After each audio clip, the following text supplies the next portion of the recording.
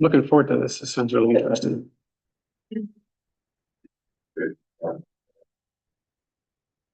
The issue I have with giving just showing screenshots of code is not interesting. Yeah, that's the way we find it. Yeah.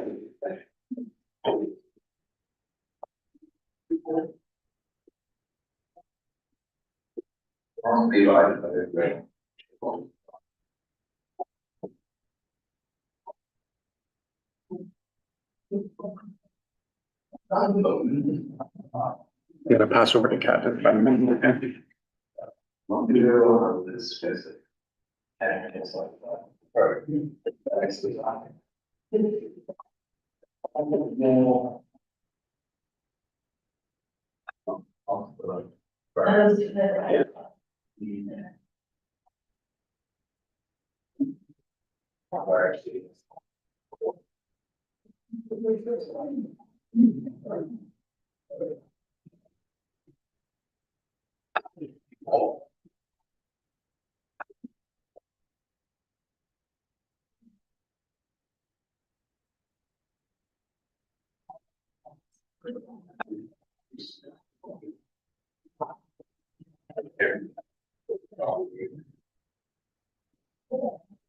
Yeah.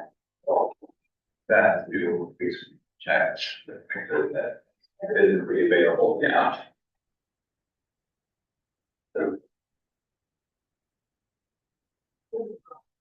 Yeah.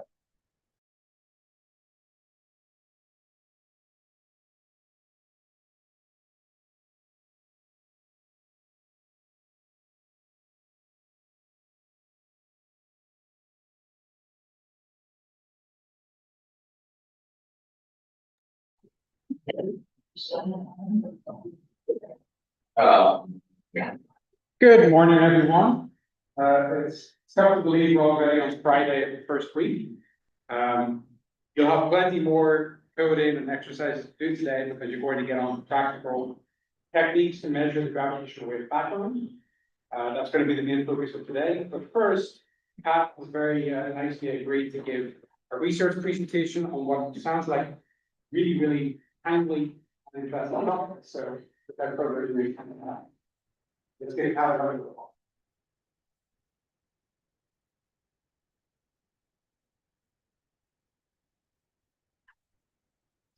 All right, I'm going to test the remote. Okay, that doesn't work.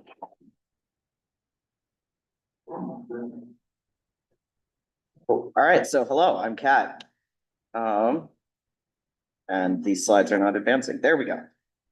All right, so I just finished my first year of grad school, but I previously worked at the Greenbank Observatory for about 3 years as a software engineer, where my job description was to work on the monitor and control systems, or the M&C system of the Greenbank telescope, which means anything that is reading sensor data or making the telescope move, that was under my jurisdiction and 6 other people's.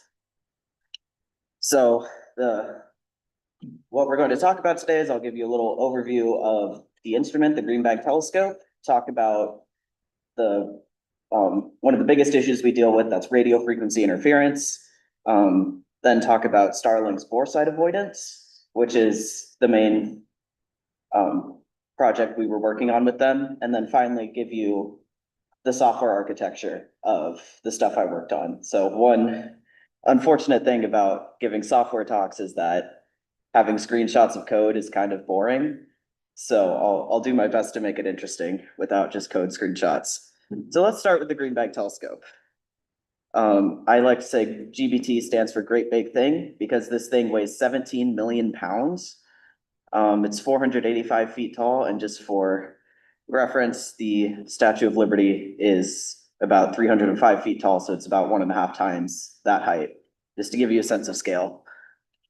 And it's, I would say, the most powerful, but I'm saying one of the most powerful single dish radio telescopes on the planet. So its mirror, the collecting area is 110 by 100 meters. And it's made of around 2,000, the number changes sometimes because panels like get damaged. Made of about 2,000 panels that all have actuators underneath them to keep the surface smooth to within about 250 microns or half the width of a sheet of paper. So the GBT can observe a huge range of radio frequencies from 0.1 to 116 gigahertz. So when a radio signal comes in, it bounces off the dish and then it hits the subreflector, that tiny mirror up there. And there are two different places that hold receivers. So the first place a receiver could be is in the prime focus, so this arm swings out, and then there's a receiver up there that catches the signal before it hits the secondary mirror. Or it could bounce off that mirror and hit one of the many receivers in the Gregorian focus area. So this thing is super big, super sensitive. So we deal with a lot of interference. So interesting thing about radio telescopes as opposed to, say, optical telescopes is that signals come from all directions, not just the place you're looking. But the place you're looking has by far the highest sensitivity, but signals can still come in another way. So we call the direction that the telescope is pointing the bore site, and in this diagram here, this is showing the relative path of signals coming in from different angles relative to the bore site. So horizontal angles on the x-axis and vertical angles on the y-axis relative to wherever you're looking. And so you'll notice there are some regions of heightened sensitivity in different areas, and we call those side lobes. So meaning we could also pick up a radio signal coming in from the side that could still drown out whatever we're observing. So radio signals on the ground could still be extremely detrimental to our observations. And they look something like this, where some signal somewhere, this could be, I don't know what would be causing this signal. It could be a satellite, it could be somebody has Wi-Fi they're not supposed to, who knows? And it just, you can't even really tell what the science going on in there is, because there are these huge bands just drowning everything out. So Green Bank exists in a special protected area called the National Radio Quiet Zone. It's about 10,000 square miles around West Virginia and Virginia. And in that region, if you're going to install any sort of transmitter like a cell tower, you have to get permission from the observatory first to make sure that you won't have a high level of power observed at the telescope. So you have to get permission from the observatory first, and then you can get your FCC license. And there's also a secondary protection zone called the West Virginia Radio Quiet Zone. That's 10 miles approximately around the observatory, where there are even more restrictions, like you can't have Wi-Fi, you can't have anything with Bluetooth. Well, the Wi-Fi thing just changed last year because they realized that was a losing battle. So you'll see signs around the observatory that remind you to turn all your stuff off, don't bring a digital camera there. And this is one of my favorite photos from my time at Green Bank, because this is my friend Corvus, who was a summer student, and we all the telescopes happened to be turned off on the same day. So I took some of the summer students down to take photos with the telescopes, because if they're turned off, then we're not interfering anymore. I got permission though. Do you have any interaction with folks at Sugar Grove? Not really. Is that just Navy, or is that like the NSA as well? I heard it was Sugar Grove. Honestly, I don't know, but yeah, the Sugar Grove Research Station was also on that map. It's another area with a lot of radio dishes that they put there to take advantage of the quiet zone. But yeah, so a big problem is that all of these interference protection rules only apply to ground-based transmitters. But as you can see, well, basically anytime you look up at the sky now, there are satellites streaking everywhere.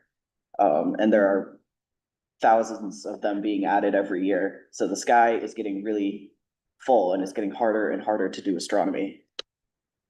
So this is where the Starlink project comes in.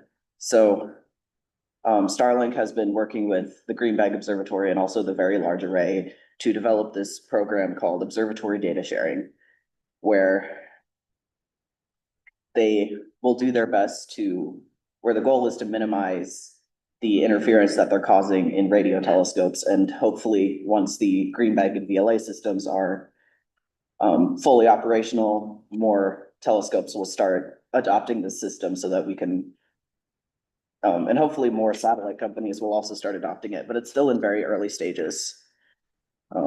So what happens when a satellite passes near the bore site of the telescope? So on the left here, you have a 2 by 2 degree projection of the GBT sensitivity pattern on the sky, with the bore site being in the center.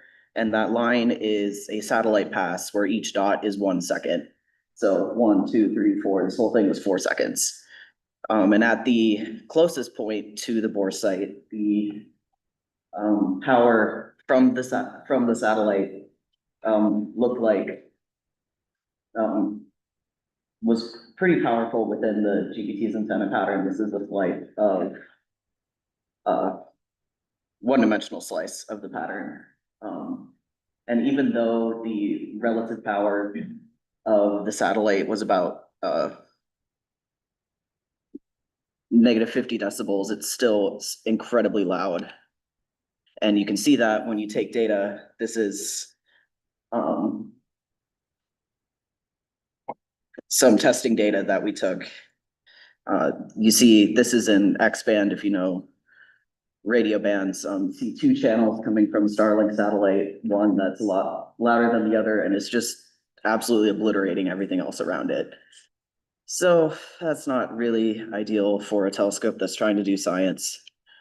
But thankfully, they are working with us to first quantify the effect that they're having on the telescope and then figure out how to mitigate it. So back in 2023, we ran tests with Starlink over the course of 3 days where we deliberately had the satellites pass really close to the bore site, and we measured the effect that it had, both changing nothing and then other passes where they either turned off their transmitter or just pointed it away, so we could see how well that would mitigate the effects that they had. And so that process of either turning off their transmitter or at least just pointing it away from the telescope is called bore site avoidance. So they're literally avoiding the site of the telescope.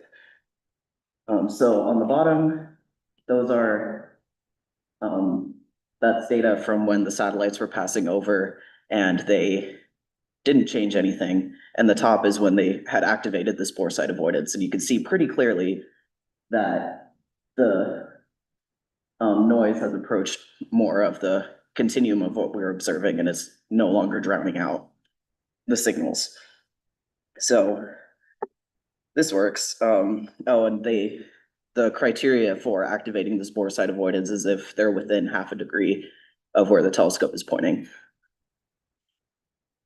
All right, so what do we do with this now? We need to develop a software system where we can tell Starlink when to actually do this. So they need to know where the telescope is going to be pointing. They need to know 20 minutes in advance so they have time to talk to their satellites, do whatever they got to do. So we say, hey, we're going to look over here in 20 minutes or more. A satellite will then check the position and say either, okay, I'm not close enough, I don't have to do anything, carry on. Or if they're passing close enough to the bore site, they have to activate their bore site avoidance. I like my little cartoons. All right, so what does this look like in software? So Greenbank has a scheduling database that's a Postgres database. It's a type of SQL.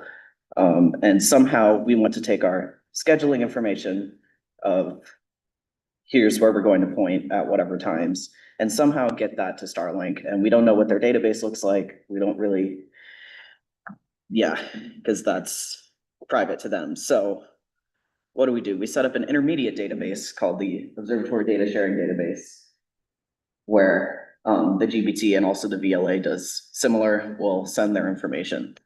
And then that information gets eventually pulled. So how do we talk to the database? We first set up a REST API, which is basically like a website that you can use to communicate to a database. That API lets us both write to that database and ultimately read that database using SQL.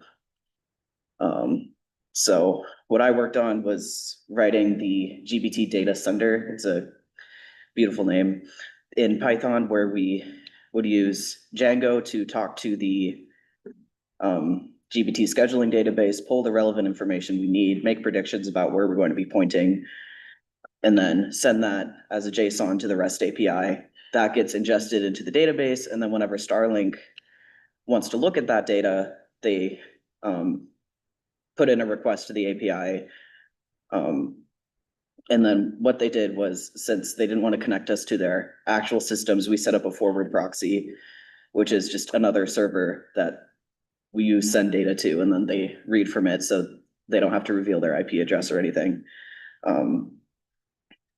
Yeah.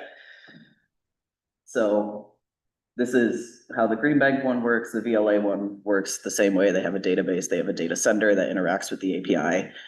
And then hopefully, as more observatories start to adopt this, all they have to do is also write their own data sender, send it to the API. And then any other satellite companies that want to start adopting this just need to start reading from the API. So this seems to be working pretty well. The VLA at least has tested out this system on a lot of observations and found that they are avoiding satellite passes really well. What you see here is that the longer the observation, the more satellites you could potentially come across, and they are indeed avoiding them. So that's good. The GBT side is still having a little bit of trouble, at least when I left. I haven't seen any updates since then, because the GBT is special in that it lets observers run their own scripts. What you get is just a block of time allotted to you, where ideally you observe what you proposed, but you technically don't have to. I don't think anyone's tried looking at something else. They might get in trouble, but you have observers with just a giant block of time who might be looking at multiple sources, and it's hard to predict which sources they'll be looking at in what order, because it really depends on what they want to do. So that's the current state of the Green Bank system, is they're trying to figure out how to work this into the observer workflow without completely changing how GBT operations are done. And I think the current idea is to have somebody just submit their observing plan at the very beginning of their session and to the API and say, hey, here's where I'm going to look. So they just have to manually do it. Yeah, so that's a brief overview of observatory data sharing. And I leave you with this comic of what software engineering is actually like, and that most of it is not writing code. It's writing all of your tests, all your documentation, and just keep that in mind as you are writing code for your own projects.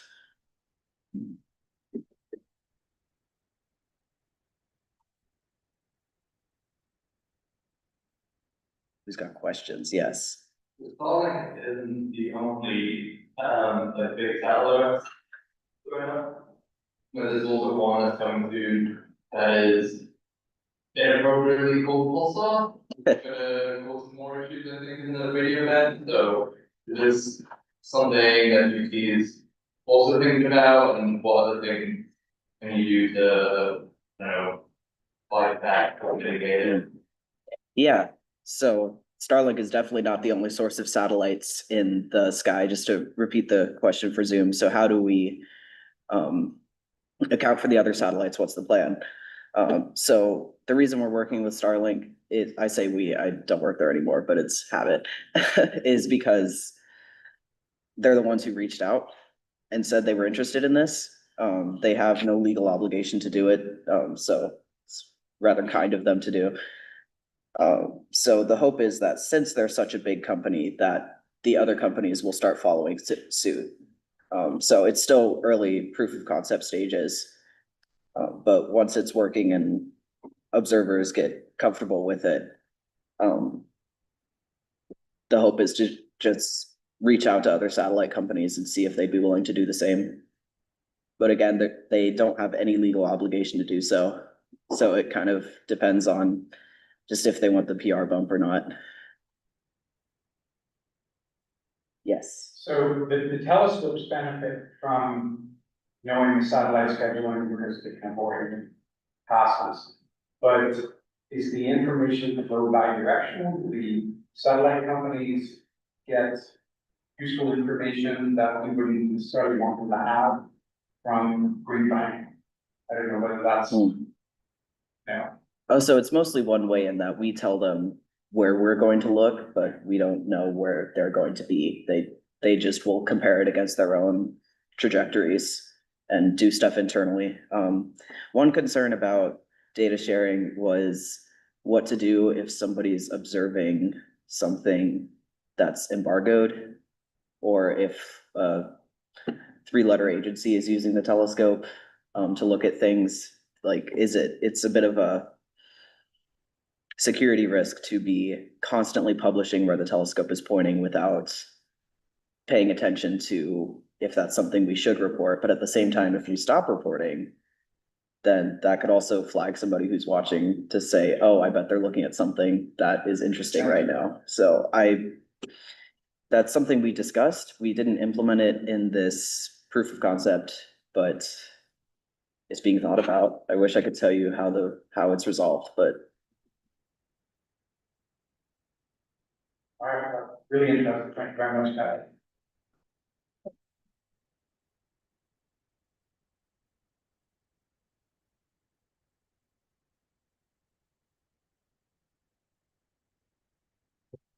We all heard the story about there was an automated bot that reported that the Hubble Space Telescope was looking at the double neutron star for the license before it was actually public.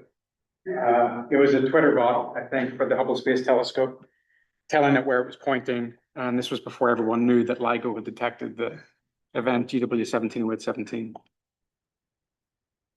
All right, so next up, we've got Nima Laal. Nima Laal is a postdoc here at Vanderbilt and an expert on detection algorithms for pulsar timing arrays. I'm going to stop sharing here. And then Nima is going to tell you all about the structure of the PTA data model and how we frame a likelihood, how you build the likelihood object that eventually you pass into your search algorithm, whether that's Enterprise, Discovery, Atlas, Prometheus, one of the other algorithms that you've heard about, QuickCW.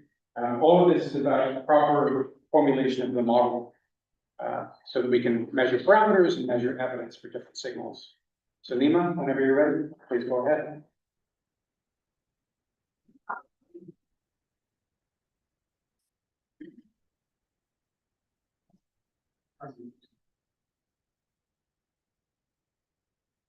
Yep, you're on.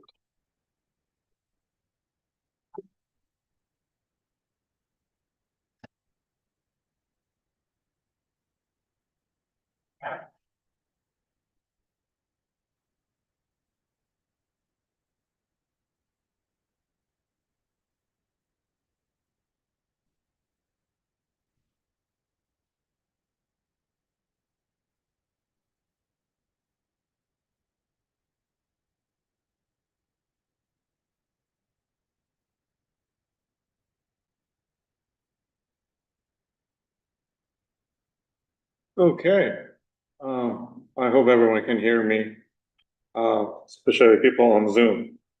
So, really thought about how I would begin this. This is a little bit too much for people that are new to the whole idea of PTA to master, but I wanted you to master it because even though there's too much, it's really simple.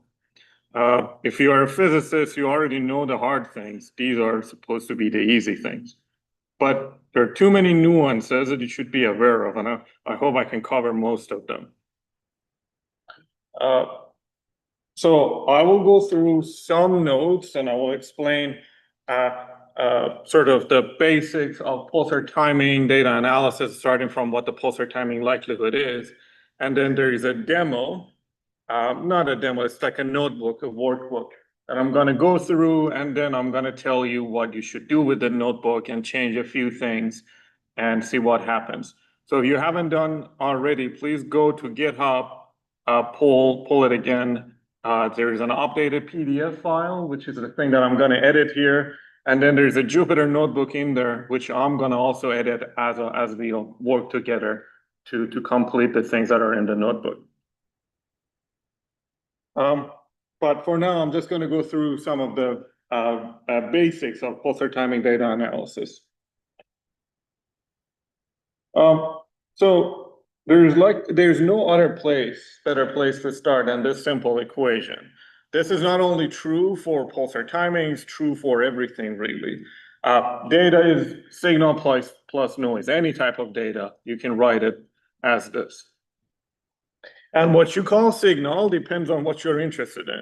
If you're interested in gravitational waves, well, the signal is the gravitational wave induced signal, and noise is pretty much everything else that you don't care about. So it very much depends on who you are and what you want to do. This definition of signal and noise changes. So if you're doing, like, for example, if you're looking for signatures of dark matter, that dark matter is also part of your signal. If not, then dark matter becomes part of your noise. So it's very subjective. What you call signal, what you call noise, it all depends on what you want to do with data. The noise itself, though, must always have some information about the measurement uncertainty. Everything in its physics, everything has an uncertainty associated with it. If you take data, it is uncertain, and you need to know what that uncertainty is. In a traditional sense, uncertainty is something that you know. For example, if you have a ruler, the uncertainty is 0.5 millimeter. You know this is always fixed as long as you use the same ruler. But in a more complicated instruments like GBT or radio telescopes, this uncertainty is itself something that comes out of a data analysis pipeline. So it's not fixed. It itself is a subject of a lot of assumptions and a lot of data analysis pipelines. So the uncertainty itself is uncertain. And that's one of the biggest problems that you will face at the beginning for pulsar timing, is how to incorporate all these uncertainties in your model. But noise itself must have some type of idea how to deal with uncertainty, and surely your uncertainty about the uncertainty. At the very beginning, before we do anything with pulsar timing, we make a promise to ourselves and to everyone else. And that promise is that our model is so good that the noise will always be Gaussian. If you break that rule, if your model is not good enough or it's missing components, then you're in big trouble. So this is one of the big promises, is that my model, what I call signal, is so good it captures everything else, and what is left over is truly just some random noise. So that's one of the big promises you make at the beginning. And the noise, as I called it, it's called white noise, or the Gaussian white noise, or simply just a Gaussian noise. It's simplest way that you can think of. It's zero mean, and it has some variance, and we'll come back to what that n is. So this is the first thing. Make sure your model is very good at capturing everything that's supposed to happen between the pulsar and the Earth. In practice, that's what you need to do, because pulsar travels, and you need to be able to explain everything that happens to pulses. Obviously, that's impossible, but your model has to be general to absorb everything that happens in your model. So, after making that first assumption, let's do some very, very simple algebra. Well, data equals signal plus noise, then noise equals data minus signal, right? Hope you're following this. Then, if noise is Gaussian, this is our promise that it is Gaussian, then data minus signal has to follow the same Gaussian, right? Because noise is data minus signal. And in a more probabilistic way of writing this is that the probability of data minus signal, the probability distribution of data minus signal follows a Gaussian. And that's it. That's a PTA likelihood. I don't need 1 hour to talk about this, right? That's what it is. This isn't really the general form. It doesn't get easier than this.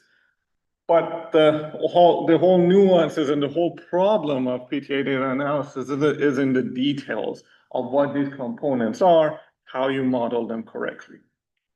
But the form is as simple as it gets.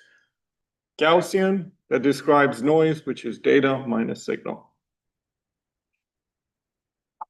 Now, what is data here? So hopefully throughout the week, you already know what pulsar timing data is, if you already didn't know that.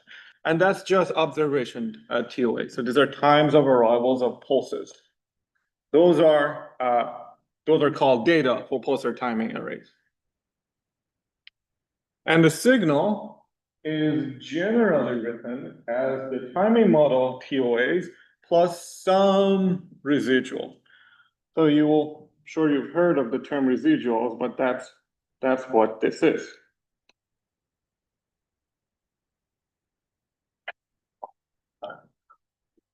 So the timing model, the name says it all. It just describes theoretically what those times of arrivals should be based on some model. And residual is everything else. And this is really the signal in pulsar timing. So your data is the observations or the things that you paid money to collect data. And the signal is your timing model, which is supposed to describe most of this data, plus a little bit of residuals there. And you should not be surprised that this timing model is a dominant thing. It describes almost all of the signal. It's called pulsar timing arrays for a reason. Like pulsar timing is almost all of it. But for people like me that are interested in the gravitational wave and beyond, really the fun part is in the residual side.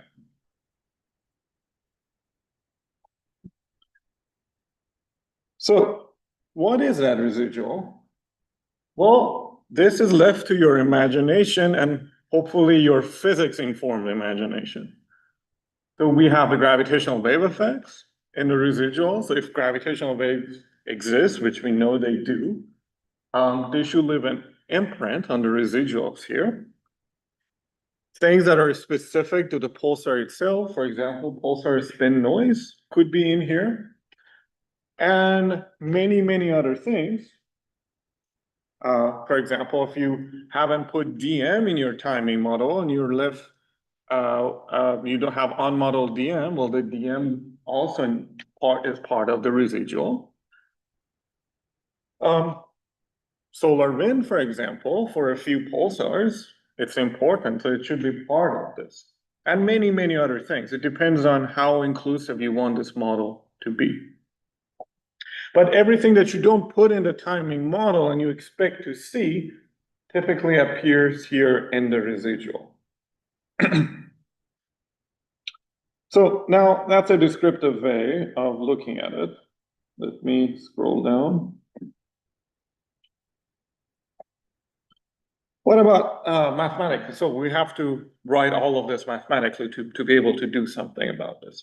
And this is very common in PTA data analysis work, that most things are written as basis multiplied by some coefficients. So if you are trying to model residuals, you write the residuals as a basis multiplied by coefficients. Now, this basis matrix, there are some common choices that you can make, but it's up to you what your basis is. It could be a Legendre polynomial, it could be a normal polynomial, it could be a Fourier basis, it could be your own basis that you made up. It could be an SVD that you took of the data. You want to use that as a basis. It's all up to you. But this is how it's written. Every single pulsar timing data analysis paper that you read, you're gonna see this type of thing. Something that is in time domains, residuals is written as a basis multiplied by set of coefficients. The size of this basis has to be NTOA on the left-hand side and the dimensionality of the coefficients on the right-hand side. So that if you multiply the two B's by together, so capital B multiplied by small letter b, you get the NTOAs back. So what's happening is that you have a reduced domain described by this letter, by this small letter b, the coefficients. You are in a reduced space, and through the basis, you project it back to your time basis. So you may be wondering, why do we do this? Why should we do this projection and moving back and forth between the domains? It's because, one, it's more computationally efficient. The TOAs could be on the order of thousands, even more than tens of thousands. Data and having that tens of thousands, it's very hard to deal with. You're going to run out of memory on your computer, and it's going to be sluggish if you want to do computation. So you want to avoid a time domain usually as much as much as you can. So that's one of the reasons. So you go to another space that is lower in dimension, and you move between them through this basis matrix. So I would say that's the main reason. The second reason is, well, for example, if you're interested in gravitational waves, most of the good stuff is in the frequency domain. Like if you're trying to find, let's say, signature of a supermassive black hole binary, the frequency of that radiation, of that gravitational wave, it's a fundamental quantity you are after. So moving in the frequency domain from the time domain just makes sense because your physics, your model, and how you see the universe actually is in the frequency domain, not in the time domain. So that's the second reason. For some of the signals, you may want to work in frequency domain, for example, because it just makes more sense. It follows your model of reality. The most common basis used in pulsar timing is Fourier basis. These are simply like the most natural or the simplest basis to look, because we know how to go from time domain to frequency domain. There are hundreds of years of literature on how to do this. So it's natural. Instead of us inventing a new basis, we just adapt the Fourier basis for all data analysis problem. So our basis matrix is F. This is the Fourier basis. It's made out of a bunch of sines and cosines. And the coefficients are called A. These are the Fourier coefficients. So the dimensionality of this F is NTOA by 2n frequency, and dimensionality of A is 2n frequency by 1. The reason that there is a 2 and it's not just n frequency is because you have a sine and a cosine per frequency that you're considering. And the choice of what frequencies you want to deal with is entirely up to you. The most common choice is that you look at the entire observational baseline of the pulsar, and you look at the harmonics, 1 over observational time, 2 over observational time, 3, and such. But it doesn't have to be that. If you have a reason or you have a need to look at a specific frequency, you can just choose that frequency and have the basis cover that frequency. So let me show you what this F matrix actually looks like. It's a pain to write a LaTeX word, so I'm just gonna draw it. So you have sine 2 pi ft0 here, sine 2 pi f0 t1, so on, and at the end you have sine 2 pi f0 t last. And t last is your last observed TOA. The next column is the cosine version of it. So you have cosine of 2 pi f0 t0. Oops, cosine of 2 pi f0 t1 all the way to cosine of 2 pi f0 t last. Again, one sine and one cosine for a given frequency. So I'm running out of space. I'm going to write it here. The next column would be sine. It would be sine of 2 pi. Now, instead of f0, I have f1 t0. And all the way, and you get the pattern. And you will see the code exactly how this is made. And then the cosine version of this, cosine of 2 pi f1 t0 and such. Yes. You said that this is another column, you're writing it below. Where is this? column? Yes. Is it going straight down? Like, is it going like this? I ran out of a space. That's why I'm running. This should be up to the right. Should be off to the right. Yes. A technical problem. Yes.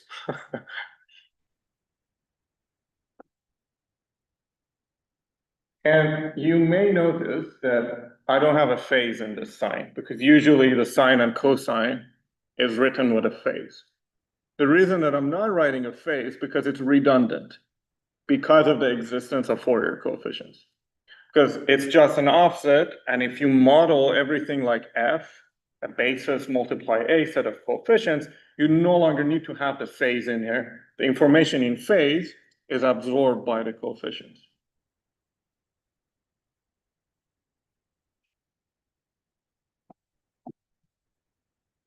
So that's almost all of it. Everything is written like FA. Gravitational wave background is modeled as FA. Continuous wave can be written as FA, so individual gravitational waves from supermassive black hole binaries. A lot of things can be written as FA. One thing that is not written as FA is timing model uncertainty parameters. So what happens when you have a timing model is that it's very good, but it's never exact. So you never exactly know what the true parameters of the timing model should be. So you have uncertainty about the timing model parameters, and you have to somehow include that uncertainty. And this is again where Poulter timing uses this convention of basis multiplied by coefficients. For the uncertainty parameters for timing model, this basis is called M. This is called design matrix, timing design matrix. And the coefficients are epsilon. This is very standard in the literature. Epsilon is just a tiny number supposed to represent linear offsets from your timing model parameters. And M is a basis. It's a polynomial basis. So it has let me show you what it would look like. You have ones all the way here. What is this?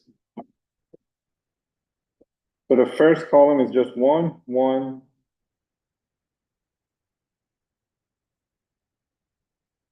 1, and all the way like that. The next column is TOA. TOA 1, TOA 2, all the way to the last TOA and so on. It's just a polynomial basis. The next one would be TOA squared. If your timing model is more complicated, the basis changes. But the least, the sort of the theoretical design matrix, as it is called, is a polynomial basis. But if your model is more complicated, you've got to append this to include the basis of other timing model parameters as well. Don't worry about like the details of what this basis matrix is for now, but just remember that it starts with a polynomial and it changes because it needs to account for different flavors of the timing model parameters that you have in your model. As a reminder again, that these are just common choices. It doesn't have to be like this. If you read a few papers, you're going to see people always say that these are not theoretically the best way to represent things. Like so the offset parameters, for example, timing models are assumed to be linear, but not all model parameters time model parameters are linear. So there's a bit of approximation here. Some people like it, some people don't like it. It's just the way we write it. You don't have to. If you have a better way of representing uncertainty, then that's great. But typically it's chosen as a linear basis multiplied by set of linear coefficients. So putting all of this together, data is the observation TOAs and the signal is timing model plus all these bases multiplied by coefficient. So we have the M epsilon to account for uncertainty in the timing model parameters. Then you have the FA for the gravitational wave background. Then you have FA for individual continuous waves.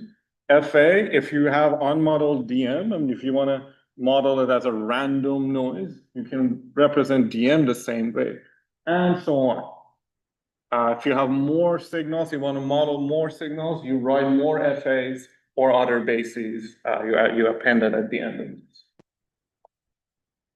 So that's a typical signal structure of pulsar timing.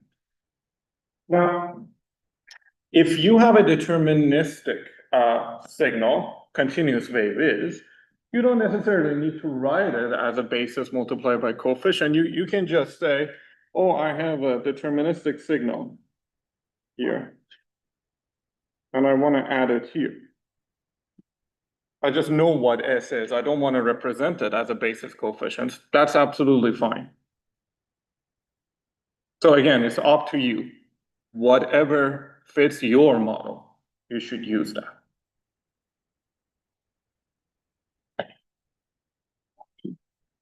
Okay, now let's put all of this together to create this monster.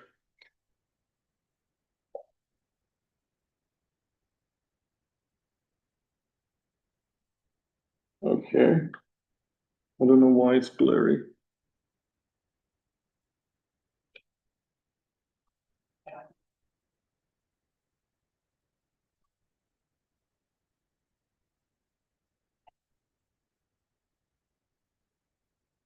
The probability distribution, and it is called likelihood of data given your model or our model equals the Gaussian. And the mean of that Gaussian is everything that we just talked about, timing model plus all the different residuals. And the variance of that is related to the uncertainty of the observed TOAs. So this matrix N is a very interesting one. So this, when you have a TOA, you have an uncertainty for it. Someone tells you what that uncertainty is. And typically, this means that you can create a diagonal matrix N. And the variance of the first observation is the first diagonal entry. The variance of the second observed TOA is the second diagonal, and so on. And this diagonal N matrix, which is going to have a size of N2A by N2A, is, for most purposes, the variance of your PTA likelihood. For real data analysis, though, as I mentioned at the beginning, you are uncertain about this uncertainty. Simply because these uncertainties that are given to you are the outcome of a statistical process. So you are not 100% confident that it's, for example, 1 microsecond or half a microsecond. So how do you deal with that? How do you deal with the uncertainty in the uncertainty? Well, you bake this into your model. So you say, let me, as part of my model, add the ability to inflate this uncertainty or make it smaller. And typically the way it's done is with these two parameters. You have the EFAC, and then you have equal. And your total uncertainty, what goes in the and the basis in the variance n is actually this right here. So your measured uncertainty is here. You can add something quadrature to it. Or, I think there's a mistake here, that should be equal thing squared, depends on the notation you're using. And then you can scale everything with e fact. So even if the uncertainty was pretty much 100% the thing that you were given, it still doesn't hurt to write it like this.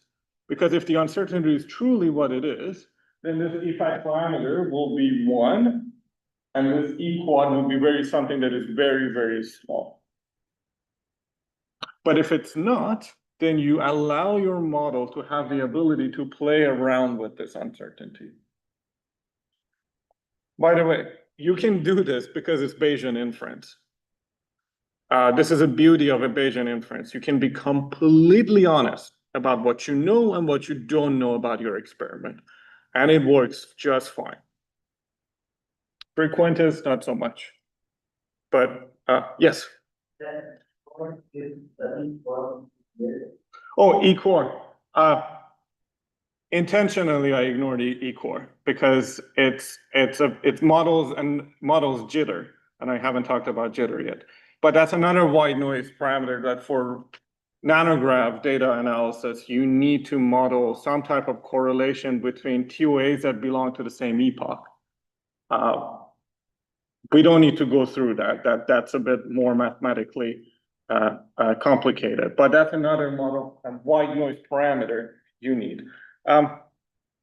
It is white noise parameter, but it is also not a white noise parameter because you can treat it as with a Gaussian basis as well. So it has the Gaussian basis and it has a kernel basis.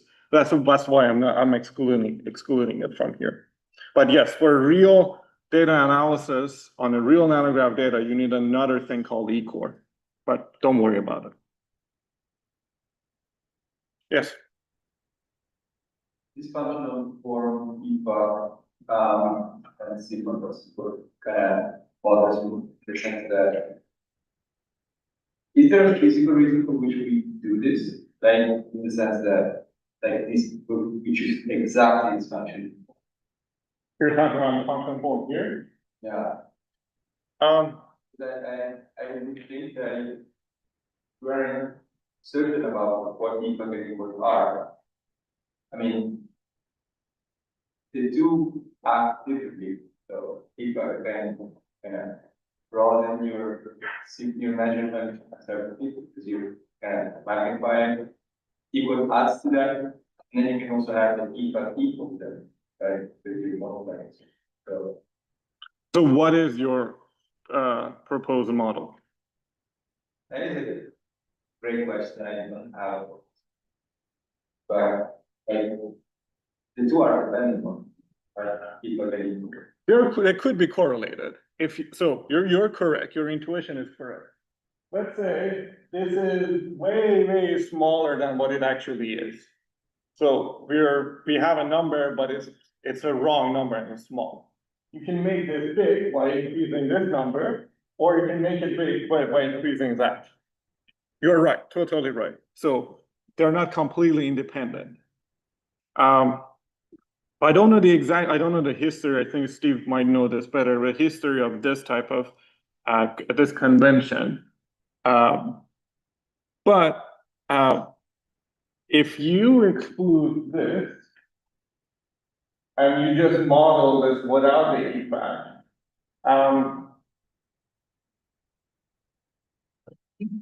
you may not be able to capture the true uncertainty. But I don't have a good answer to why that is. I think it's worth pointing out even that the convention of EFAC squared surrounding sigma squared equals E1 squared is dependent on which code you use each event. Yes. I mean, the intuition would be to just bring equal out. Yeah, so the timing software and a lot of timing approaches have used this in the past. So within enterprise, I believe this convention is Catlett convention, or something like that. Whereas EFAC squared times sigma squared plus a separate E quad squared is what the gravitational wave software is used for a long time. So it's good in there because the two related communities are so different. Standard, you should get the same result though. It's not a big deal. So if we exclude E quad and we only have EFAC, is it good enough? Would we get the same result? Oh, no, that's not what I mean. I mean, the conventions would. Yeah. But if you leave out, equal is doing something related to slightly different, what EFAC is doing. Because all of the sigmas are different for TOA, and EFAC is just a global multiplier of all that. Whereas equal is adding some kind of Yep. overall extra white noise source to a particular back-end receiver combination. So is this something you mentioned, didn't you know that? So, yeah, I was gonna mention this. So, EFAC and EQUAD are global. So this is not per TOA. If I put an I here and an I here, then I don't need both of them. If I wanted to inflate this uncertainty per TOA, I didn't need to have both of them, EFAC and EQUAD. There would be no need. But because that's not how we model, because then we will have too many models. You can imagine thousands, we're introducing thousands of model parameters. We're not doing that. So that's why having two of them is necessary to give them enough flexibility for every uncertainty to just get bigger or smaller. This is a tempo 2 convention. There's a tempo NIST convention as well, but tempo 2, I think, is used pretty much everywhere, including enterprise and the new software that's being used. So you see if I can equal in enterprise, by default it uses this convention.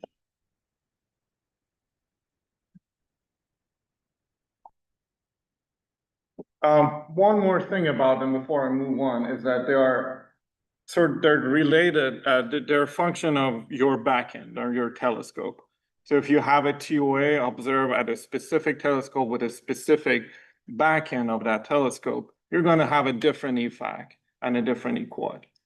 It's all just depends on, you know, how the people that take data using those backends will tell you how to properly model that. But it typically is one EFAC, one EQUAD per telescope and per backend of that telescope.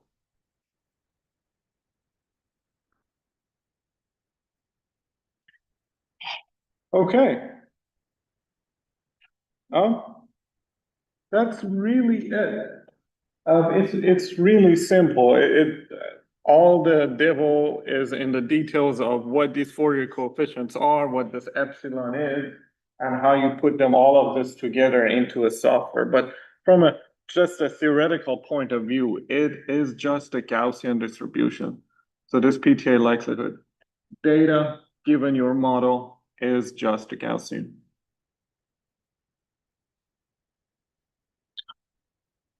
Okay. Now, you don't see anyone really arguing with the PTA likelihood. It is sacred, it is the thing, it is what it is, and no one really touches that. What people disagree about, and this is where the fun part of pulsar time data analysis is all in prior. It's not in the likelihood. So we need two pieces. We need the PTA likelihood and the PTA prior in order to use PTA data to do inference. Because if you remember from earlier this week, we have this goal of inferring something from data, which is your posterior probability distribution, which is proportional to the product of the likelihood by the prior. So knowing the likelihood is half the story. You need to know what the prior is in order to do the inference. So knowing the PTA likelihood on its own does not give you everything you need. Because all it tells you is that how well the output of your model can explain the data that you gathered. But it says nothing about the model on its own. So it doesn't tell you if all the model parameters are independent. It doesn't tell you if the parameters within your model are bounded or not. And it doesn't tell you if certain parameters are more likely than others in your model. So it doesn't tell you any of this. This is your job to do. This is where you come in and you complete this data analysis pipeline by bringing your prior information about your model. And this is by design. This is Bayesian inference. You use data to update a prior information that you have. If you have no prior information, you cannot do inference. Now, this prior information could be as little as, oh, I just know that something is between this number and that number. That's fine. It could be very, very little information. But it has to be some information because that's the whole Bayesian inference scheme. You update some prior information using data. And if you ask me, the whole GWB gravitational wave literature in pulsar timing is all about priors, and it's all about messing with the priors. So let's go through some of the choices here. So the assumptions that you have behind your model, I would argue that's also prior. Prior is very generic.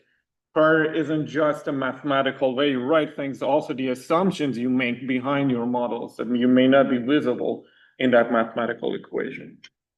So assumptions of your model are also prior. So let's go through some of these common assumptions. The frequency bins are supposed to be independent for most analyses. This is a very big assumption that we make. If you read nanograph 12.5-year paper, 15-year paper, all the way we make this assumption that different frequencies, so that F matrix, if you remember the frequencies of that F matrix, they're treated as independent. Is this a fair assumption? I would argue yes, but is it strictly true? No. Why is it not true? Because it's discrete Fourier transform. You will always have some type of correlation between Fourier bins. And to make it all worse, pulsar timing, TOAs are not sampled regularly. So you don't have just a regularly sampled time series. It's all over the place. There are gaps. Some TOAs are closer, some TOAs are further away from each other. So it's not, if you read the theory of Fourier transform, these are the assumptions that it's made, is that it's always regularly sampled so that you can have an orthogonal basis. But none of that is true in pulsar timing. So that's why people argue that, well, this assumption is not valid, which is correct, it's not valid. But does it matter, is the question here. And this is my little rant I have here. That it very much depends on what you're doing. The answer of whether it doesn't matter if we assume the frequency bins are independent or not. It depends on what you're doing. If you are constraining the lifetime of a supermassive black hole binary, I can tell you it doesn't matter. If you are just interested in getting a spectrum out of you just want to know the spectrum of the gravitational wave background, then it does matter. So it's all about what you're trying to do with your model is going to determine whether you need to waive that assumption or not.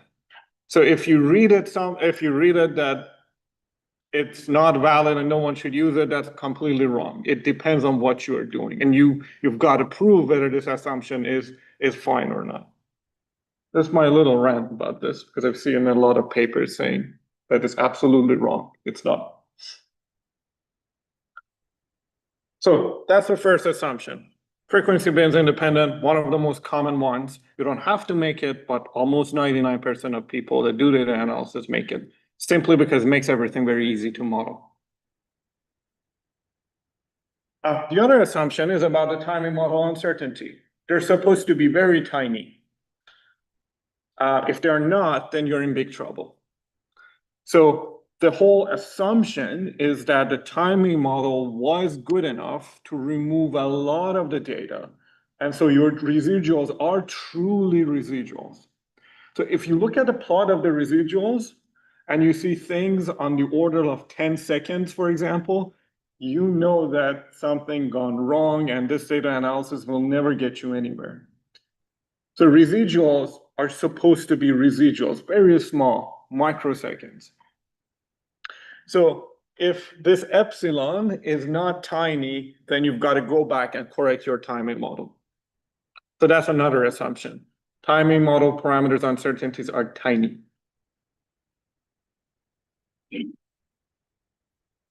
The other thing is that the variance of these uncertainty timing models are assumed to be infinitely large. This all that means is that you don't know nothing about them. And that's fine. It just means that they come from a Gaussian with infinite variance. Does it cause a problem in mathematics? No, because 1 over infinity is 0. So if you invert something that has infinite variance, it just gives you 0. That's fine. But is it theoretically a problem? No, unless you exactly know what to expect from timing model uncertainty parameters. Usually it's fine, but you can make it finite. There's no one forces you to make this assumption. It just makes everything a lot easier. That's why people have been doing this. But the meaning of infinite variance isn't something weird. It just means that we don't know what it is. So we assume everything from negative infinity to positive infinity to be the variance. So these three, 2 of them about the timing model and 1 about the independency of the frequency bins, are the first part of your prior. They are creating this assumption behind everything pretty much that you or anyone is going to do with pulsar timing.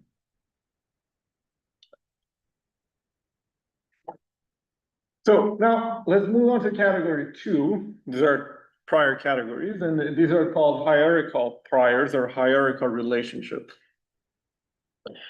If you look at the PTA likelihood, it's just F and A and M and epsilon and TOAs. It doesn't have the mass of graviton in it. It doesn't have the lifetime of a binary in it. It doesn't have anything about dark matter.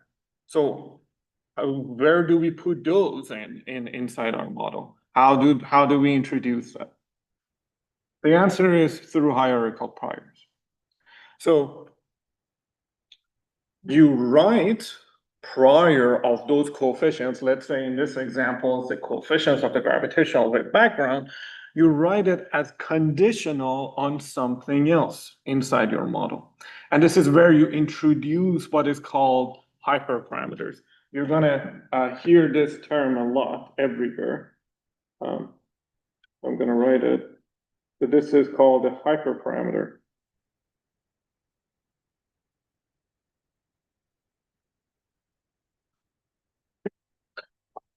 It's entirely up to you. It belongs to the model. For example, if you're doing the background, the most common parameter in your model that you condition the coefficients on is a characteristic of strain.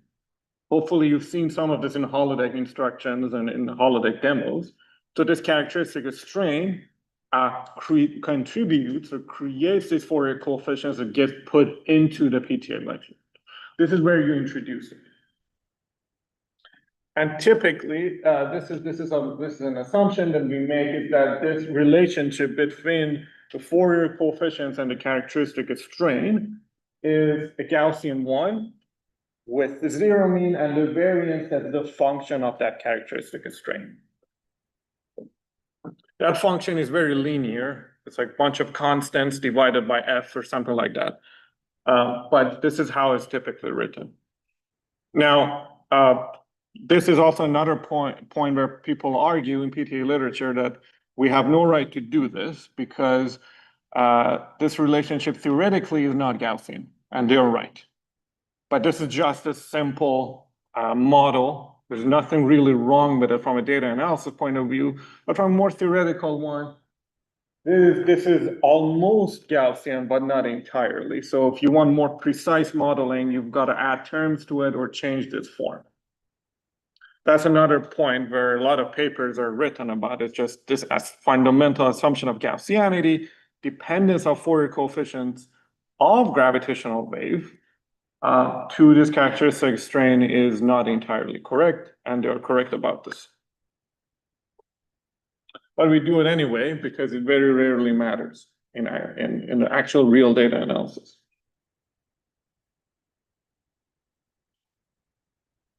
So we talked about hierarchical priors. I want to talk about just vanilla priors. I call them marginal to distinguish them, but they're just called priors. And what they are is that they're just some probability distribution that describes the probabilistic behavior of one of your model parameters. So you can see an example here. So we have a hierarchical prior here, which we talked about, and then we have a marginal prior. Marginal in the sense that I define them, it doesn't have this conditional dependence. So it's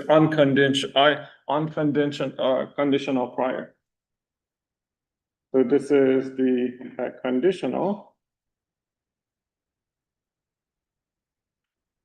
And this is the marginal.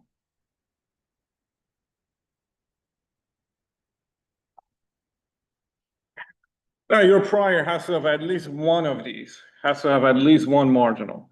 You can't condition something on something else and not know what that something else is. So at the very least, you have one parameter that is on prior independent of every other parameter in your model, and then everything else is conditioned on that. So at the very least, you need one of these marginal, independent, unconditional priors. So I give you a general form here. So these are just some random parameters, alpha, beta, gamma. They don't really mean anything. Let's let them denote generally your model parameters. And you can just expand them one at a time. But if you notice that this P of A is always going to be there. You will always have one marginal prior in your model. Otherwise, it just wouldn't make sense. One has to be independent. The rest would depend on each other. If you go from here, you can see, so this comes down here, this comes down here, then this is splits into two. The same pattern continues. This is you're building a hierarchical prior one parameter at a time. Now, the reason I'm showing you this is because this is how people do PTA data analysis. They have their model, they say, oh, for your coefficient, condition on characteristic of strain. Characteristic of strain, condition on supermassive black hole binary population parameters. Supermassive black hole binary population parameters conditioned on mass of the galaxy, conditioned on, let's say, some other models of how you imagine supermassive black hole binaries evolve and such. So it's just a level of hierarchy. You move from one domain to another. Fourier coefficient is very data analysis. Characteristic of strain is the first physical quantity here. Then characteristic of strain depends on another set of bigger physical parameters and so on. So this is how people build their models or bake their models into PTAs so they can infer them. Without hierarchical models, priors, you can't do that because PTA likelihood only cares about your coefficients and your bases. It has no place for things like the mass of the pulsar or the mass of the supermassive black holes or things like this. Yes.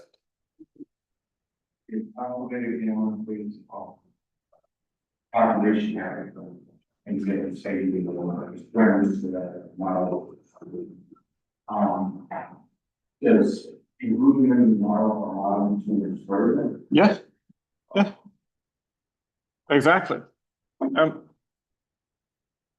Two things. Pulsar timing data is not informative about the relationship between these parameters. So if you have a model of the universe and the output of that model is Fourier coefficients, pulsar timing is not going to inform you about the inner workings of your model. So the relationship between these parameters is purely prior. But what those parameters are is something that pulsar timing is going to tell you about. So you are going to infer gamma. You're going to infer alpha and beta. But the nature of the relationship between alpha and beta, for example, pulsar timing has nothing to do with that. It's entirely part of your model and will remain there. You will see that there's a tutorial, going to be a tutorial about the population inference next week, and you will see how this thing is going to work out. We're going to see this building that I said about characteristic strain, population parameters, galaxy models, and things. You will see that next week.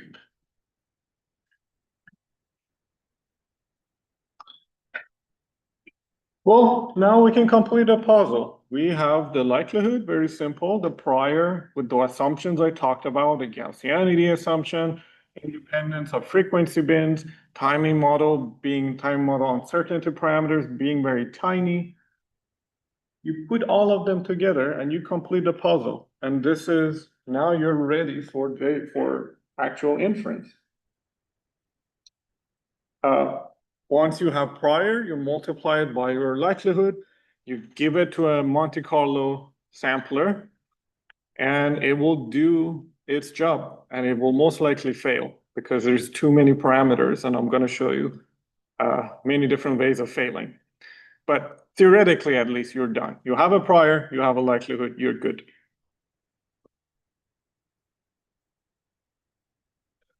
Okay. Steve, how much time do we have? Just Maybe another 15, 20. okay. So I'm going to start off this this Jupyter notebook. We have definitely enough time to get it started, but we can. Oh yes, question. Sorry, if you have any question, ask us. You know that you the regulation model, right? Yes, definitely. You have at least one, but you can have. So if we go here. If we go here.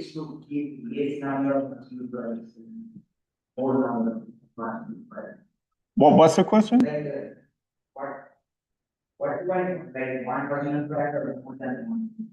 Oh, it's up to you. That's why it's called prior. So you can make all of this marginal. You can say the prior equals P of A multiplied by P of alpha multiplied by P of gamma multiplied by P of beta. If that makes sense for your model, that's what you should choose. The conditional, this hierarchical priors, establishes a relationship between parameters. If your parameters are completely independent, then you don't have a hierarchical relationship. You just have marginals as product of the marginal ones. But be careful. You want something to create Fourier coefficients. Otherwise, you're going to get the prior back, because pulsar timing data is all about Fourier coefficients and timing residuals. If everything is independent in your model, you can't do anything. You can't really do it if beta and gamma and alpha are independent from A, then you're not doing an inference on them. You're just getting your prior information back.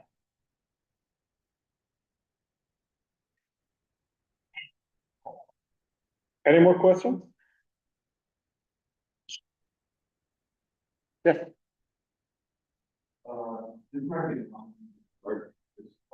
how do you get from the Fourier constraint with the coefficients to an estimation of say continuous wave sick back, right? The mass frequency is not. Very good question. So there are two types of signal. We have the deterministic signal, And then we have the sort of the random signals. So for a deterministic signal, the way that it's done, and this is how Prometheus, I don't know if you were gonna have a notebook about this, but this is how Prometheus is going to work. So there's just this function G, and this function accepts CW parameters. Let's say chirp mass. So this could be chirp mass, inclination angle, phase, pulsar distance, and the output of this is Fourier coefficient CW. So what happens is that this is part of your model. So you have a bunch of priors for these continuous wave parameters. And then Monte Carlo sampler is going to guess something from this prior. It's going to go through the function and it's going to output Fourier coefficients. So for continuous wave, this is how it's going to work. If you're dealing with Fourier coefficients, it's just a function that outputs Fourier coefficients deterministically. Now, this G doesn't have to be deterministic. It is for CWs, but it doesn't have to be if it's something else. So imagine, even for CW, imagine you don't know anything about inclination and you don't even care about the inclination angle. Then this function G is no longer deterministic because everything fixed, but inclination angle is cosine of it is 0.5 is going to give you a different coefficient than the inclination angle cosine to be 0.2. So then this function right here could be, the G could be random as well. There's no problem. If you're doing Bayesian inference, no problem. But you will see the actual inference in the notebook. We're going to go through. You'll see how these turns into things you can infer.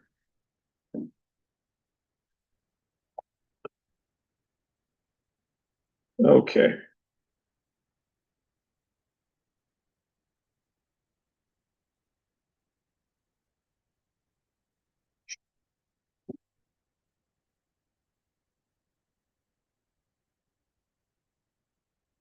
Let's wait for this to come on. Are there any more questions?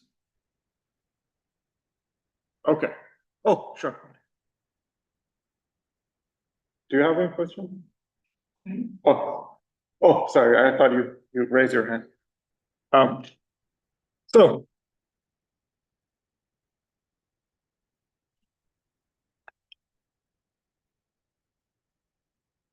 zoom in. Okay.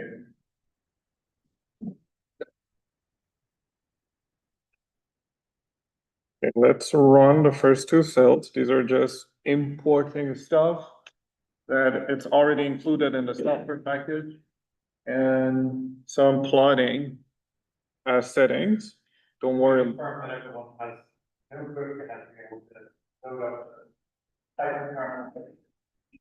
If you have any difficulty during the break, I can help you set this up as well, but it should work out of the box. It doesn't use any more package that you need to install, I think. It doesn't use any of that. So let's create a pulsar timing simulated universe for ourselves. Because I want to show you step by step of how these things work and how it give you a taste of how real data analysis can be done. But let's make a fake pulsar timing data simulated universe. So let's say, because we are on a laptop and I don't want to take long time, let's say we only have 4 pulsars. So it's a pulsar timing with only 4 pulsars. We live in a single universe, so the number of realization is 1. So we're not looking at multiple universes. The seeds are these are random number generators, don't worry about them.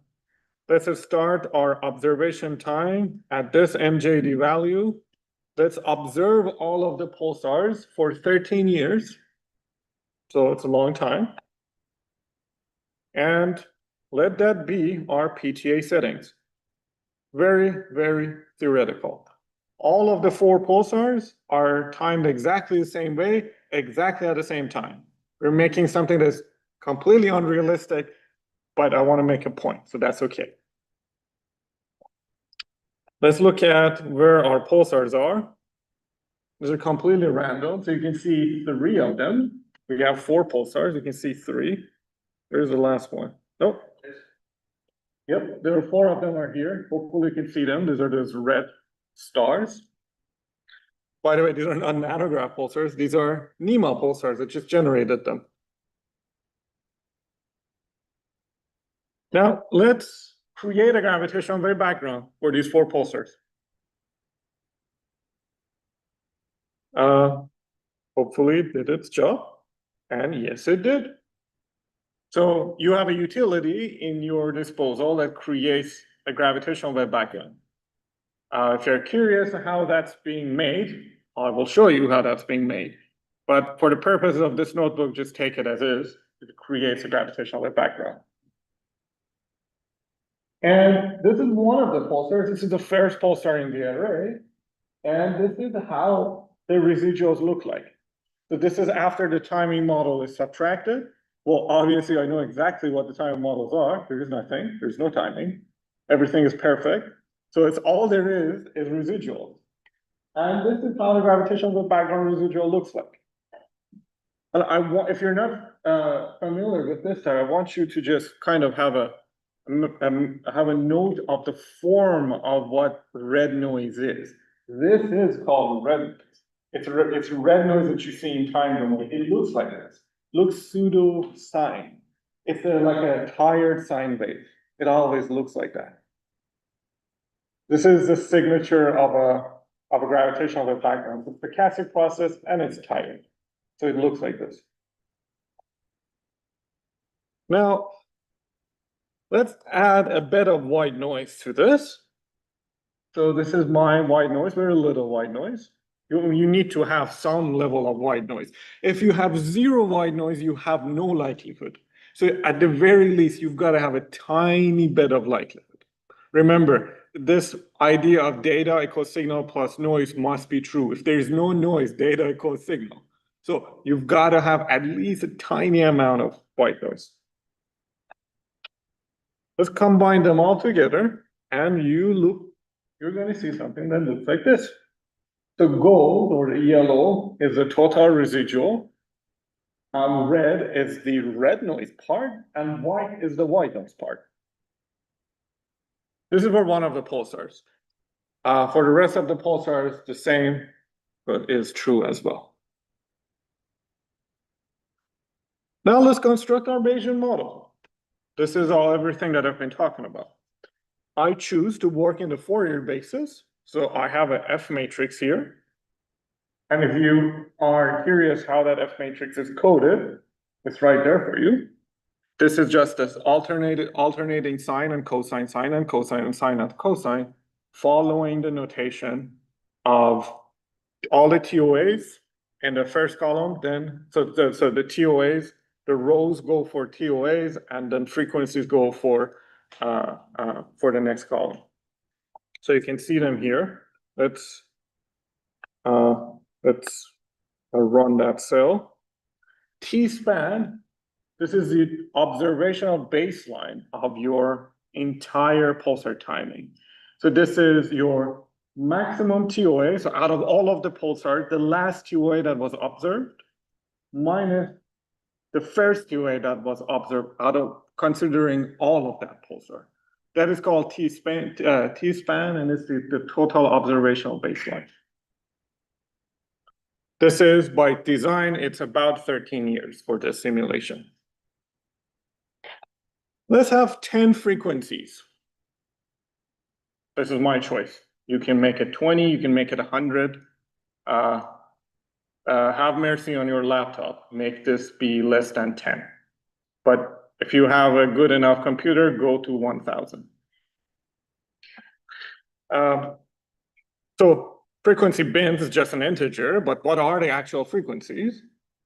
So let's do the favorite PTA style of frequencies, the harmonics. 1 over T-span, 2 over T-span, 3 over T-span, and so on. And you can see these are nanohertz frequencies. Well, of course they are. We're in the business of pulsar timing. We're not sensitive to single hertz. So we have to simulate data sets.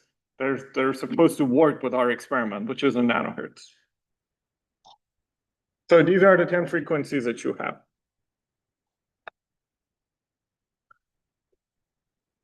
The shape of your F matrix is 159 by 20 for one of the pulsars.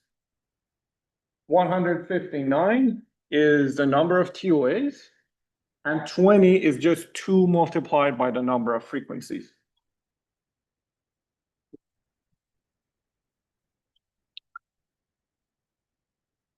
Now, for 4 pulsars, well, we have 4 of them. So you have 4 159 by 20 F matrices, right? One pulsar at a time, you stack them all, you have 4 of those F matrices.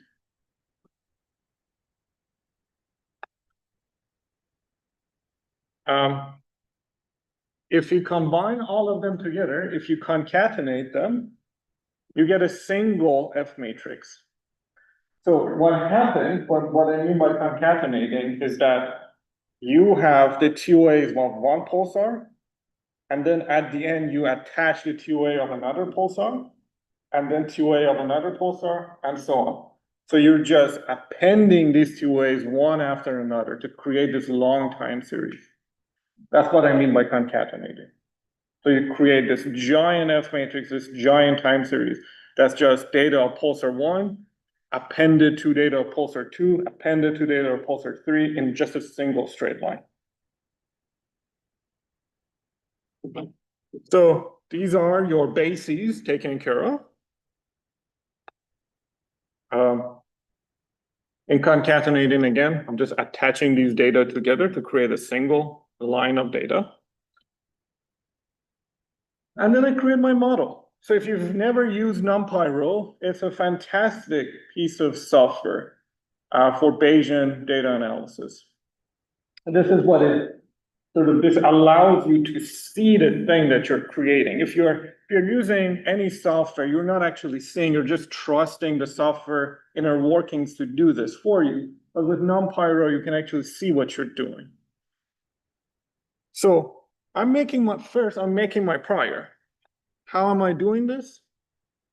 Well, I'm saying I have this parameter that is called half log 10 rho. It's related to the characteristic of strain. It's just a linear function of the characteristic of strain. What it is just it's a variance of the Fourier coefficients. But you can think of it as just being characteristic of strain. That's fine.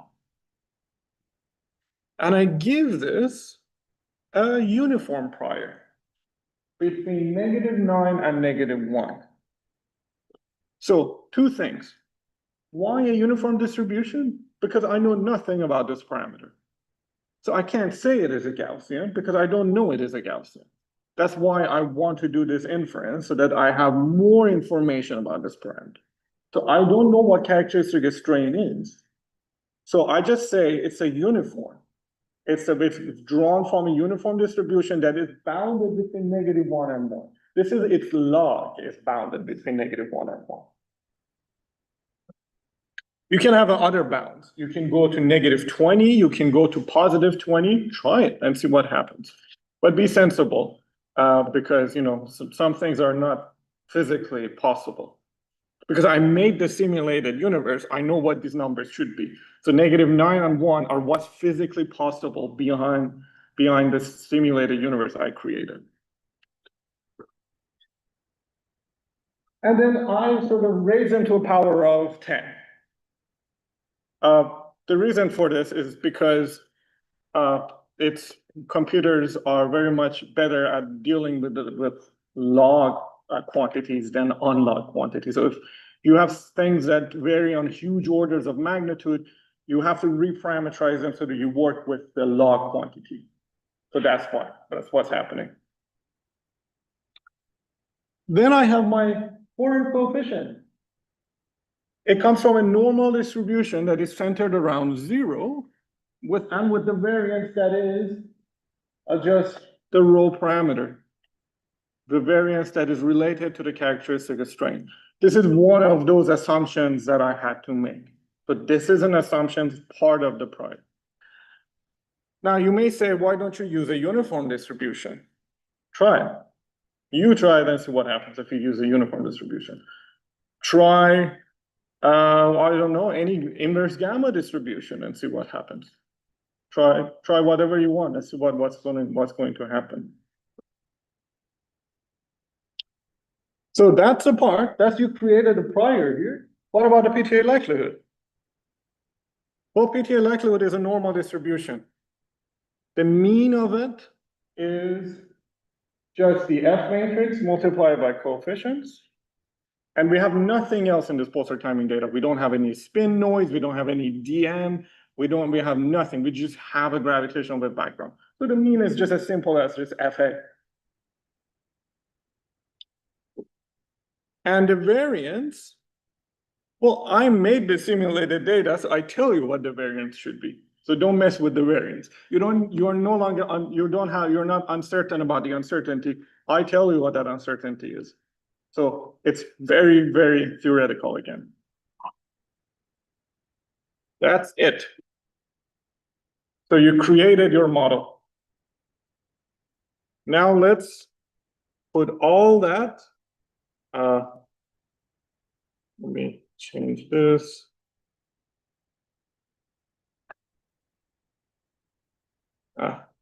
There's an import missing. Add this import numpy row.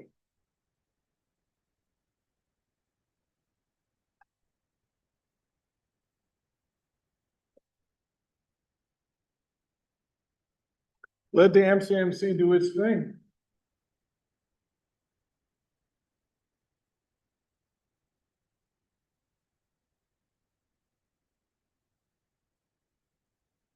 I will not output the results, but I will let you see the results. It's going to look awful. And you may be wondering, oh, but it looks awful because you only did sampling for 12 seconds. Yes.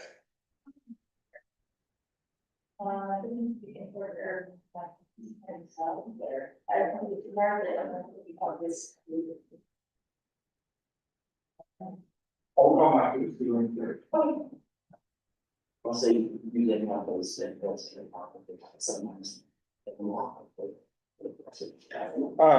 So yeah. Okay, good.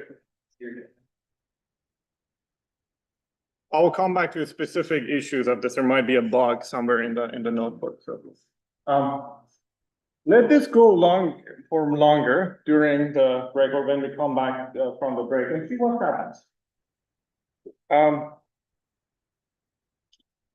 Until kind of like to give you a hint, it doesn't look good. It looks very bad. And you may be wondering, so what was all of this about if it's not going to work?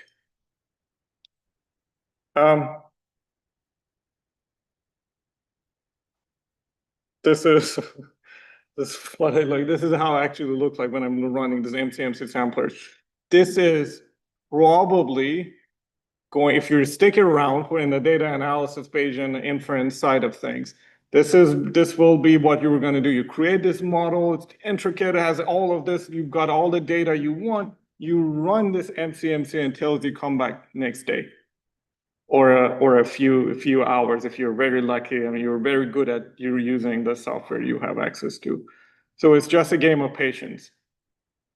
Yeah, but don't be that student that sits and watches and Yes, yeah. You will turn into a Squidward, yeah. Wow. Yes. Yeah. Great. You can play chess while that's happening. Don't do that. Yeah. So let's go for a break. Thing. It's time. Then there's whole other universe of data analysis, and you will see what we need to do to cure this slow and bad looking problem of having just bad posterior distributions. Thank you very much.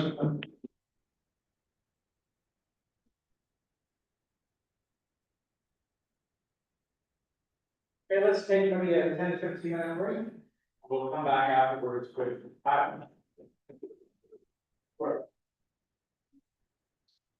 Okay.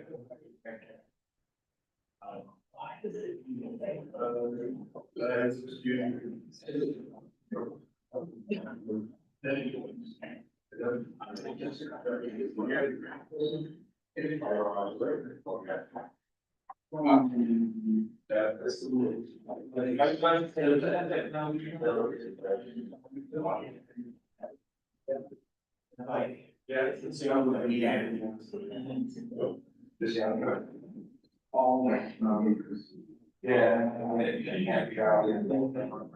That doesn't mean it's gonna work. That doesn't This is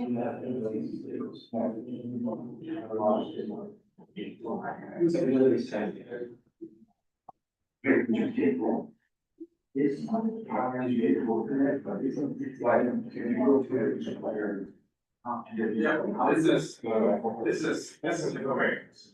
Yeah. Yeah, so but this is not your problem.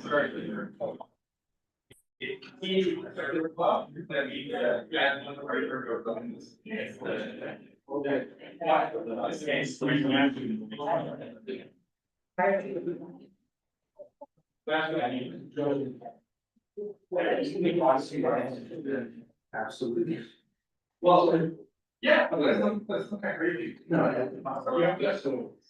Yeah. One thing is that I agree. Right. It's on the voice heritage of the so there's a nice small stuff. But so, you know, it's not fairly not. Yeah, you know, well, you look at them. These are even, it looks like in the middle, it's like they started. Go even, and yeah, this is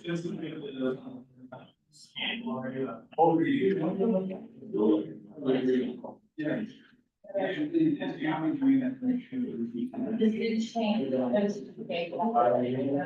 Yeah, it's already happening. No, you know, this will not look like this very well. If this one of the writers is up, you go back up, you know, right now. Something else, or maybe you were doing the right thing, then you started. And so, like, this is what, like, have no easy or valleys. So, you know, you're having to see this, like, not. Absolutely makes sense. Anyway, that work goes on.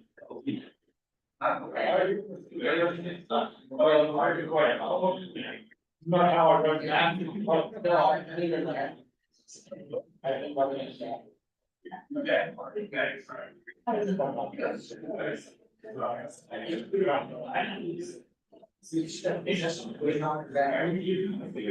Yeah.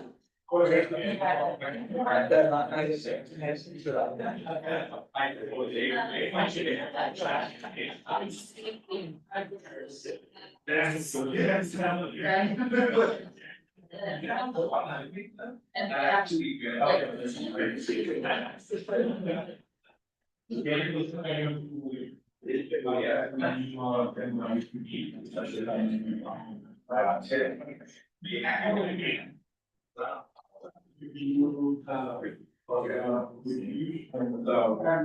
okay, so I didn't probably have a and I know that it's great, you know, going on so long, probably. And where the money today, I'm just gonna pay that argument. We draw from. Prior.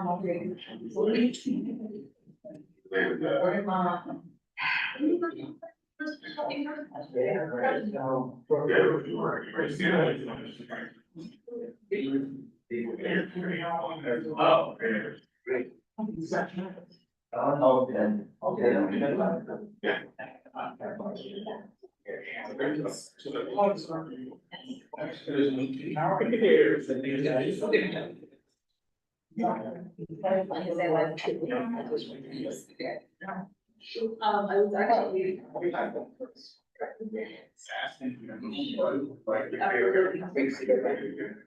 Yes, I feel like you're about that. Just one, I think for one. Anyway, this is.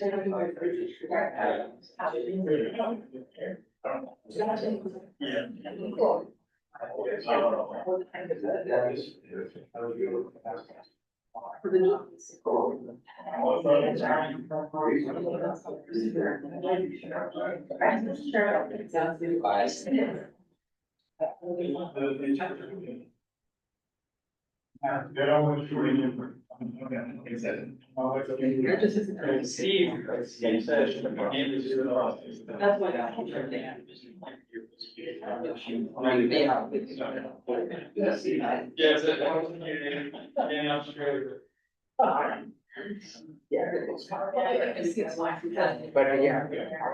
Fast. Yeah. No, but it doesn't. I know, but it's. Oh.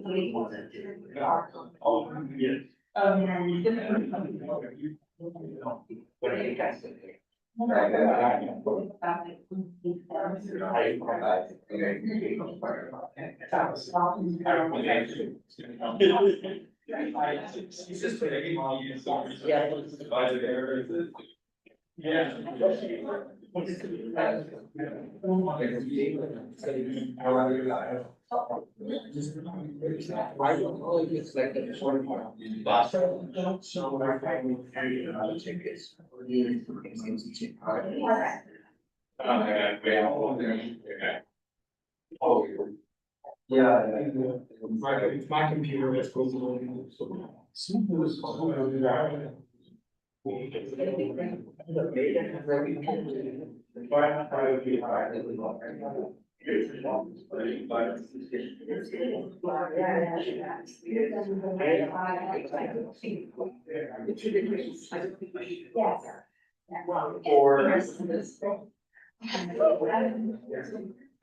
So that's why I don't like it.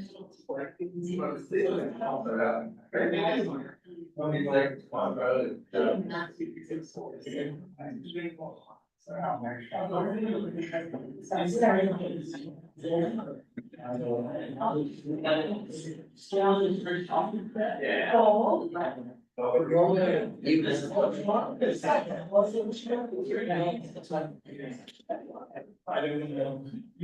What? It's French. Sure, you know. I think this thing. Sometimes. Like. You're sitting there.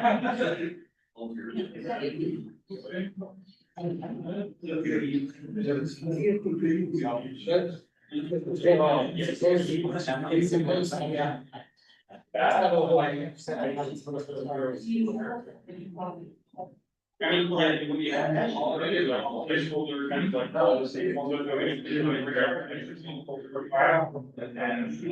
required a little pretty. Pretty here one time. It's. Yeah, once that's still. Yes. We're very good. Yeah. I think that's. Like, I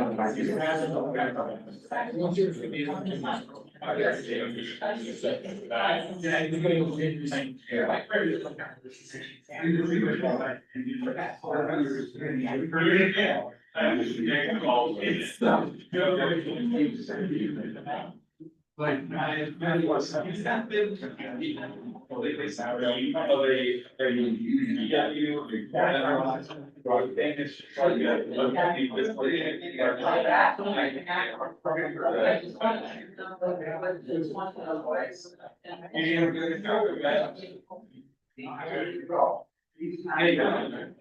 Well, I mean, I guess that's, I just think, you know, that's true, that you show up for all.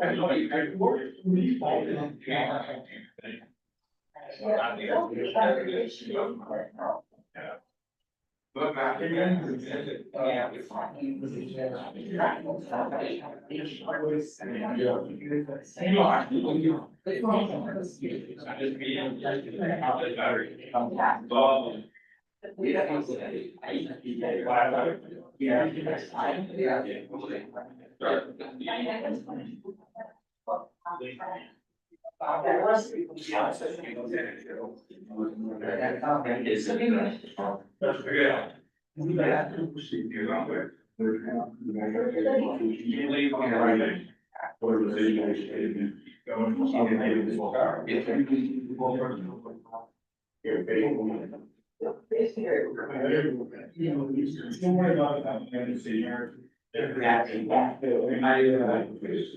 I'll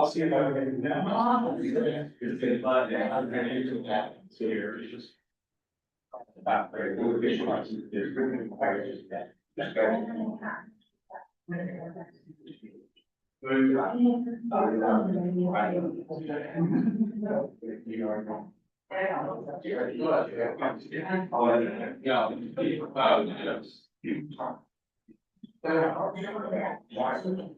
if I can. I will be.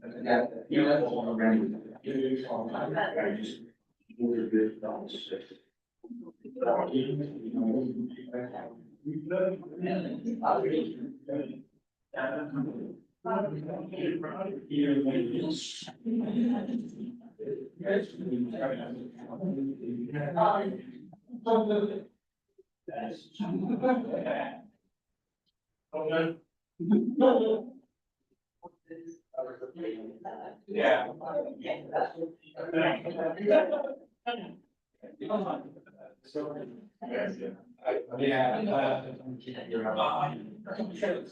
Somebody also good at very much, tell me. Yeah,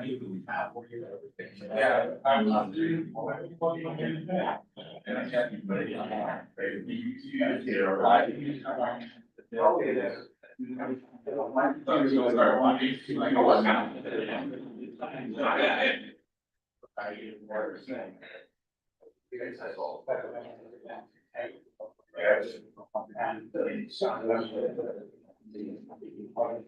And then you pull out. Don't worry about all the facts, where you are.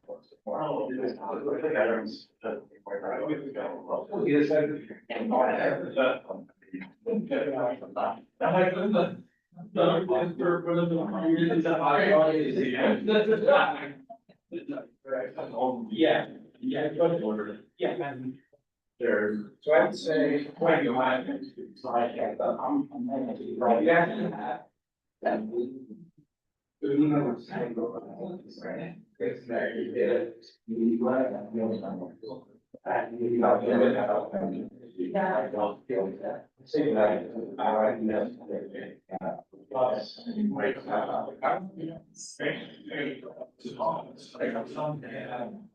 even more.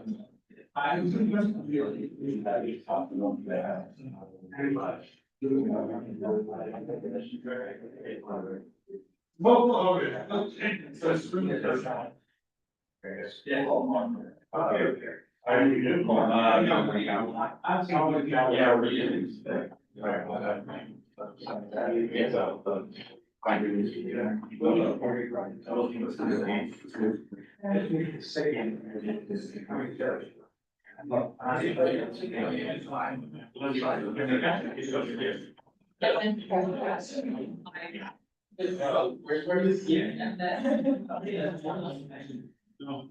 So, there's okay. So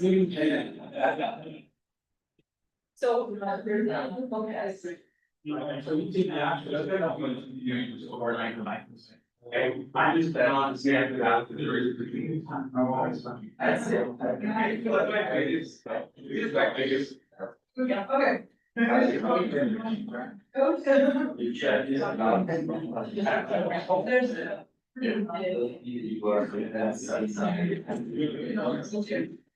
Yeah, you said. Yeah,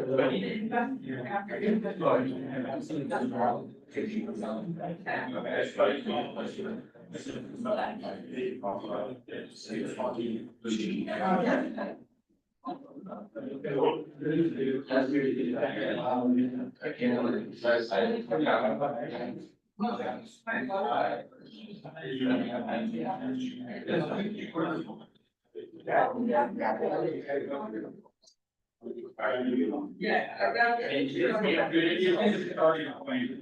Start. I probably better. So you take it over, and you're doing it. And yeah. I didn't have my shower. I'm gonna go. You know, I'm down there. They're gonna guess, you know, be on this. Yeah.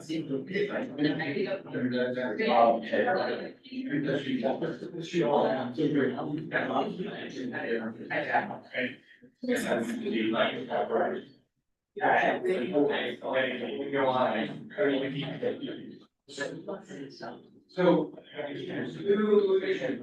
like you're going to.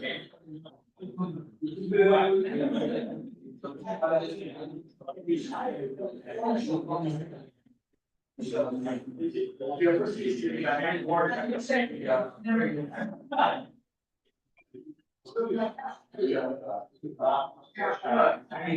I feel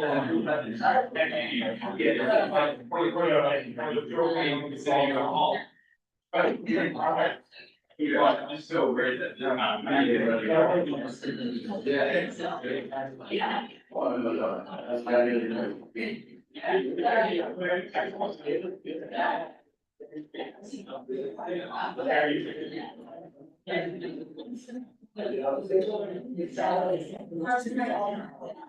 Literally hasn't.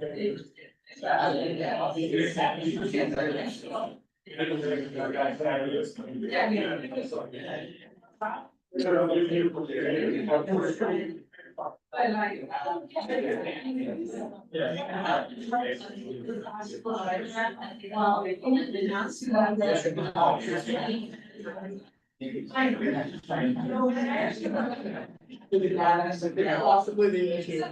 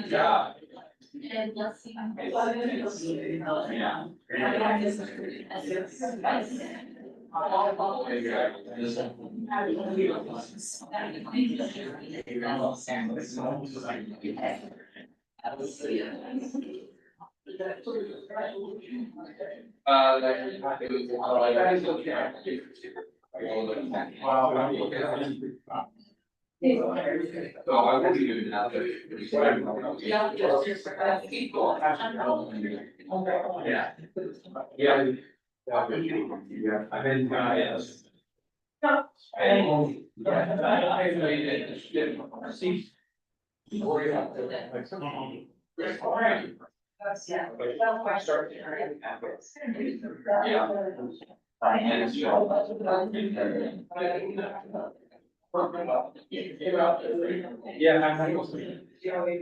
Yeah, I think that's. I always like. You had a lot of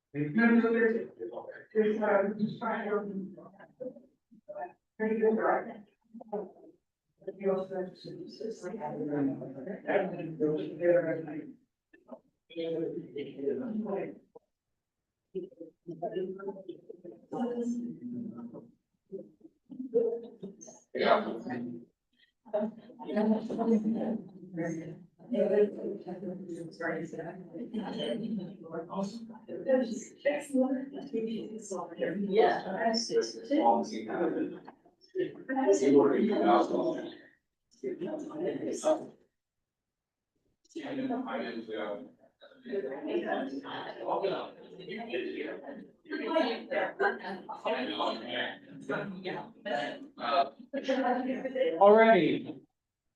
You've heard the structure of the PTA likelihood this morning.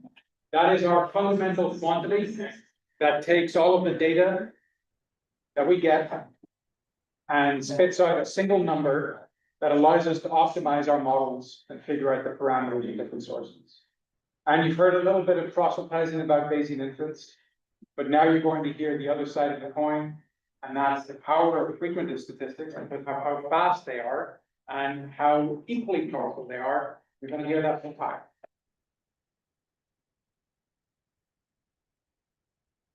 Thank y'all. So yeah, this particular talk is going to be focused on how to actually detect gravitational wave backgrounds, but this time using the Frequentist pipeline. The nice thing about this pipeline is that it is mostly independent of the Bayesian pipeline, and so you can use it to validate your results in either one of them. There are a ton of benefits to Frequentist statistics that I think gets overlooked quite often, so we'll go through those. All right, so the plan, talk about Frequentist statistics again, just as a reminder. We'll talk about maximizing the likelihood, go over the PTA optimal statistic and what it can do, and then the bunch of extensions to the PTA optimal statistic, and at the very end, there is a notebook that is in the GitHub. I did forget to upload the data for that, so that's in there now. You will have to pull that again, but it should be fine. But at the end, yeah, we'll go over a notebook. All right, so what is a Frequentist statistic? Right, remember that Frequentist statistics are always doing an evaluation of how often things are happening, right? So it's how frequently does a particular event occur in a span of many events. And so the key assumption is that many events can happen. So this is not just a single occurrence of a thing, it's like many times that it could happen. And also anytime you see the number of sigma for some significance, chances are it's probably a Frequentist statistic. And so, pop quiz, we mentioned this yesterday. What is a statistic? Does anybody remember? Yeah, it's basically just a number, really. It's just a number, but the importance is that it does something useful, right? It's some descriptive number which collapses your data down to some specific number, and that number, if it's useful, ends up being a statistic. All right, so now, what makes a statistic optimal, right? When we talk about statistics, sometimes you'll hear the term optimal or an optimal statistic. And what does that actually mean? Well, really what it means is that you are minimizing the variance of that statistic. So if you have an estimator, say, of the gravitational wave background amplitude a squared here, and the variance on that estimator is written as the variance on the, as written is like what is here. And the important thing is that a statistic is optimal if that variance is minimized.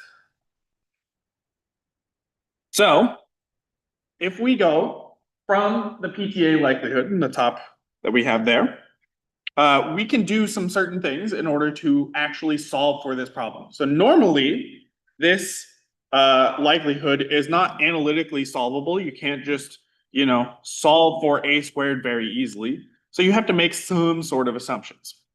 And so with the PTA optimal statistic, what we do is we make the assumption that the amplitude of the background is small relative to other noise sources.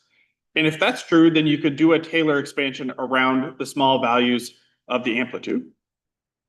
Doing that gives you the second line. And importantly, you have one term which includes all of these autocorrelation terms, right? So every time you see this PA, that is the autocorrelation in pulsar A. And if you see DTA, that is the residuals in pulsar A. So in this first term, you get all of these autocorrelation terms. These are things that only depend on a specific pulsar. They don't depend between pulsars. But then on the second term, you see that I'm summing over A and B. And in this case, you get this SAB, which is the it is the correlation between pulsars A and B, is what that is describing. So this first term has all these autocorrelations, and then the second term has cross correlations.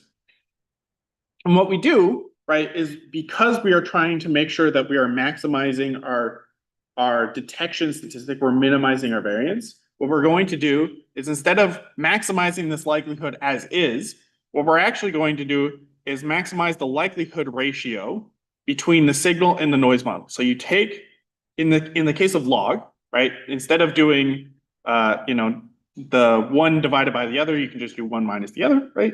And so you're taking the likelihood of the signal model and you're subtracting the likelihood that that same signal or that same source is just noise. And in this case, the noise signal is where the amplitude of the background is 0, but everything else is still there, right? So this would include things like intrinsic red noise, but it does not include things like the gravitational wave background. And so when you do this particular log likelihood ratio, you can just analytically maximize this. And when you analytically maximize it, you get something that looks sort of like this, which actually leads you directly to the original PTA optimal statistic. So this is actually what it looked like, and it's kind of a mess. There's a lot of terms in here, right? Again, we have PA, which represents the autocorrelation in pulsar A. You have S tilde AB, which is basically the cross power, except you've taken out the amplitude of the background, right? You have to remember that you're correlating between two different pulsars. And so that is going to include information about the Hellings and Downs curve, but it's also going to include information about how much power is in the background. But thankfully, that is a linear process, so you can just pull the amplitude out. And when you do so, you can just pull that out of the entire equation and then solve for that amplitude. Levi, you had your hand up. I guess I'm just a little confused the relation between the two SABs. So S tilde is that only the HD part of the? S tilde has just HD. Yeah, it's assuming there's a couple of things that are included in it. You assume some sort of spectral estimation in there as well, and we'll get to that in a second. But it's important that it includes both some spectral estimate and some correlation estimate between the pulsars. And so that has both, some power, usually it's a power law, and also information about the cross correlations, which we assume to be HD. But you've just taken the amplitude out because the amplitude affects all of those things linearly, so you can just pull it out directly from that equation. Yes? They have the opposite. A hat is the optimal statistic. I'll be honest, you probably don't need to write this one down because I have a better version of it on the next slide. But yes, A hat is the optimal statistic itself. It is the estimator, the maximum likelihood estimator for the amplitude of the background, given some set of PA that we get from some other analysis. Tejas. I'm gonna ask a really. This is not a stupid question, come on.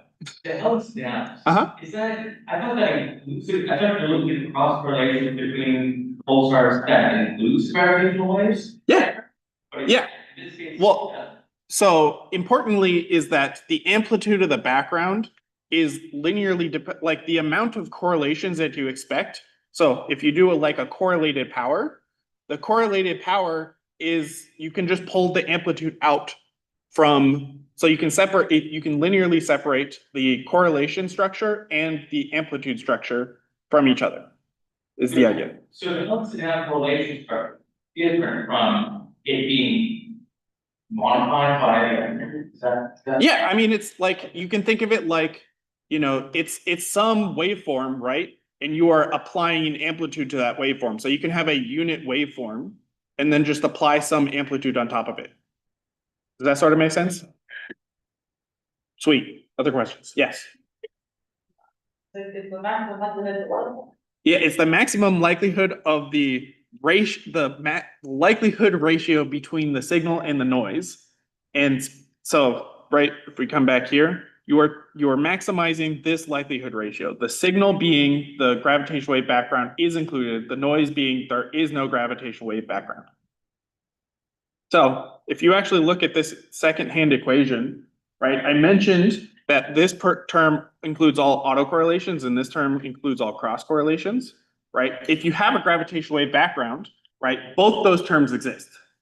But if it's just noise, only the first term exists, right? The second term no longer exists if it's just noise. And so when you do the likelihood ratio, right, that first term just drops out. And so you just get left with the second term. Does that sort of make sense? It's a lot of work. It is. It is, I agree. It can be hard, but effectively you are trying to find the amplitude given the likelihood that you have up here. But the problem is that you can't analytically solve for the amplitude unless you make some sort of assumptions. And the assumptions that we make are that the amplitude is small. And when you do that, then you get left with the second equation. And then we say, well, we want to maximize our signal to noise ratio. We want to make sure that what we actually see is a signal. So you can say, if you just maximize this equation for some amplitude, the thing is that amplitude could also be really noisy, right? So that in that case, your variance is going to be very large, but your amplitude might also be very large. And so in this case, when we make this equation where we subtract the signal model from the noise model, we are effectively saying we want only the amplitude, or we want only the maximum amplitude for which there is very little probability that it is noise. That sort of makes sense? Not, yeah. Yes. A few words possible. Please. It's the best fit amplitude of a Helmholtz down correlated signal. I will get to that, actually. I do have that in the slides, so don't worry. So bear with me, because this version sucks. I'm gonna be honest, this version sucks a lot. I don't like this version, like, at all. And so most of the time, I don't use it like this. You can actually do some clever tricks, and if you write it like this instead.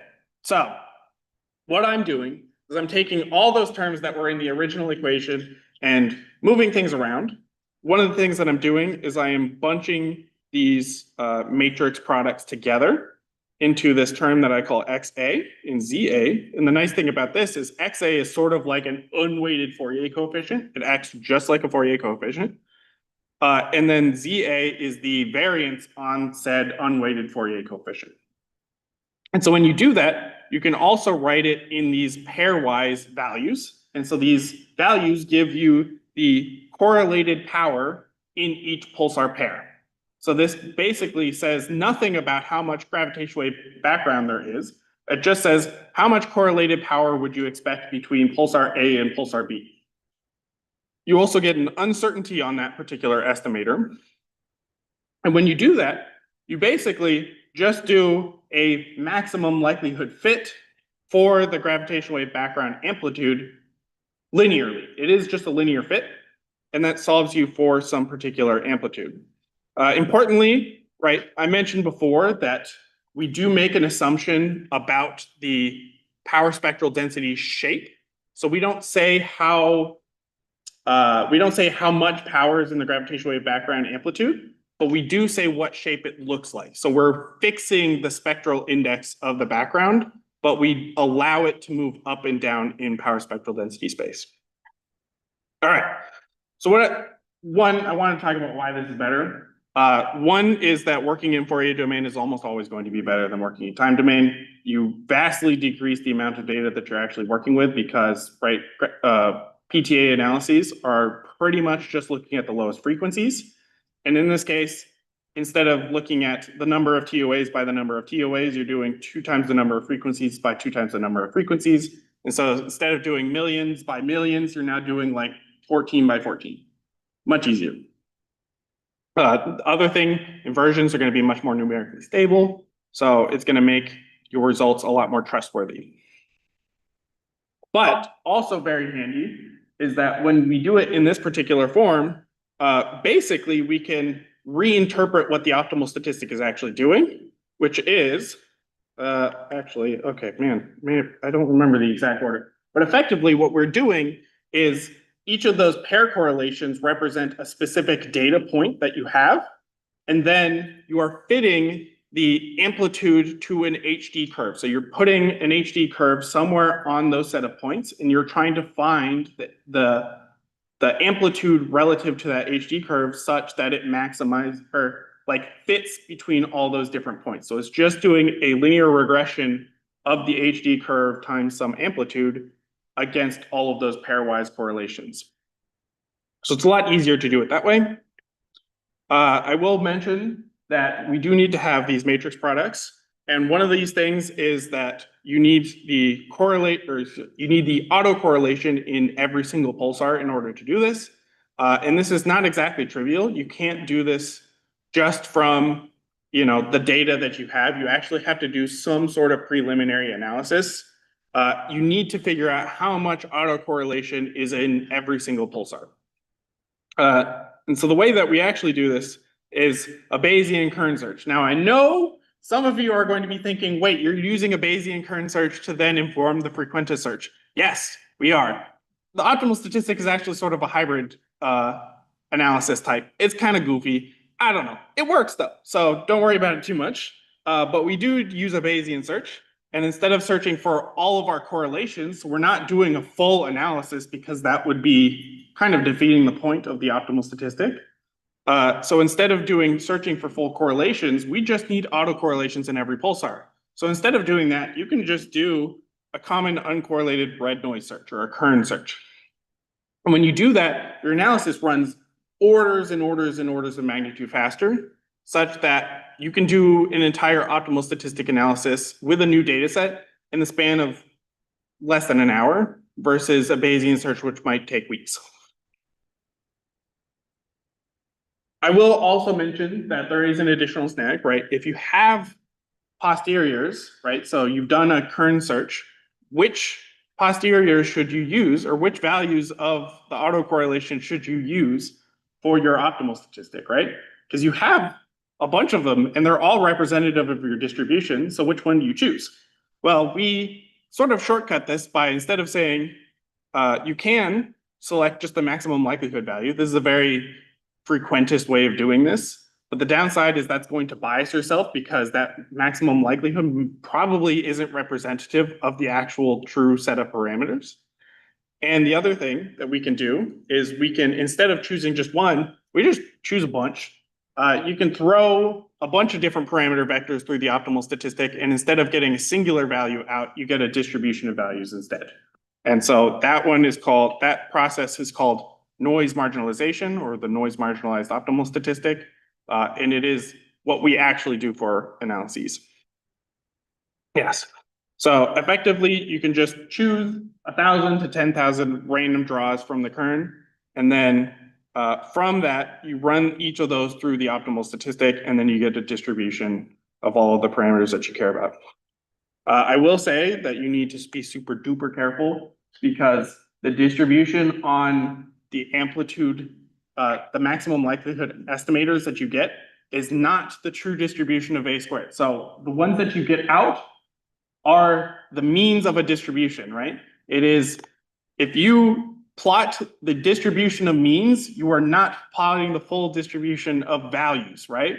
So each of these A hats has its own variance associated with it. And so if you wanted the full distribution of A squareds, you need to include all of those variances at the same time. And so you can do a process called uncertainty sampling to effectively, marginalize over those uncertainties at the same time. All right, so what does the optimal statistic actually do? I mentioned that basically the optimal statistic in the pairwise formation is taking all of your data, your PTA data, and it's compressing them into pairwise correlations and uncertainties. And so that's basically just a data compression. And in that data compression, your data is now just these pairwise correlations. And so you get all these pairwise correlations throughout this pulsar separation space. And your goal is to find a Hellings-and-Downs amplitude which fits all of these different data points. That's all the optimal statistic is actually doing. It is mathematically equivalent to what the original formulation is. But this is a lot easier to understand. You're basically just saying, you have some model, just fit the whatever amplitude best fits all the data points. So, as the optimal statistic, there are two main use cases for it. The first one is as a detection statistic, and I think this is the most rigorous one and the one that we still use very regularly. The optimal statistic, you can actually get a signal to noise ratio, and the signal to noise ratio is an approximate number of sigma that your signal or your gravitational wave background significance is. It's not exactly the number of sigma away, and the important point is that the SNR distribution is non-Gaussian. If it was Gaussian, this would be exact, but because it's non-Gaussian, this is only an approximation. And so in order to get the actual true number of sigma, you need to do some sort of calibration to a true SNR. And so that is, doing one of two processes. One is doing things, you need to basically estimate the null distribution. So that is, what is the distribution of SNRs given that you don't have a signal in it? And that is analytically known. So that's the GX2 distribution.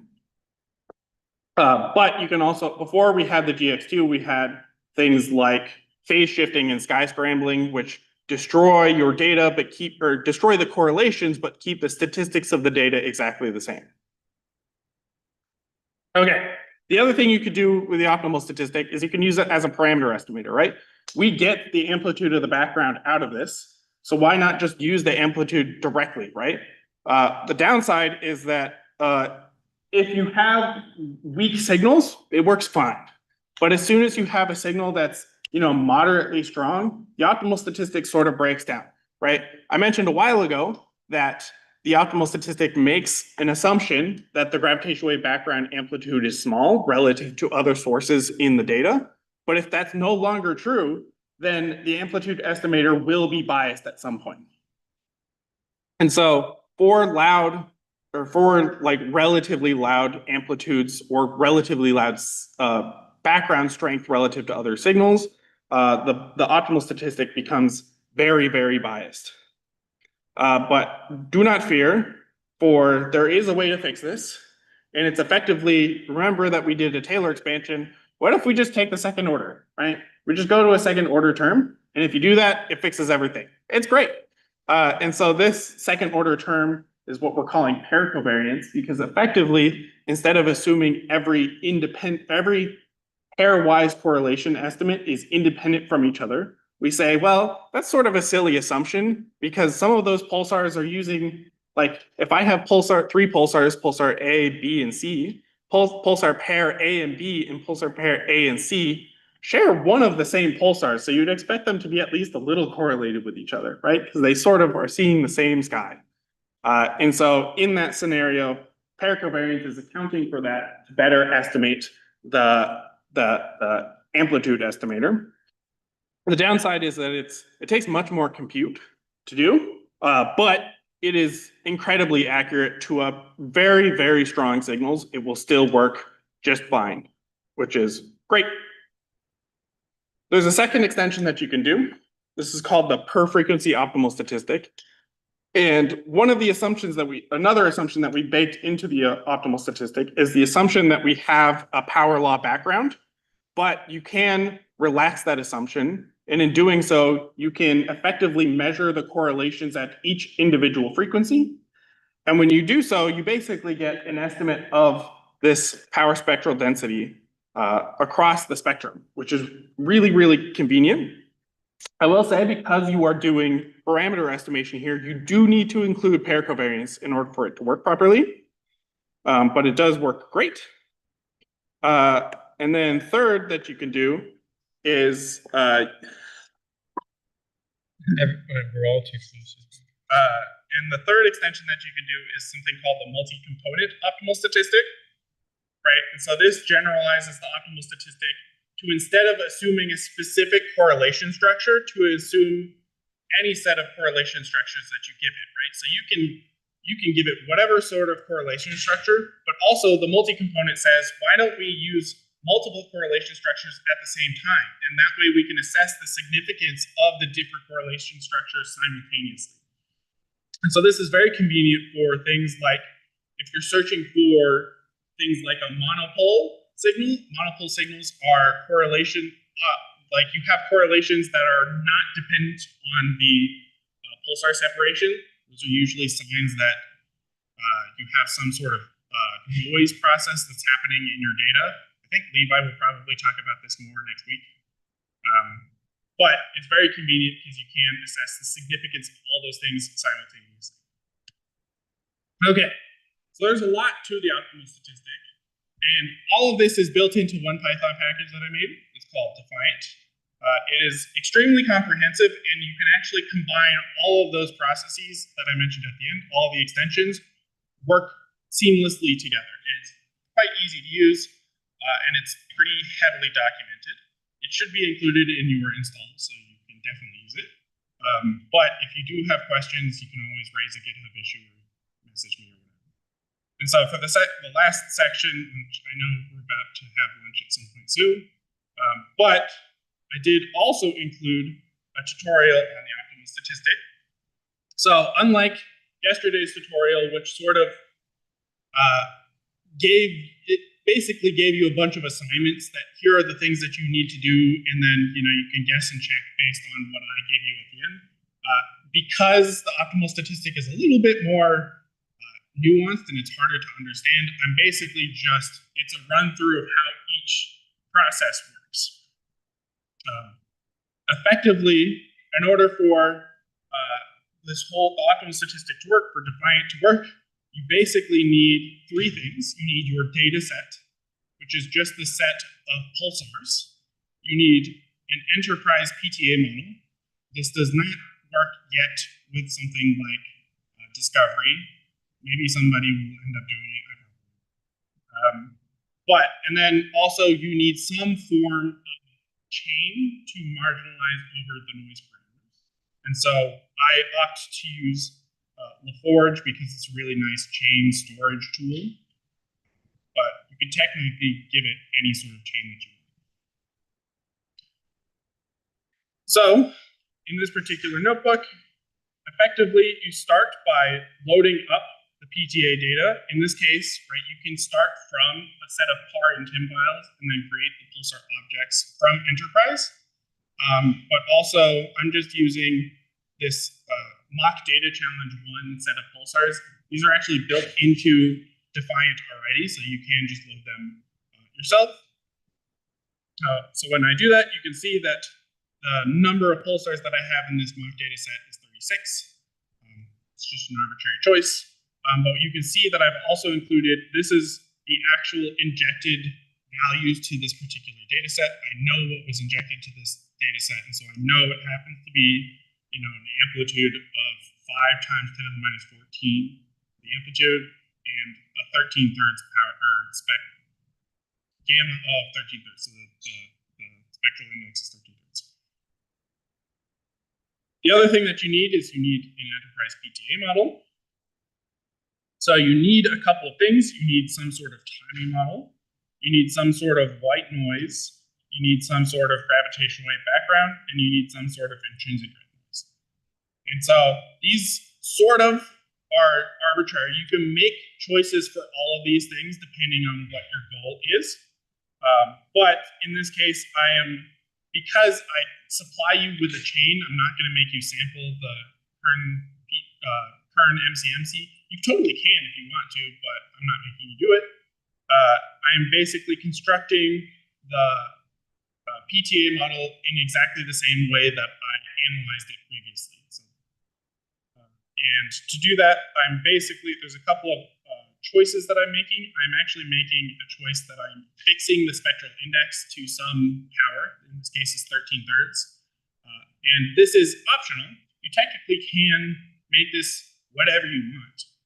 You can set it to none, and it will allow you to, sample that spectral index at the same time, which is probably the better thing to do most of the time. But in this case, my Kern chain does use a fixed gamma, so I am also setting it to fixed gamma. So once I have that, I will say that if you're using enterprise, there's a lot of really handy utilities. One of them is this PTA.summary, and it prints out all of the parameters for all the pulsars. It tells you all the number of fixed parameters, all the number of varied parameters. There's a lot of stuff here. It's very convenient because it lets you know if you're doing something wrong or if you're building something a little bit silly. You can also print out the PTA.param names. This gives you just the set of parameters that are actually varying. These are the things that the optimal statistic will end up needing from the Kern chain. And so we know, okay, so in my case, this particular data set, I know I didn't include any intrinsic red noise. And so I am basically setting, even though I have intrinsic red noise in the model, I'm basically setting all these intrinsic red noise values to things that are equivalent to just not having intrinsic red noise. So I'm setting the amplitude to a very small value and a spectral index to something that's pretty much flat. Once you've done that, you can load those things into a Forge core. So this is the file that I recently uploaded, which is why you probably need to pull it. But once you've loaded that file, this loads it into a Forge core. There's a bunch of utilities in the Forge if you want to look at the chain diagnostics. It's really great. I really recommend it. And then you can create the optimal statistic object. So this is the part that Defiant actually does. It needs the pulsars, it needs the PTA, and it needs the Forge core. Once it has all three of those things, you can run all of the different types of optimal statistic. There's a bunch of notes here on how to actually interface with the function. But there's also extensive documentation. So if you need help, you can ask Python for help. This does work. But importantly, I'm just going to show you some of the plots. This is what the optimal statistic is doing, right? Each of those pair correlations have some point, some estimator, and some uncertainty. And the optimal statistic is just fitting an amplitude such that it tries to fit all those data points together. Oftentimes, you will not see cluttered plots like this. You can actually bin your pair correlations together, and doing that, you get something that looks a little bit nicer. And so this is often the type of plots that you will see in different types of papers. There are a ton of other extensions I go over how you can use all the other extensions in this notebook. But since we actually have food, I think we should probably pause for now and instead go for food. Are there any questions? Yes.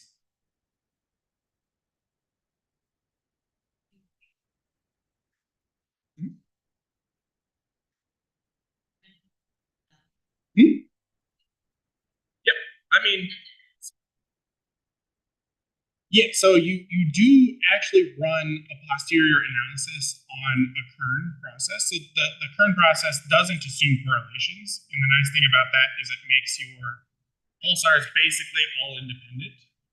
And it makes doing a certain calculation. In our analysis, I'm not sure if Neil's going to talk about this, but in our analysis, we have one particular matrix operation that is the bottleneck of the likelihood evaluation function. and that comes from correlations. So if you turn those correlations off, we no longer have a bottleneck. And so you do actually map out the posteriors for all of these individual parameters.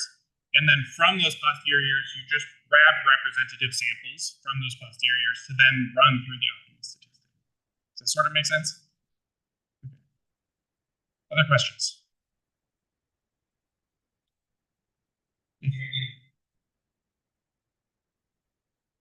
Whatever they want, really. If you have questions, I'm always here. But I think, yeah, we should probably go for food instead. All right, thank you very much.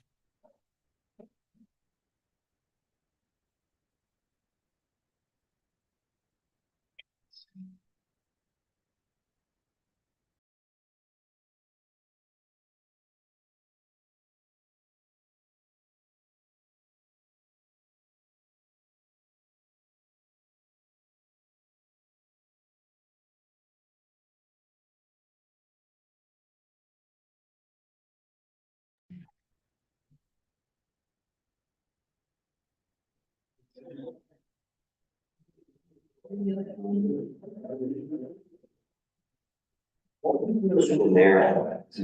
there to this is a covariance. I mean.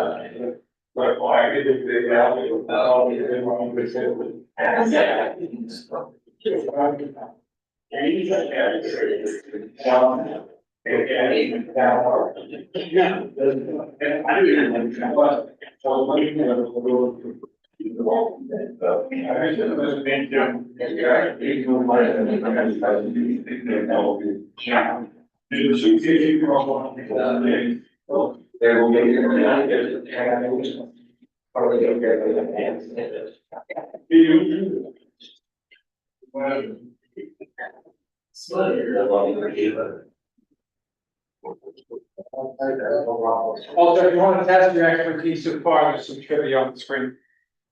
I don't know what to learn yet.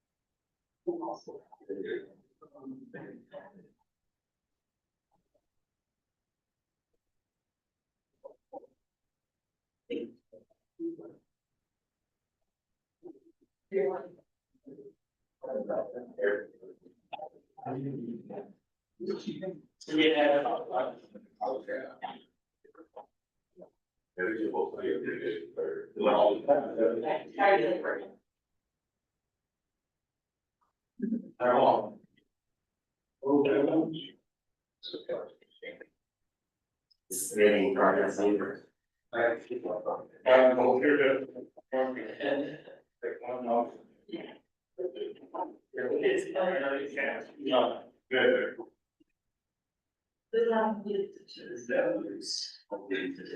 I was just showing people how to. Keep back at. And, yeah. Second, there's the first few favorites.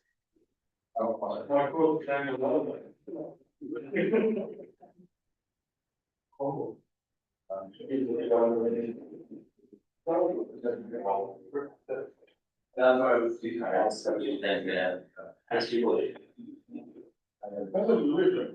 All of us. Already,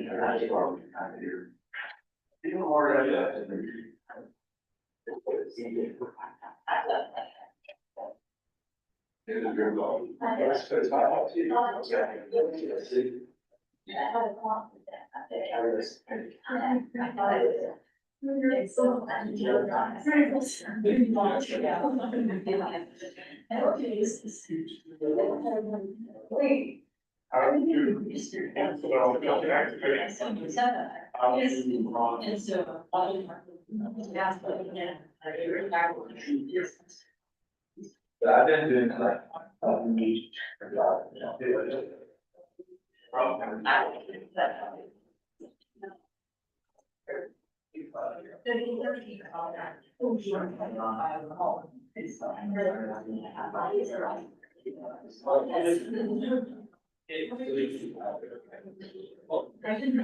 That is my, so. Yeah.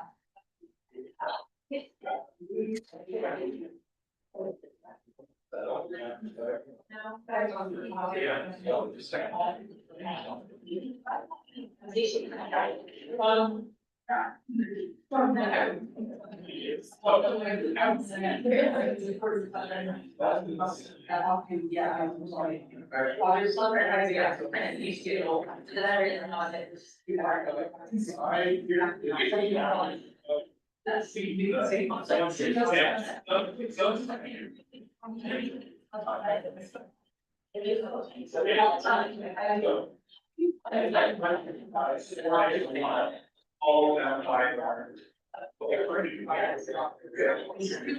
So I think there's.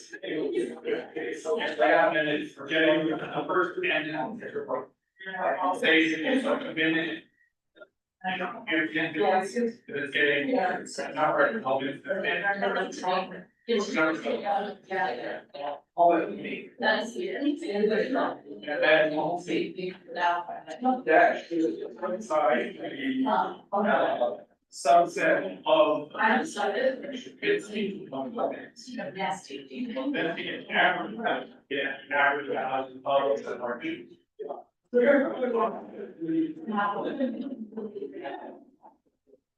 This should be a scale. One of these two, right? Oh. Yeah. I think. Yes.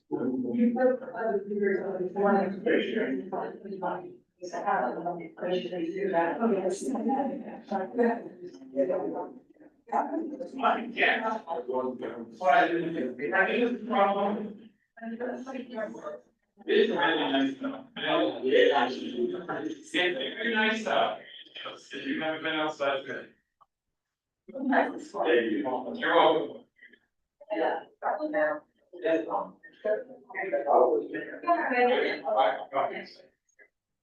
See you.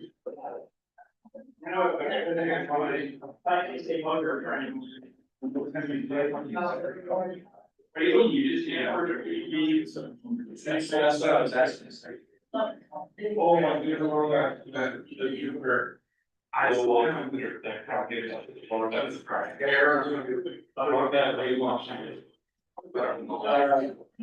So this particular function. We have a relation version. So basically, and essentially, I can have.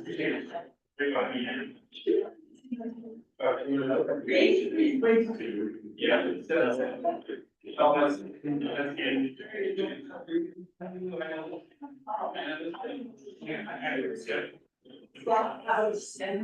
Yeah.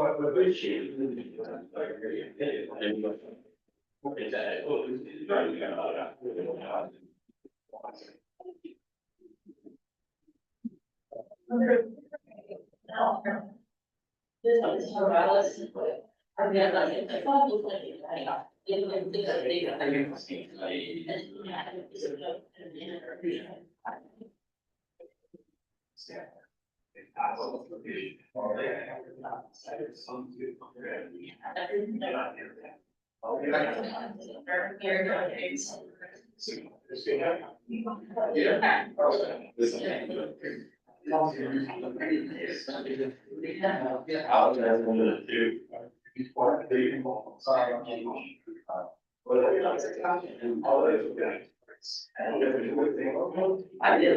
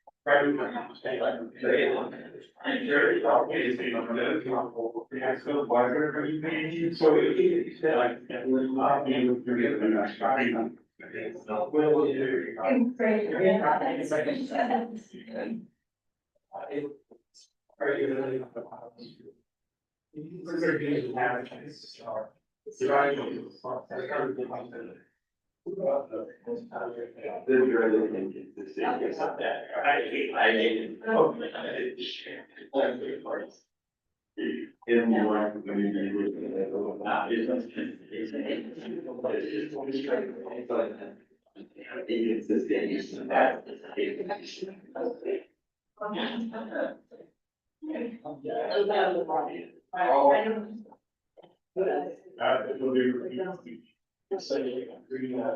So I am.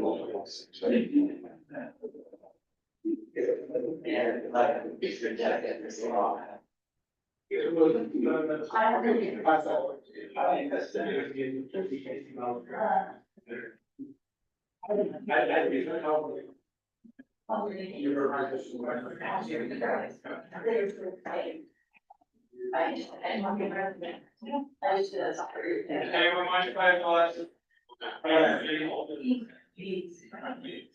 Hang out for.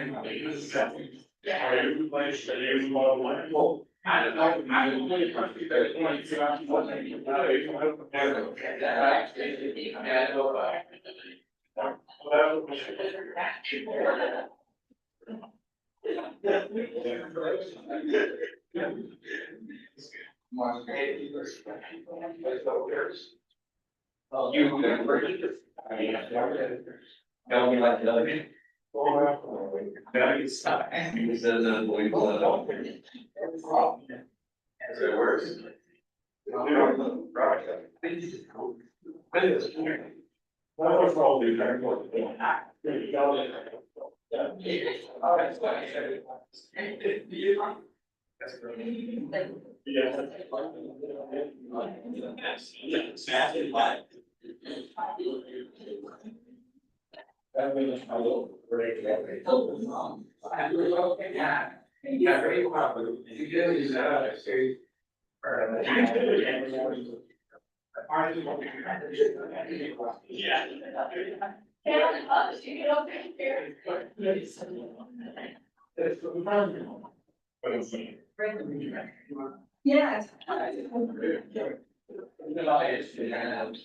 Get to work. Because we were in, one year like, same.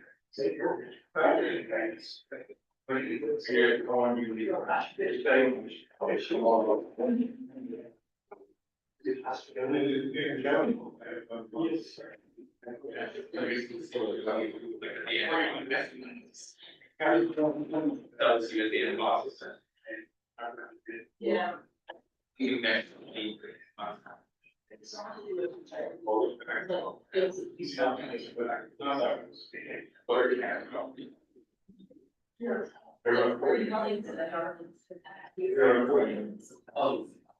No.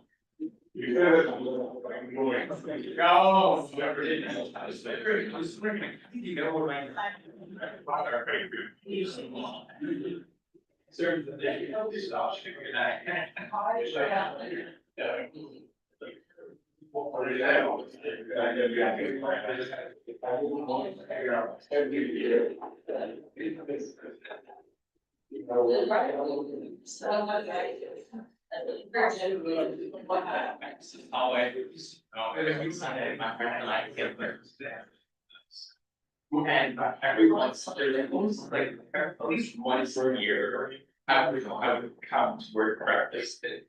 It's just right. I didn't.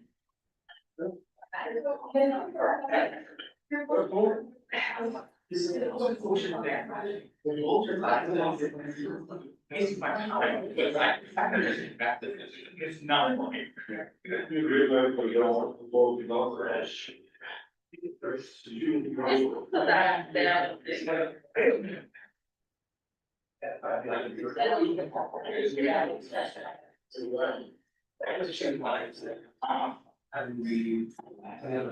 I know. I feel like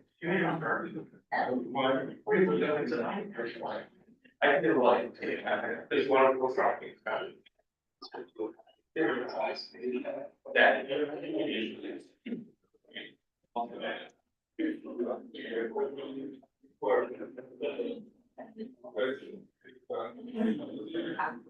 Well, I argue let's say those. Time period, you know, where we know you're right, after all. I don't know, maybe. I will find you.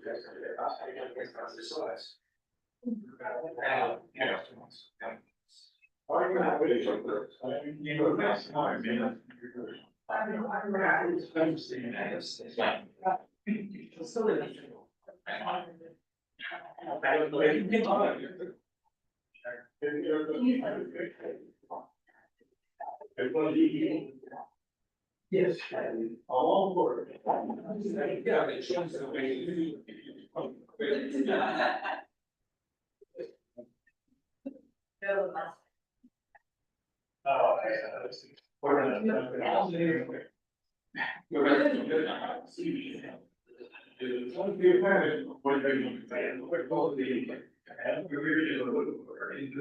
Yes, technology system. I want to answer that, so to get rid of the politics, so I don't actually have it. When, so, you quicker. If you have that for plate, I wish you. Well, I just wrote. You know, like,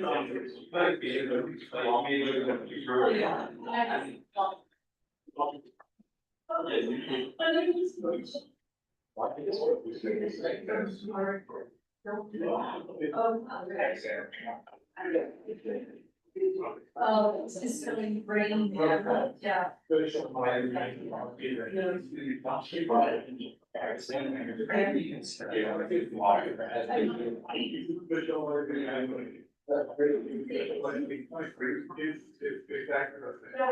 Well, you get this. Like,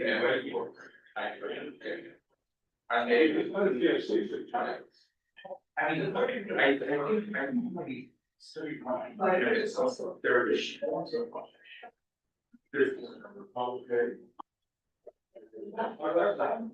Study goes, I don't think they start. They're not only in school, that doesn't have to be you. Well, I feel feeling very proud. I know that. Certainly, I'm sure, I can't wait too long to talk. All the stuff that is on my part. Oh. I don't know, review stuff. Yeah, okay.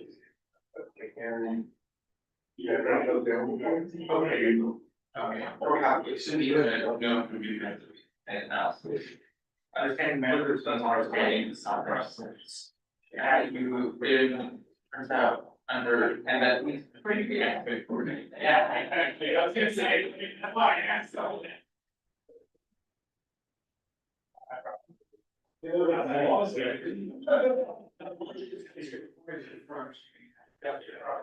Just an answer. It's not, you can only. It's like a very good. Right, it's not. I mean, they are impulsion, you say, you look at your days. I just say you play on.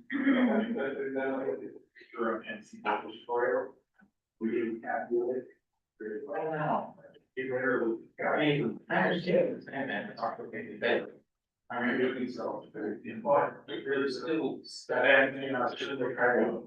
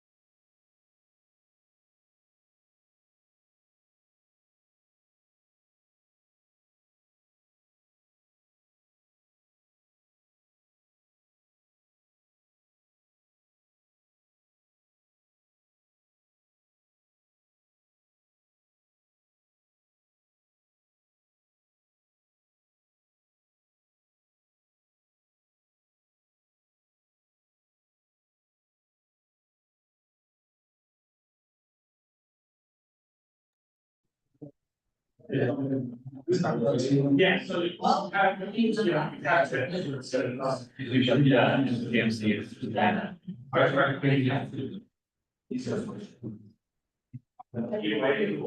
this guy wasn't very honest.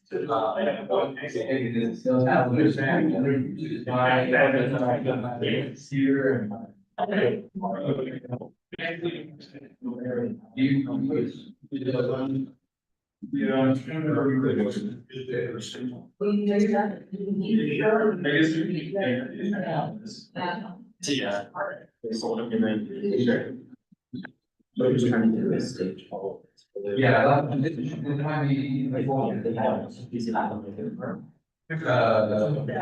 My name.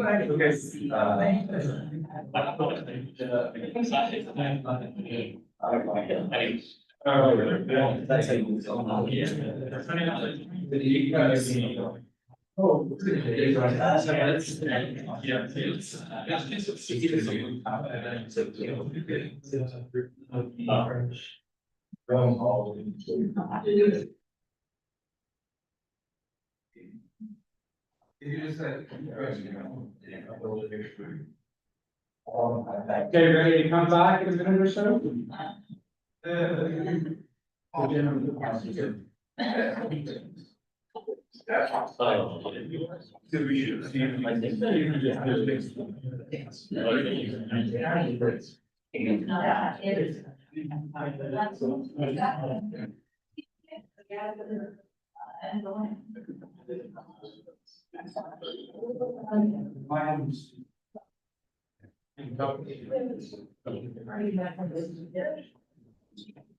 Without me, okay, I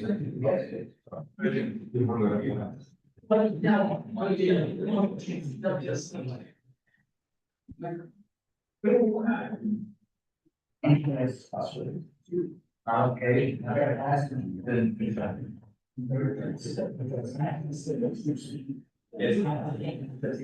Oh. Okay, let's get ready for the final lecture and tutorial of today. You heard this morning that, Renee gave you the introduction to the PTA likelihood. That was the theory of the structure of the likelihood we passed, various optimization algorithms or sampling algorithms. And then Kyle gave us an overview of how we search for the background and characterize the background in a frequentist way using the optimal statistic. And chances are you see a reconstruction of the Helms and Downs curve. You've done with that optimal statistic, fast, efficient, and it's relatively easy to use. But for most of our flagship characterizations of the background, parameter estimation, things like phase factors, we use Bayesian techniques. We have to. They vary lots of things at the same time and allow us to propagate uncertainties. And Neil's going to show us practically how we achieve that. Random model. So before I show you some hands-on code that uses Enterprise, which is our standard software for everything, I would like to clarify a few things.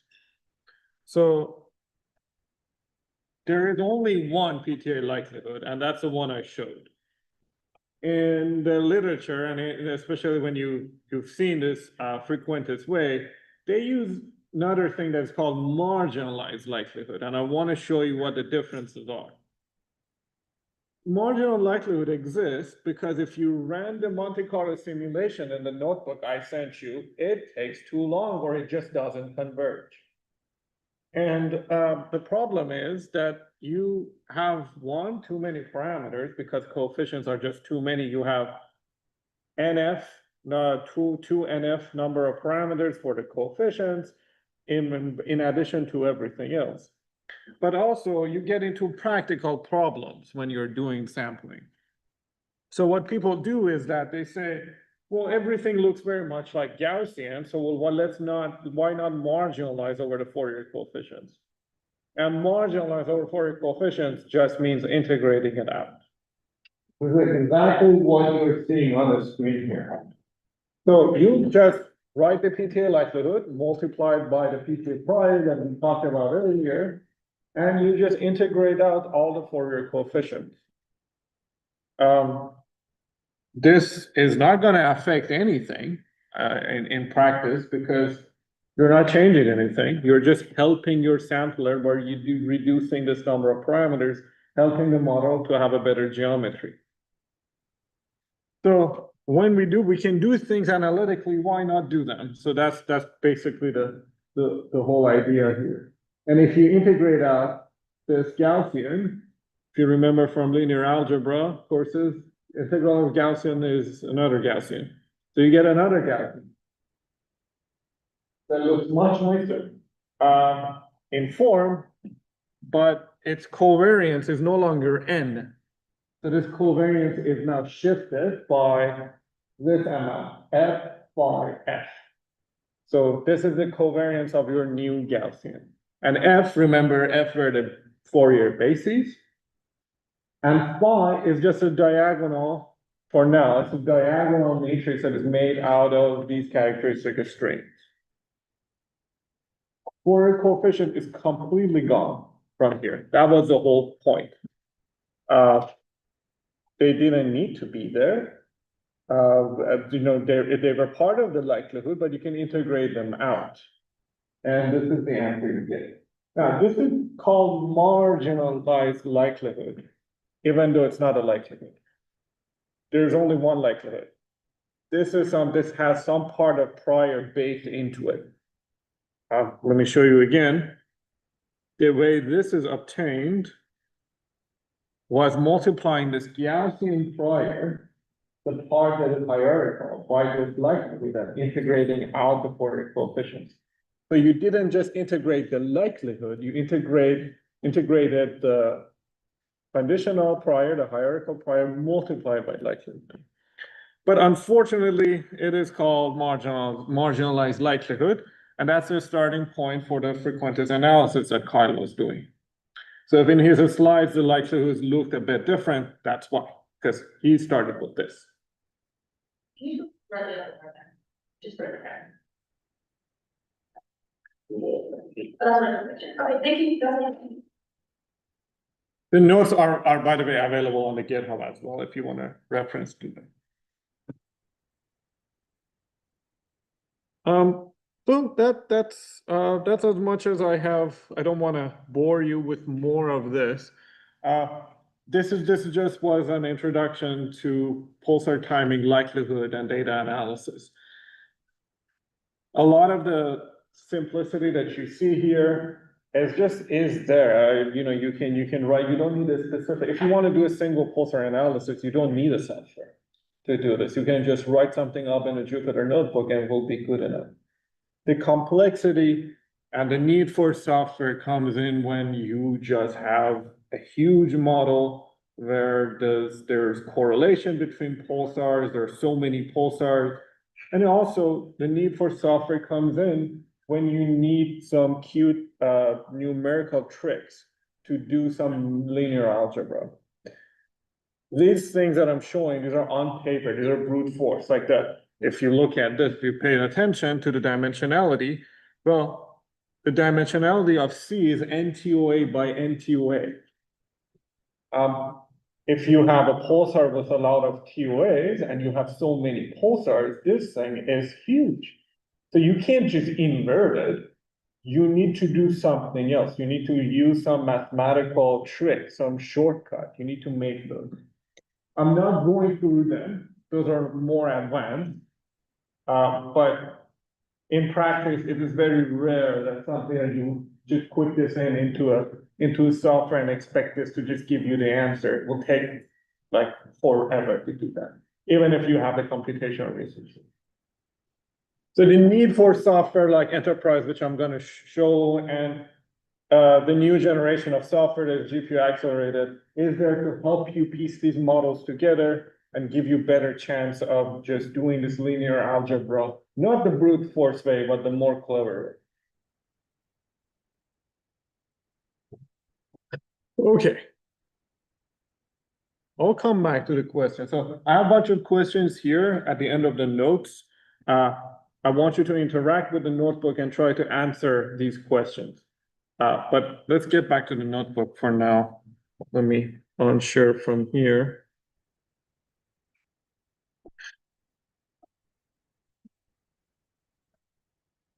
Okay.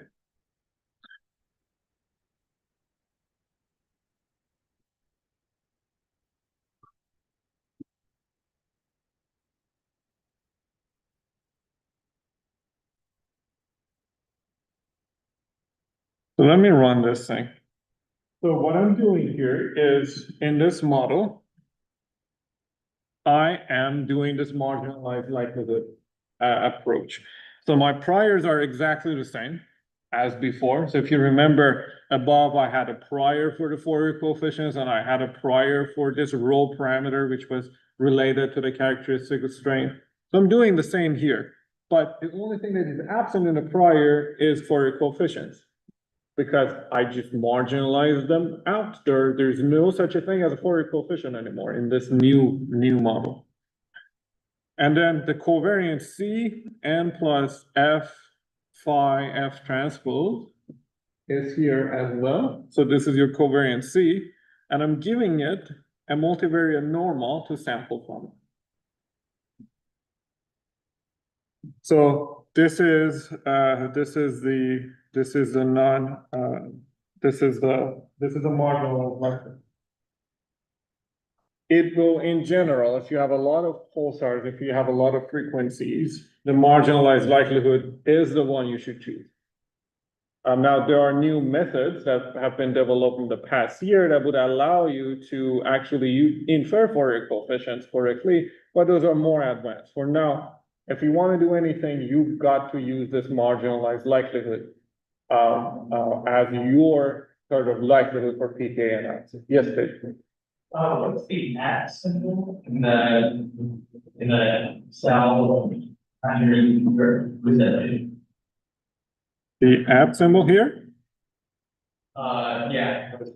In Python, that means multiply matrices. Oh, really? Yes.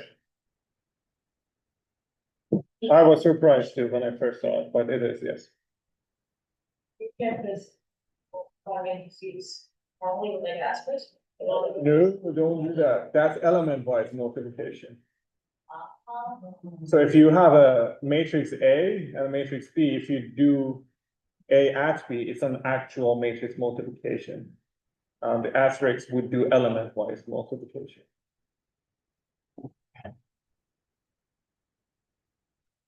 My laptop isn't that great, so this is going to take a while. But I don't want to do this because I've done this for 10 years. You've got to do this. So it's reduce. That's not off of the room. This is getting old. So go from the top of the notebook, reduce the number of pulsars to maybe 1. Why are these all marked? Who did this? Someone messed with my laptop. So go from the beginning of the notebook and do everything with 1 pulsar. Things will be much faster. Make it, instead of 4, make it 1, then make it 2, then make it 3, and so whatnot. But this is going to be faster. All right. Yeah, these are all commented on for some reason.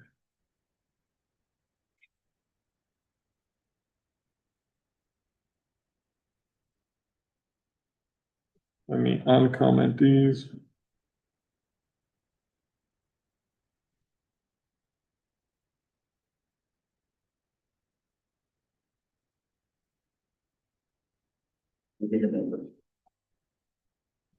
I have never seen all of this being commented on. Okay, at least it works. Okay. So it's very simple. If you have a very theoretical PTA, as I had it, you have very few frequencies and you want to do things brute force way. But as I said earlier, for real data analysis, that's not really possible mainly because the number of TOAs just explode.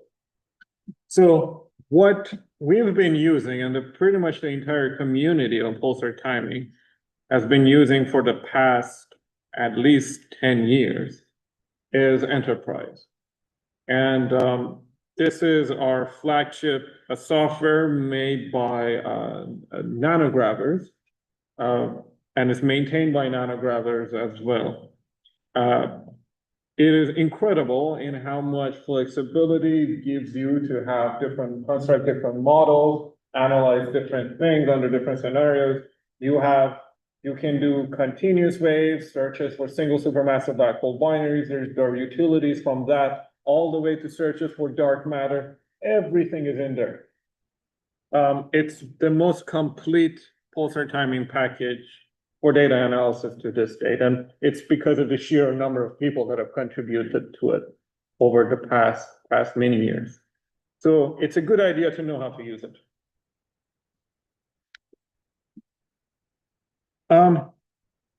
Go through this notebook. What it does in the cell that you're seeing is that it converts the information from your fake pulsar timing into the format that is understandable for Enterprise. So Enterprise uses these things called pulsar objects. And these pulsar objects are native to Enterprise themselves. So what it does is that it takes a PAR file and a TIM file, and I'm sure you've seen what those are, and it combines PAR and TIM file into a Python object. And it exposes some useful properties of different pulsars through that Python class. For example, you can ask it to give you TOAs. You just type in PSRS TOAs and it gives you TOAs.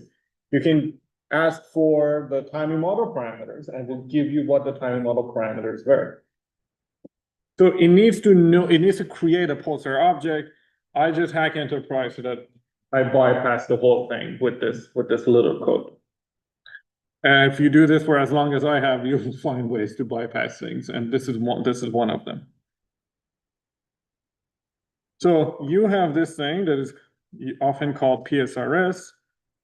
And these are, if you want to, hopefully, let me zoom in a little bit. One more step. Yep. So if you have a class in Python and you don't know what this class contains, what you can do is you can put it inside the directory call. So you can call dir, open parentheses, and put the class in there. And by doing this, you see all the different attributes that this class has. So Python classes have attributes. These are things that you say dot something and it gives you something at the end. So that gives you the list of all of that. Some of it are the things that you should know. TOAs, obviously TOAs. TOA errors are your uncertainty in TOAs. Forget about two-feather. Telescope gives you the name of the telescope or the backends, and so on and so forth. So for example, position gives you the position of the pulsar in the XYZ coordinate.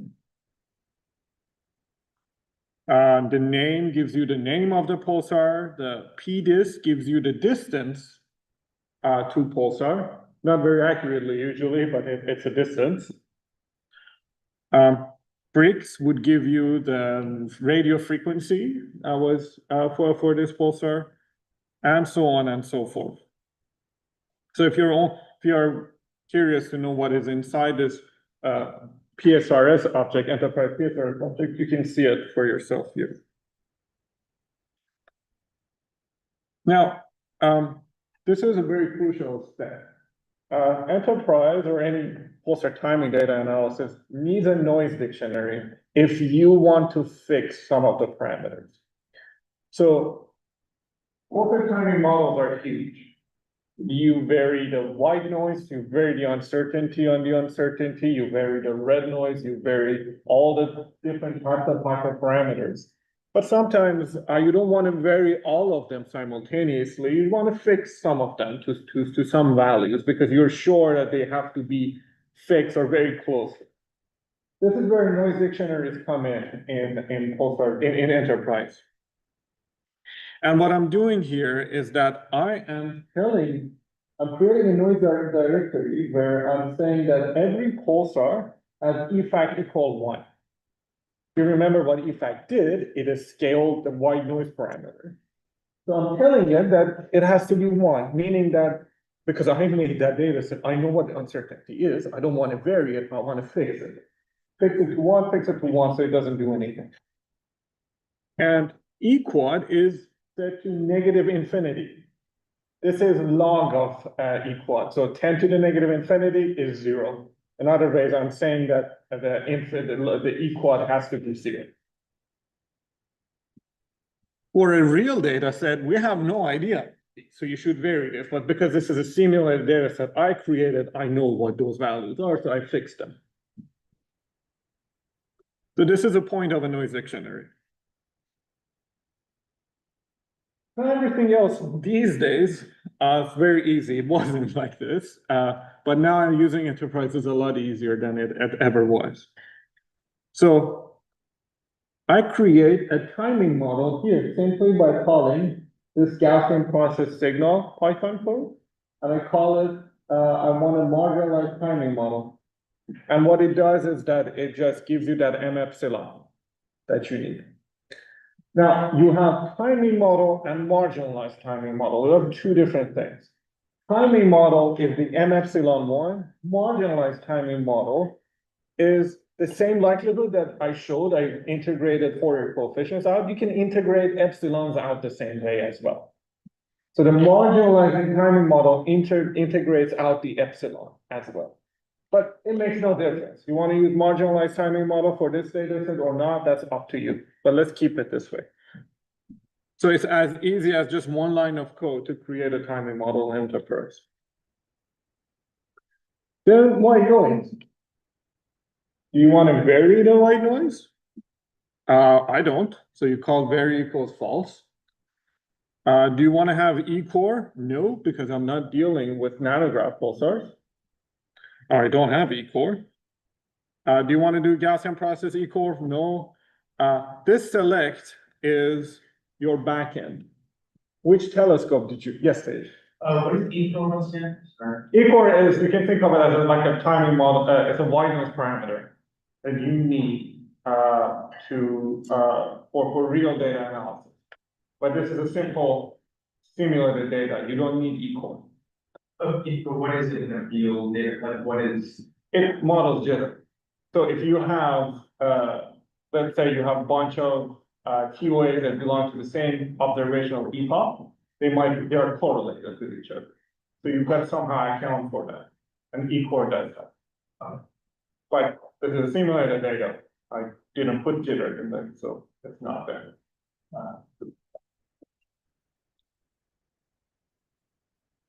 This is what we were talking about. The next one is T and E quad. This is a convention of your timing. Set this to false. If you change T and E quad, we'll use 10.NES convention of white noise. It's something else. You don't want to do that. We'll keep those to false as well. And that's it. It's just you tell it basic settings of what white noise should be. Now we want to have a gravitational wave background. So let's call this red noise block, common red noise block. Common means it's going to create the same red noise for all of the pulsars. That's why it's called common red noise block. And this is a thing. This is the thing we didn't really get into. Power spectral density.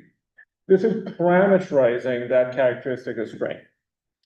So you want to model characteristic strain to be just some value in each parameter. This is in each frequency band. This is exactly what we did. Or you want to parameterize it in some way. For example, there's a power law relationship between characteristic of strain at different frequencies.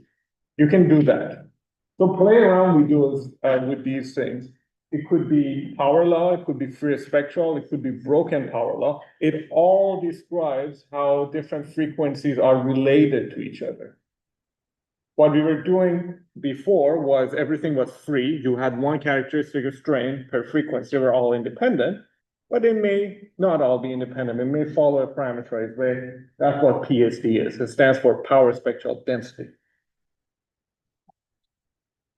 Prior is here. Log uniform. It means that this log of the characteristic of string is uniform. That's what it means.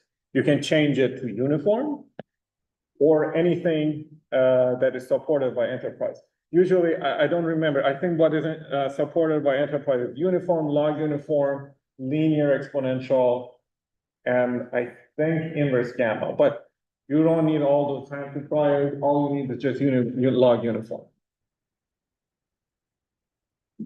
Some other basic stuff. T-span is the observational T-span of your pulsar. You should notice from this simulated data set, we had 13 years. So you put 13 years here in seconds, you convert it in seconds, and you give it there. Components is a number of frequency bands. Yes. Sorry, Yes. how do you create your students? Like, how do you choose ranges? Oh, so enterprise does that for you. So you give it a T-span. So this is like the entire observational baseline.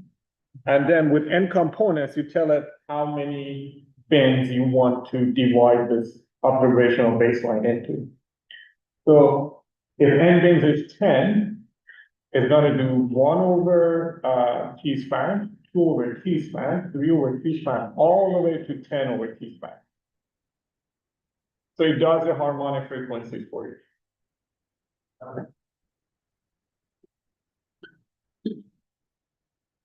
So gamma value, set it to none. This is related to power spectral density parameter.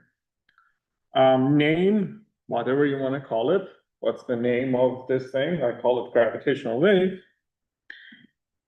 And the whole reason why having this software is good, which is incorporating overlap reduction functions. So this ORF stands for overlap reduction functions. These are things that Kyle was mentioning. These are the actual correlations that you want to model in your data. So if there is such a thing as a gravitational wave background, and if GR is completely right, then the gravitational wave background is correlated between pulsars. We ignored all of those correlations because it's difficult to incorporate them. But now because you're using a software, you can actually add them. You have a lot of options here. CRN means common red noise. In other words, uncorrelated. HT means Hellings and Downs correlations. This is one of the options. ST means a scalar transverse correlations. This is one of the alternative polarization correlations. This is the breathing mode. You can put monopole here, which is just a constant. Or you can put a dipole here. Or anything that is actually supported, and there's a code for it. So you simply just put the name in there. And if the name is something like, I can put something there like X, and it doesn't know what X is, it will scream at you and say, I don't know what X is. Go in the code and define what X is.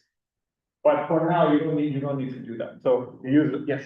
So if we wanted to create our own or we would just add it as a core number?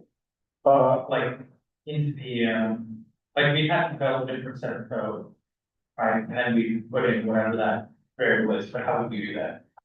I will show you how to do that. For now, let's keep it to CRN, which means no correlations. So it's a common process, but there's no correlation. A huge warning. If you have correlation, this is going to be slow because the matrices are bigger and you cannot, you don't have any shortcut. So if you're inverting a matrix, you've got to invert the full matrix. These things are not diagonal anymore. So I don't recommend turning on correlation if you're running this on your laptop, because you're just not going to see the sampler ever finish. By ever, I mean like within an hour. So be careful with this. And that's it. That's our signal. White noise plus gravitational wave plus timing. That is my signal. And these two things, these are just they are the way they are because how enterprise is built. You put in all of the signals together in a way that enterprise understands. And you have what is called a PTA object. And we can immediately see what this PTA object is capable of. So it has things like parameter names. Let's see what the parameter names are. PTA.param names. Our model has only two varied parameters here. It has just gravitational wave gamma, and it has gravitational wave log 10A.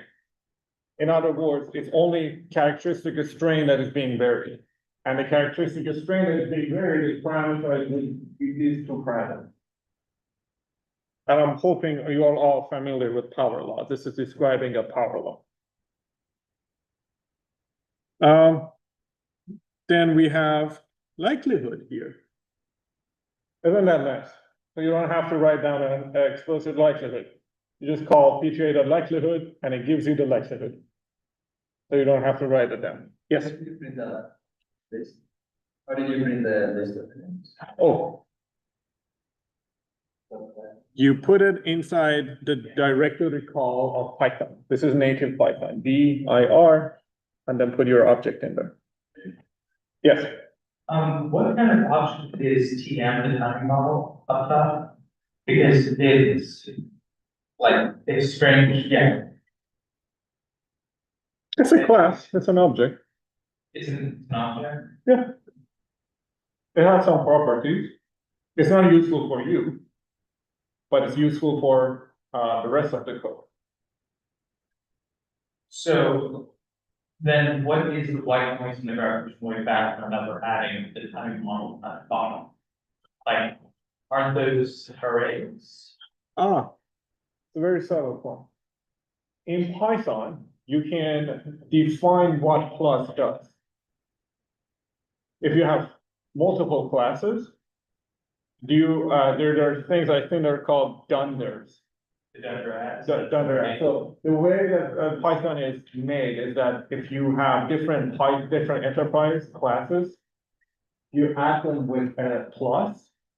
It's not like a plus in the sense of 2 plus 2. It's just saying that, okay, timing model is a part of your model, white noise is a part of your model, and WN is also a part of model. So it's not adding anything numeric, it's just telling enterprise that these are your model components. So then how does enterprise take in the S and then the signal and then the C, like decompose the part? It's a very difficult job of the programmer to make this happen, but what it does is it's flat. So you have an array of model parameters, call them x0. The first value in this case is gamma, and the second value is red dot. So it knows to which class it assigns those parameters to. So x0 and gamma are red noise, so it's not going to assign them to timing model.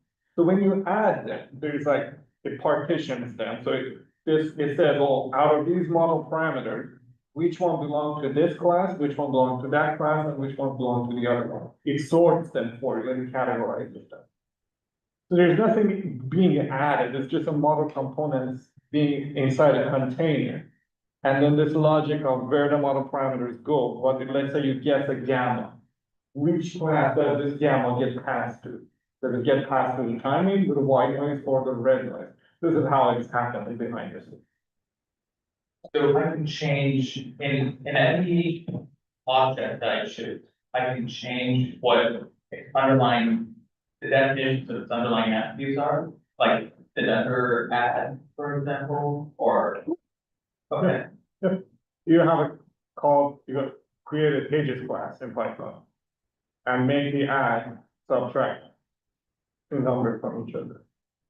And that would be like a separate method in that. Yeah, So you define done, so underscore add underscore, and then you say, then you return print hello.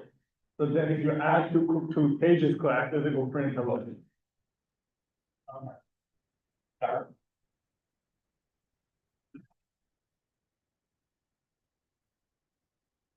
Okay.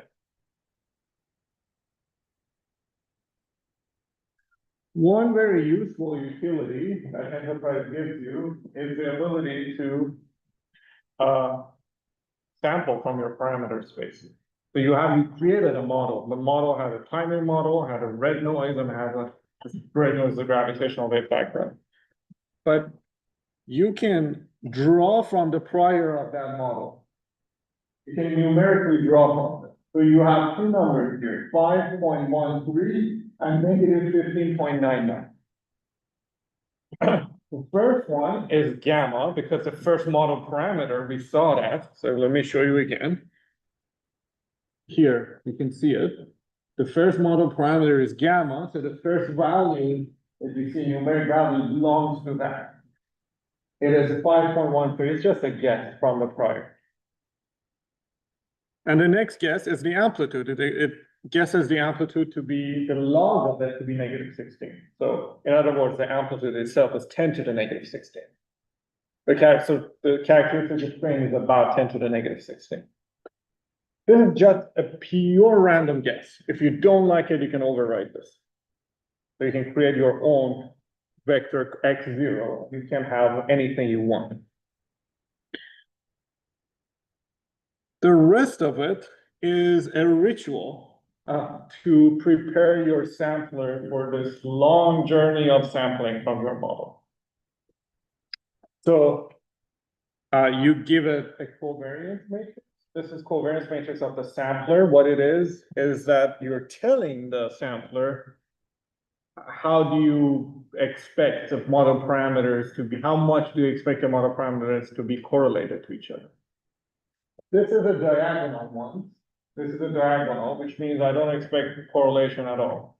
I want you to find the correlation. I don't want to tell you what those correlations are. So amazingly, you can get away with this. So this is a diagonal covariance for the sampler. The sampler, any Monte Carlo sampler in Python only needs two things. It needs a likelihood from you and a prior. Three things. A likelihood, a prior, and an initial guess. It will do everything else for you. This PTA and CNC sampler that is maintained by Nanograbbers and made by Justin Ellis many years ago at this point, knows how to deal with everything. So you give it, you give it PTA that get likelihood. That's the likelihood function.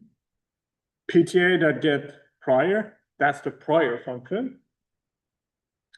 The covariance, the out directory where the output of the Monte Carlo is going to be saved, and it knows what to do. Rest of it is taken care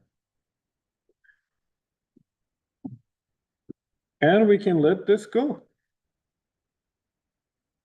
Fast, isn't it? Because it's a single pulsar and there's no correlation.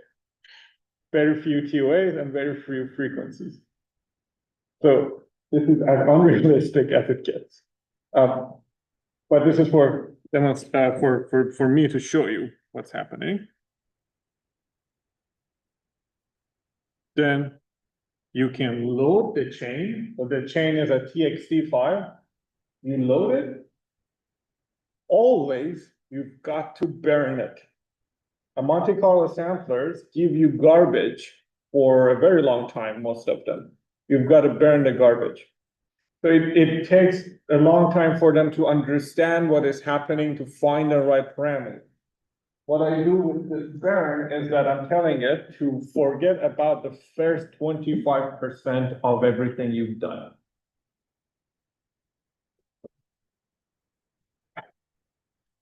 Let's make a corner plot. Let me make this bigger. I don't have the labels here, but I want you to complete this notebook. This one is a spectral index.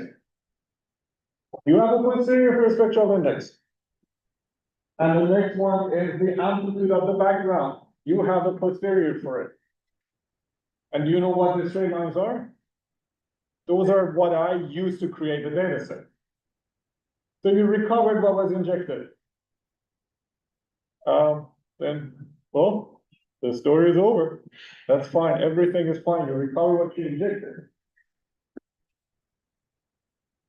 What you may ask, yes. Well, I was gonna ask, why is the negative correlated? Aha. Why do you think it is? First of all, explain why there is correlation.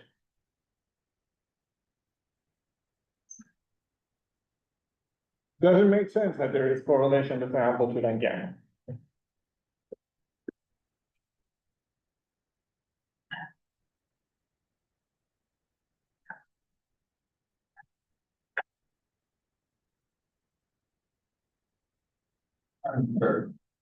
Well. I forgot about that.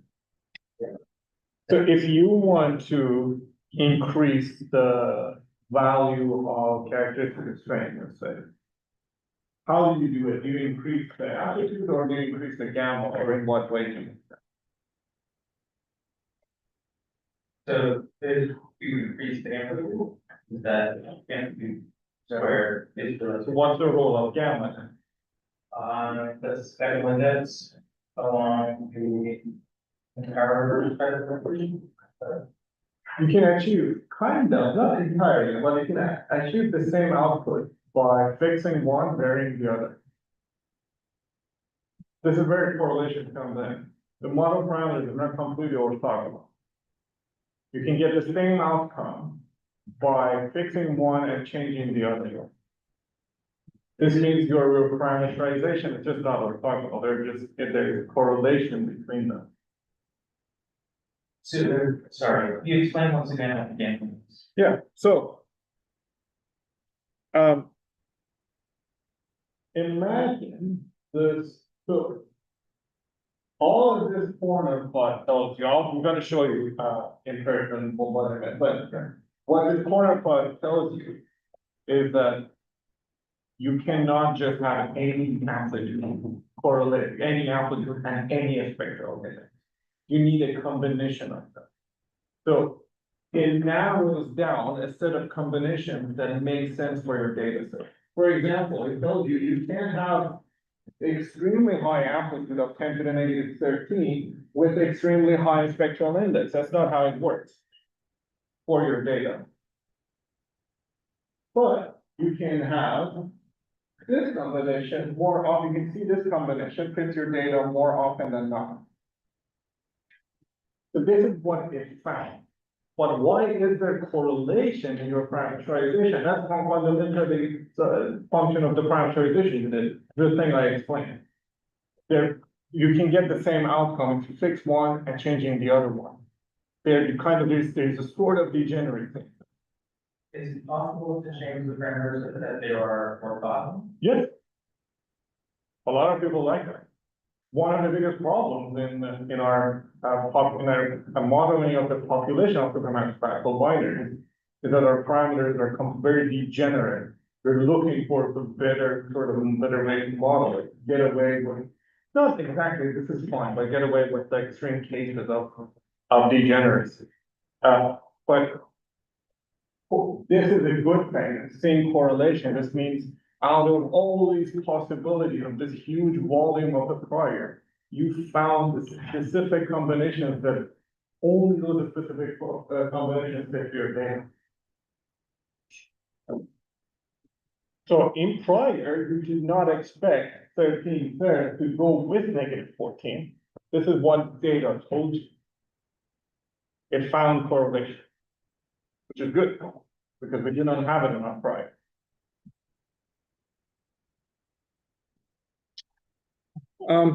So one more thing before I go. We only had one pulsar, then I said we recovered what we injected, and what we injected was a gravitational wave background. How is that possible? Gravitational wave background by definition requires more than one pulsar. Right? Yes, what I do doesn't make any sense. Even though you get the right answer. This is often the thing with pulsar timing. These things can fool you. Even when you get the right answer, it's the wrong answer. You've got to be careful. Make sure your model makes sense. My model doesn't because I have a gravitational-wave background for a single pulsar. There is no such a thing. So even though if you get a posterior, it's aligned with what you injected, it is still wrong. So be careful about this. All I have to do is to not call it the background and just call it the red noise and we are fine, but I was wrong to call this background. Yes, I think that was what I was saying. Yeah. You did inject what we found. yes. But you did not inject. A gravitational-wave background for a single pulsar is just a red noise, it's just a noise. Yeah, and that's how you model that Yes. injected. Correct. Yes. But be careful how you interpret it. Yeah. So I have a few questions. I showed it in my lecture notes, so let me go back to them.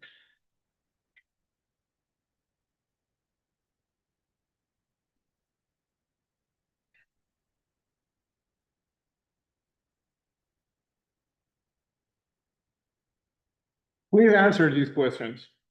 Play around with a notebook, increase the number of pulsars, and see how narrower this posterior gets. So save the chain. See how narrower or bigger the posteriors get, the more pulsars you add. You may change the amount of white noise that was added. Do that. Maybe at the end, add Hellings and Downs to Enterprise. So type in HD in ORF and see what happens.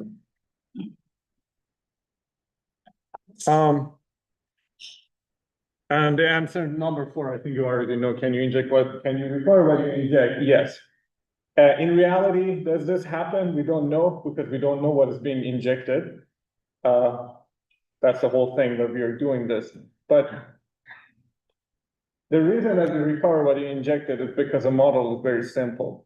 The model has a spin noise, it has some non-trivial white noise, it has some other components in it. It is actually not very common that you inject you recover what you exactly inject.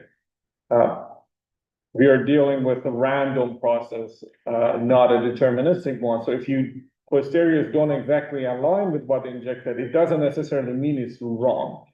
It just means that this is as much as your model was capable of. Assuming Monte Carlo sampler did its job fine. It just means your model is just only good enough to that point. It doesn't mean anything is really wrong. Okay, play around with a notebook, answer these 4 questions, and let me know if you have any questions. Okay.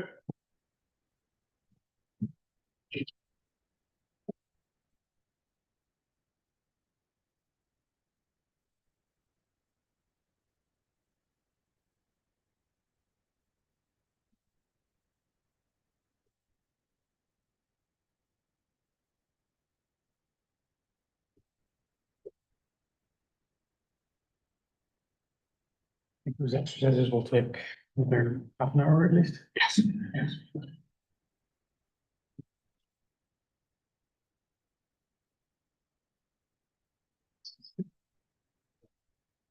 Yes.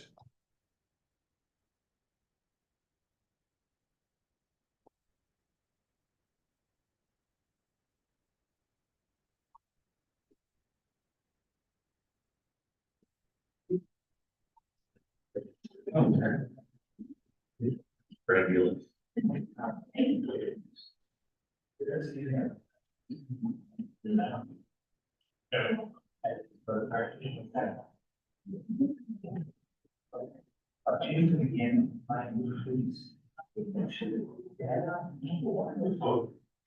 Right.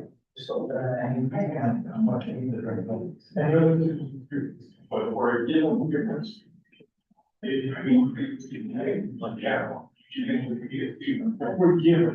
We're given on this planet. So if you're not, if you're happy with this, that's when you have to, you're expecting that it's fine. Versus it being wrong.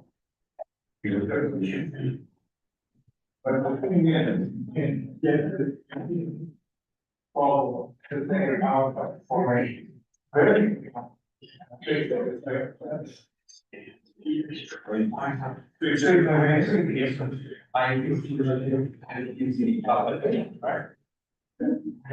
And I think it makes sense. Yeah, I maybe I'll get over. Now, how's that formation? I think it's down. Well, the longer. This is what we get one, we want value on one things. Why don't you? You just want to work the. Oh, strength for an infantry. Why do we get invitation? Well. You have that as a shape. Your first is shape, I'm always gonna be. And you're working about it. But you got to, that's what you're because.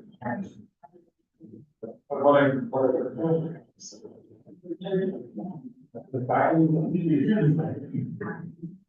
You're not trying to see the gap. And you have to wait out. You have one concept, and the other one, or you create one, and you know,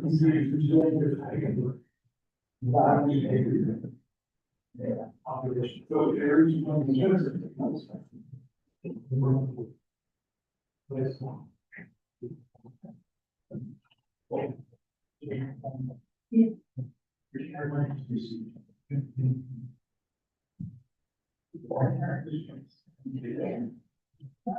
Yeah, I agree.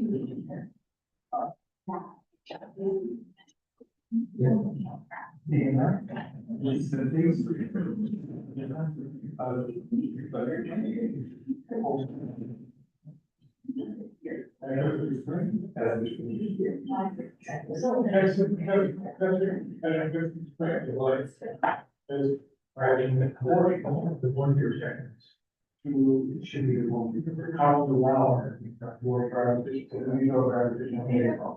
And when we have the full, the gravitational wave. So the volume, actually, yeah, but then. And, well, a lot of. So you're not.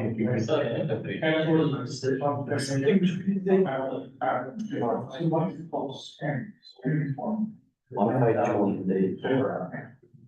This translates. True. It's just like a. You're correct. Right, so it's not just, it is one line. Way. Take the way we're up.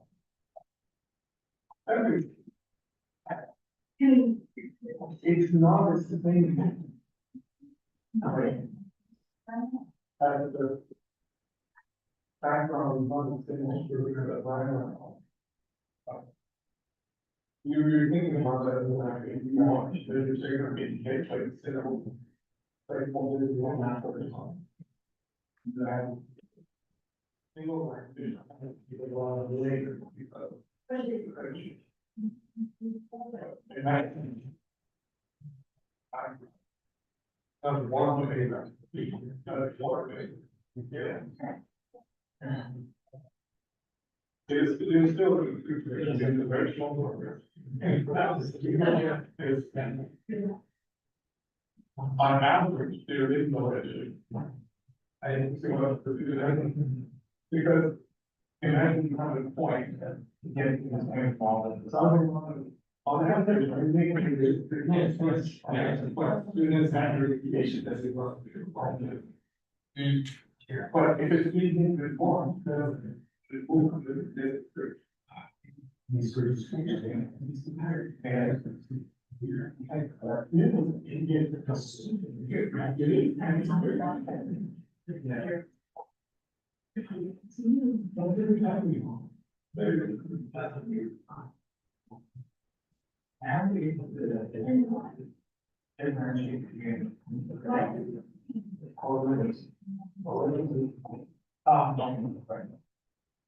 correlation and the fact that it's on. So the same, how the same actor,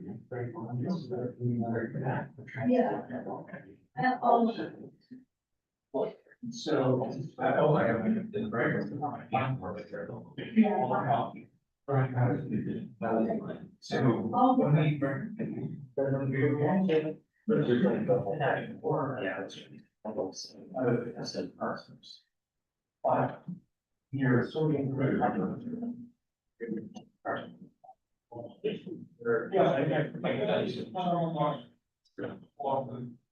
I go run 3 years, like.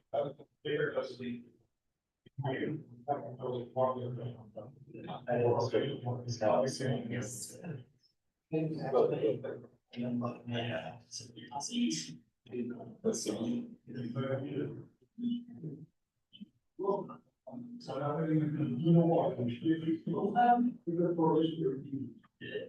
I haven't done that. I bet the camera.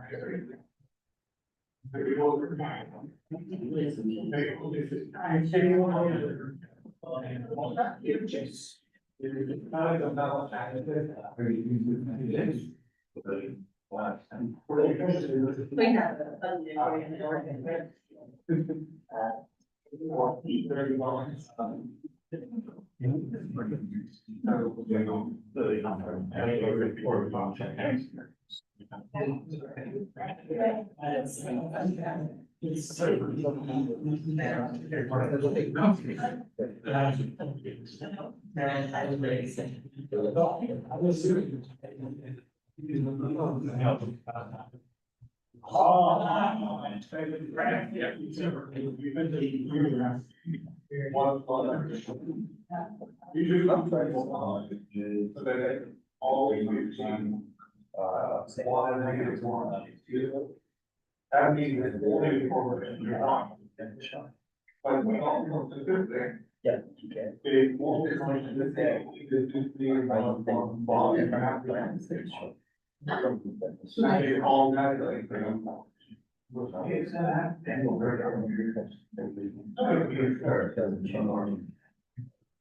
How? I'm going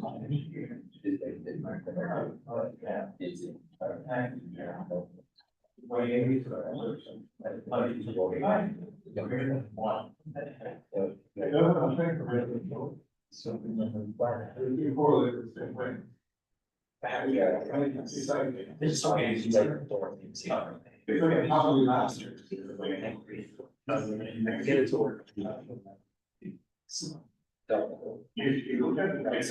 That is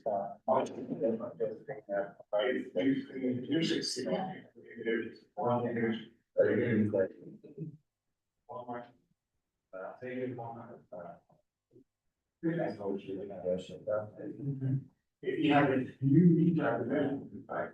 That would be one. But it just changes the head. But correlation of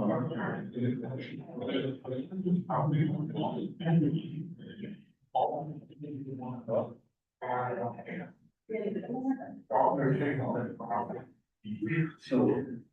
How do you? I don't know how to watch film. How do you like your friends?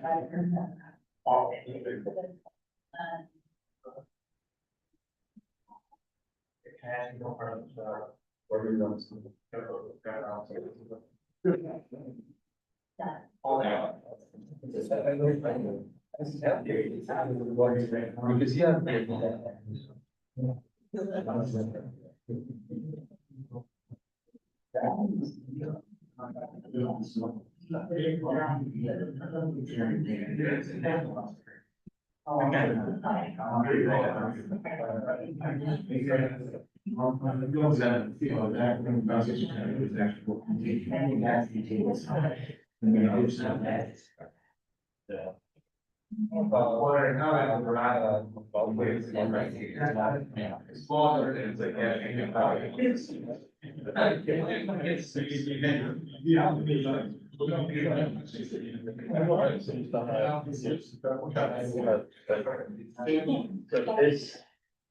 I don't really.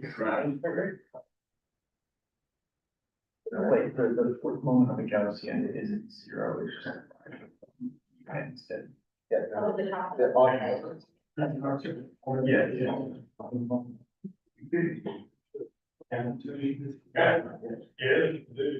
So we are looking at a full point. Okay. So this is the. Yeah. Again, but we're looking at non-gas here. From a non-stated plot model as well. Do you want to get the problem? It's both moment minus. So, what you have is, it's the non-power. So I think two. Yeah. Yes, effectively too. So we're really in the fact that we know what. Here comes a from gas and say it's.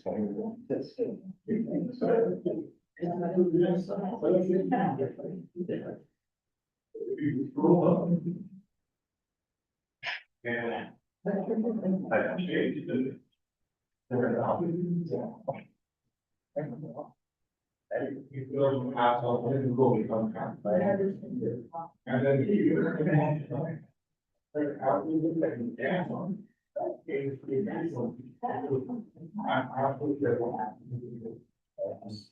You can go, just have a little, we're hanging off. It's coming up now. You can have, how far you can go down. Zero. How far down. You can make it. And then that true function. And then we can view the power of the.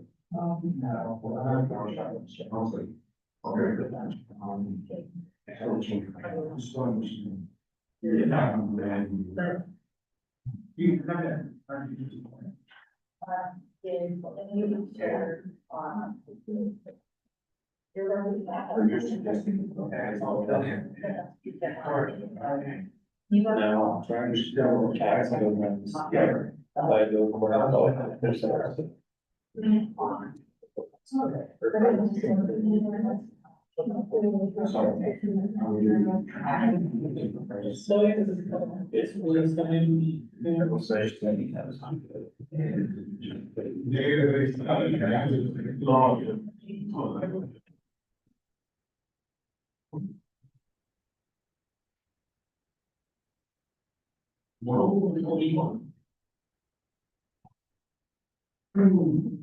Yes. You mentioned you're really very prepared. I know, yeah. I'm not aware of things. I don't know. But then there's the. Yeah.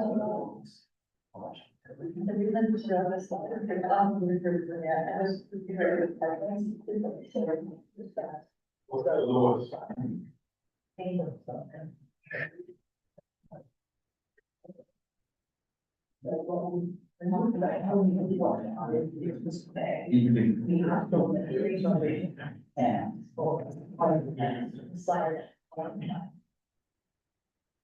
It's not. How do you think? How do you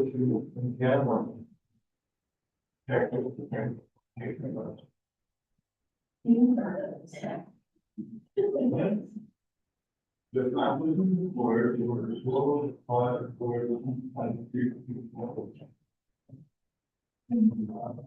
yeah, of course. Yeah.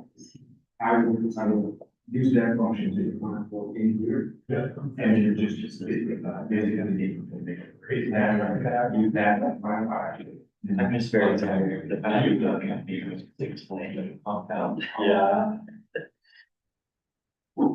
Oh. And so what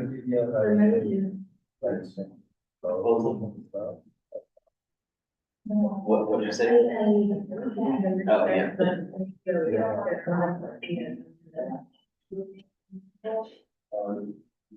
You can roll down.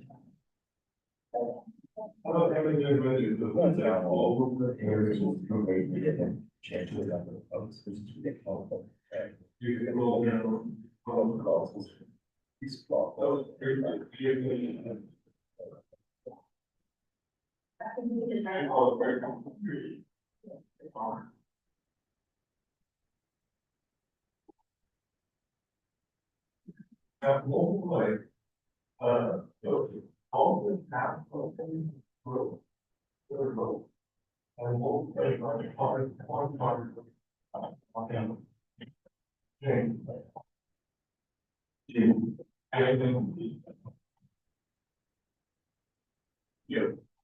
And then you don't need to do. So. Always remove the part, very far. Long enough, negative problem.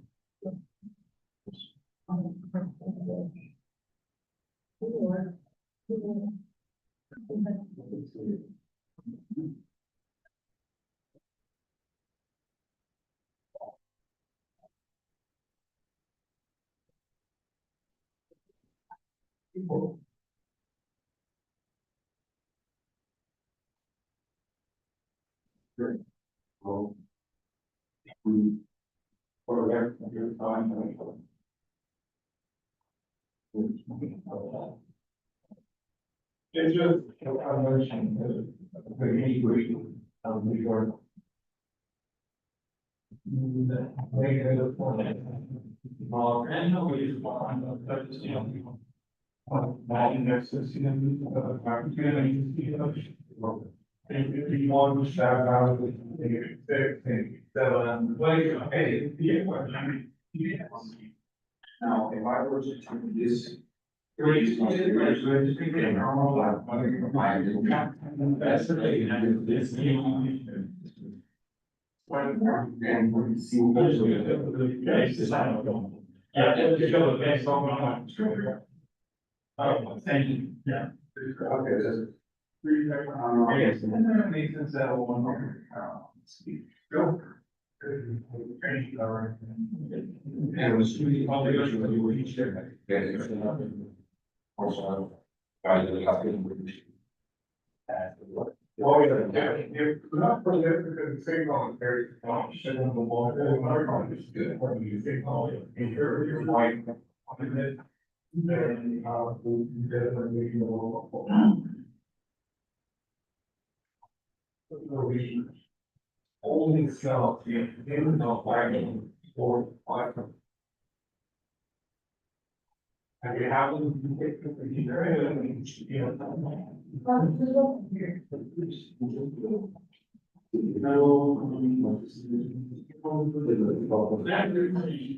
No, it's fine. You're getting over it, what, 2.9 or? Like, that. I know the days, I started waiting on that. Oh, yes. Oh, it depends on how I agree with the folks. So do you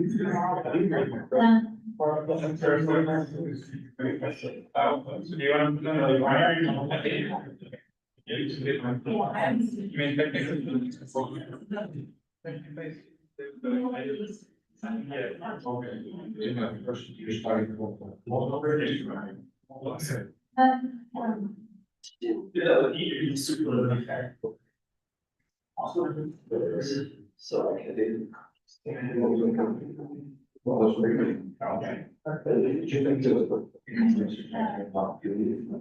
It matters if there's 2,000 answers to that. Which you have the business. There is a 10 years, 5 years, or whatever.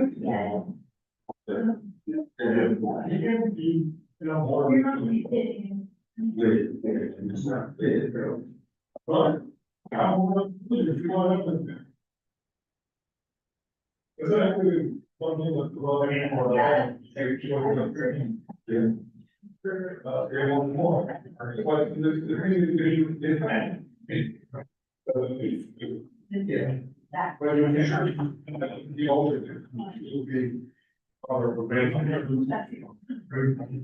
Yeah. Yeah, I mean, it's right. So,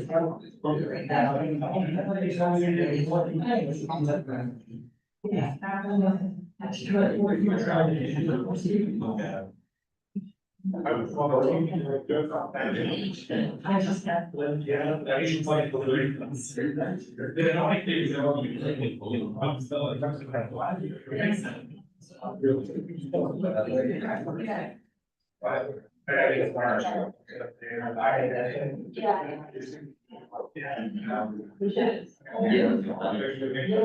think, yeah, I mean, I get the hyper model. I think the personal judgment. It must be, it has to be.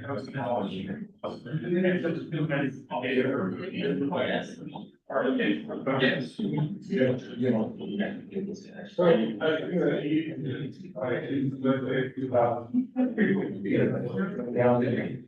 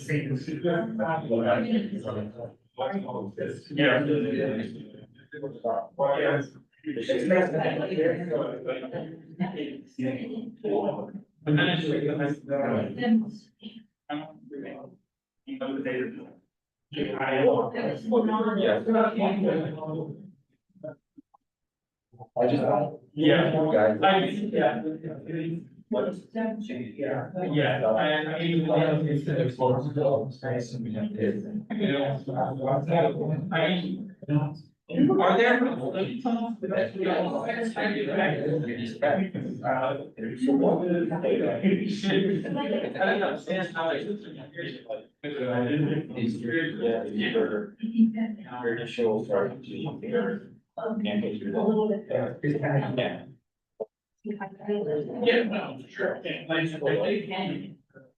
Right. So really, you can help. This looks good.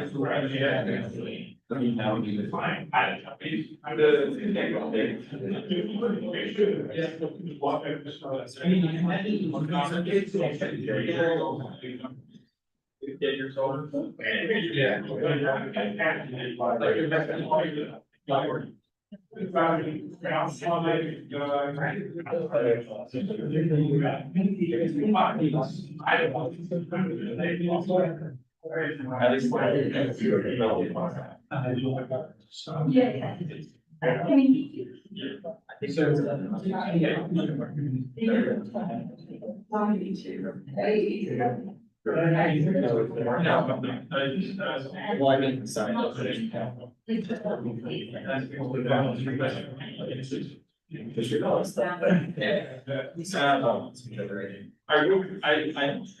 I do, I want to, yeah. And,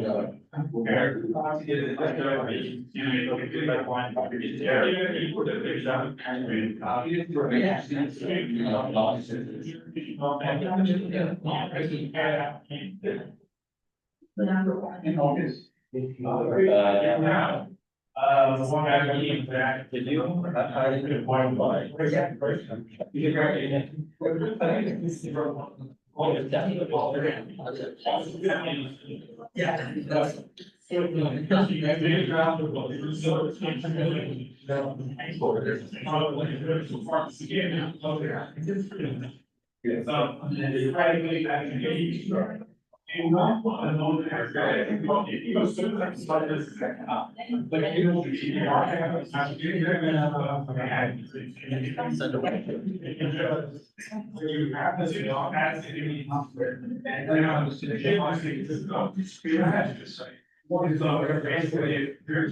Yeah, so like, the physical progress, actually, sample, it started out, it wasn't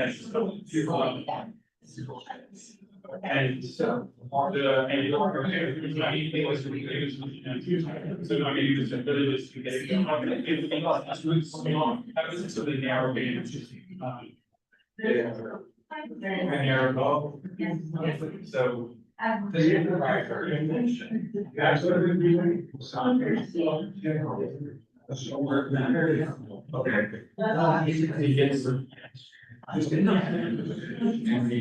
Yeah, I know, it started to really. I always think also.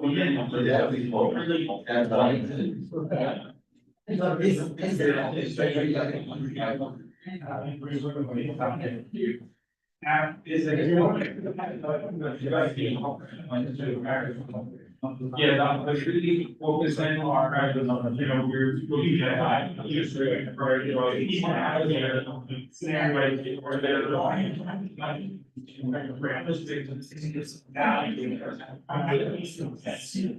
I'm sure without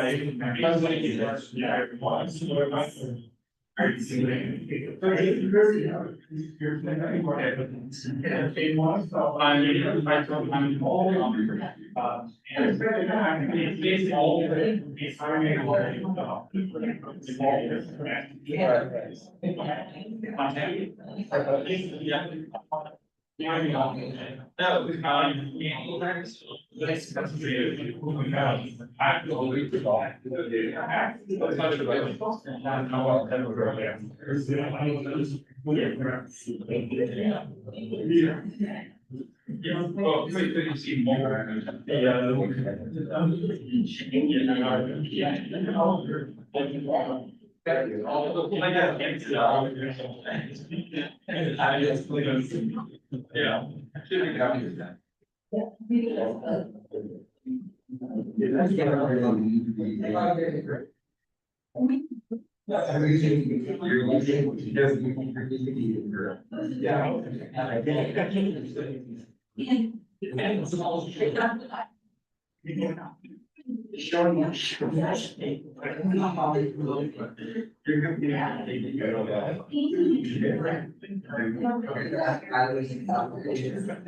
So, for our project, we're trying to get the GWB, the process again. Because,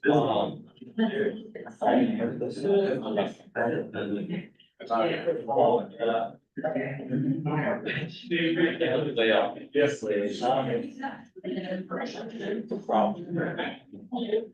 Because, so like. What I just asked. I learned. Maximization, the second part. Especially, yeah.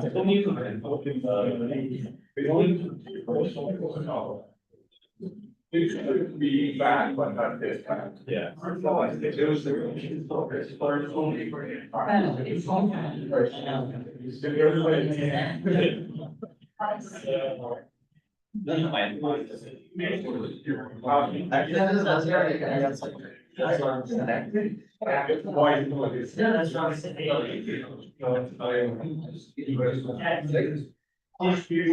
Yeah, I think you did great work.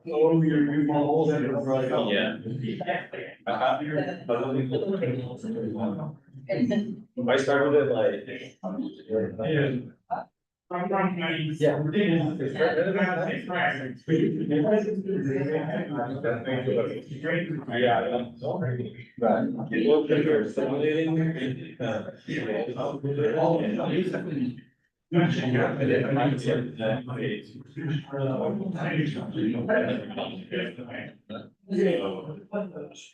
I should. Yes, yes. You are correct. Okay, I can laugh, but do you want this with you, but I think I have a better time being trained again. Okay. Oh, yeah. The next. Yeah.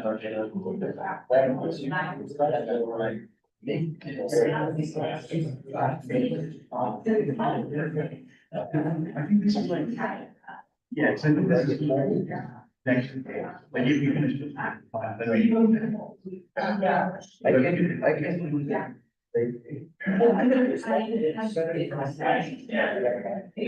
Just not change.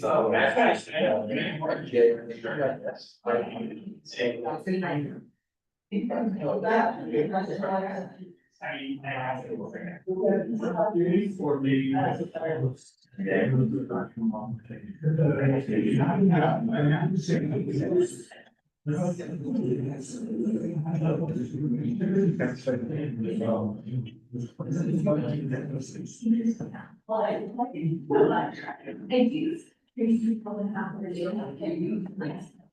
Yes. Yeah, and regard and.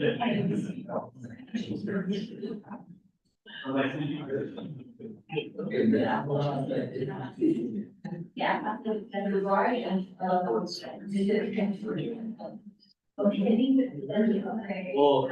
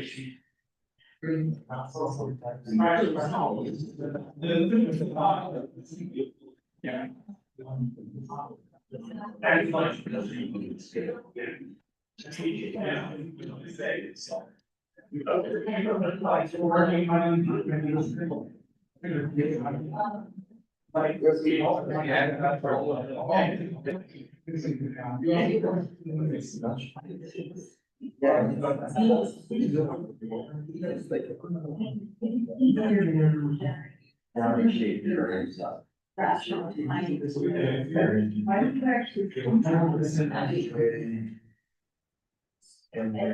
Yes, that's pretty much you are. Now, here's the first time, this is some process, and so the next one you want to reach your choice, but if we're not that way, I mean, it's fine. Yeah. So it wasn't, if there was my, not, but just how that's great. It's a technology practice, right, but the main, you just not almost and do what it's on. You can. Oh. You want to share that from? Yeah, I don't.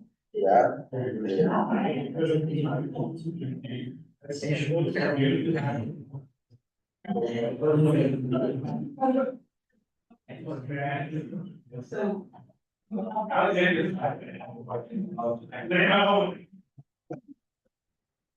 Very fun. It's not a smart.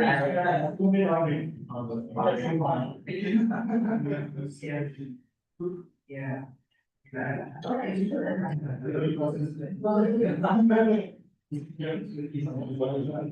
No, it's very fun, very. Oh, yeah, unbelievable. That's nice.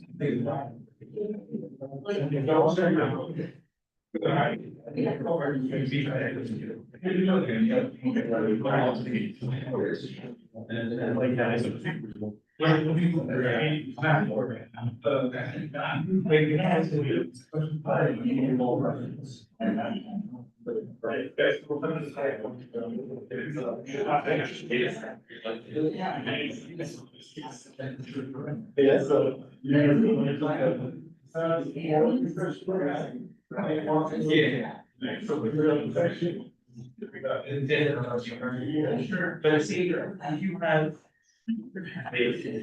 Yeah, so, okay, what tonight is the concert. So,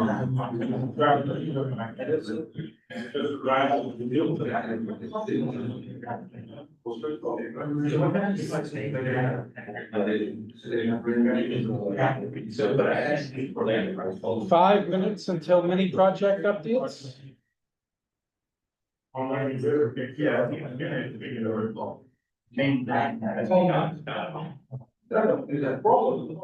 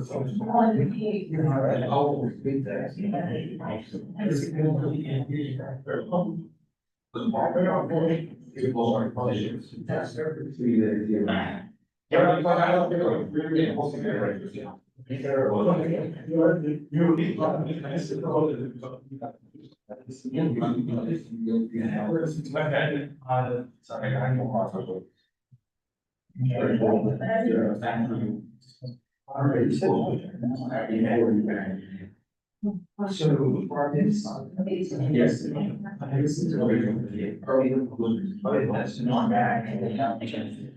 But. It's not. This is actually. There's tables.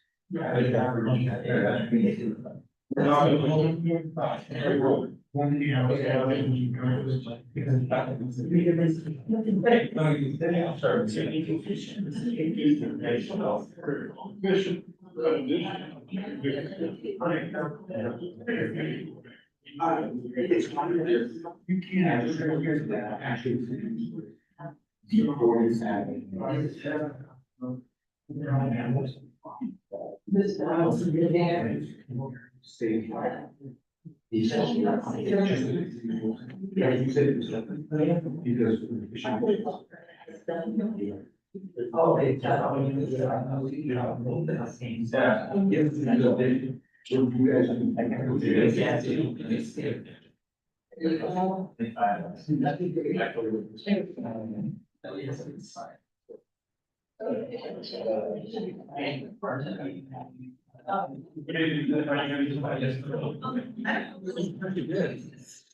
There's like that that's closer to the value. Or we, I mean, I think we do run it.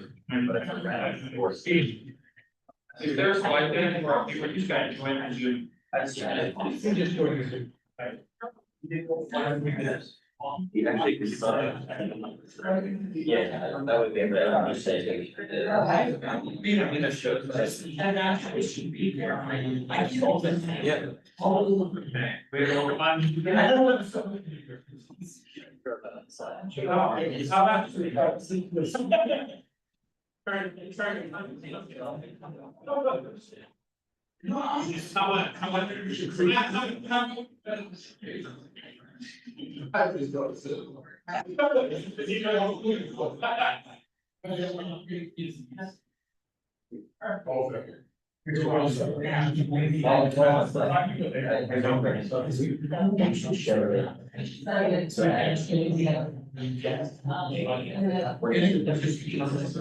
Yes. In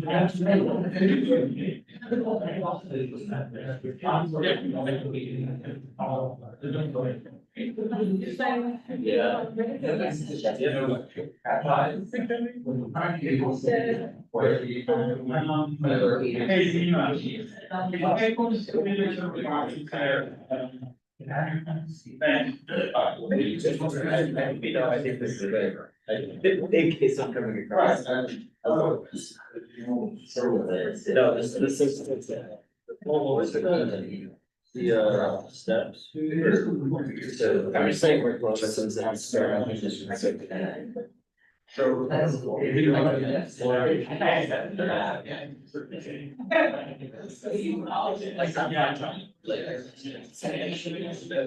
You guys have to talk to us.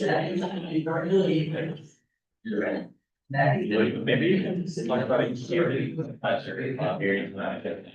And King's every row.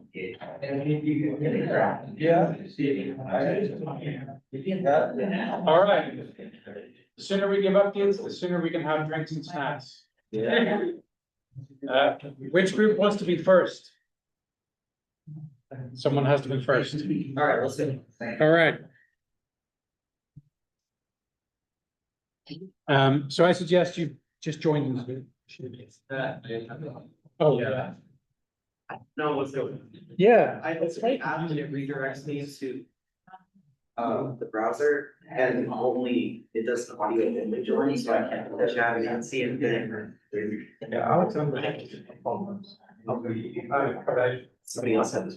Right.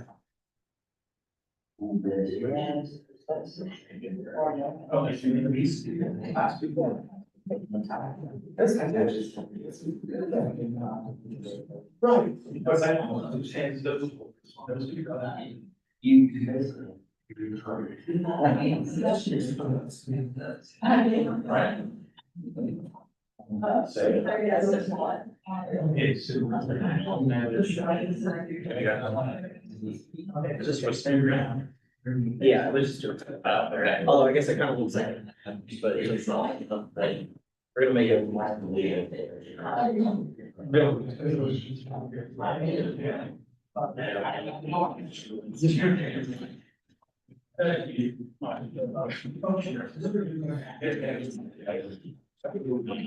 What's up in that?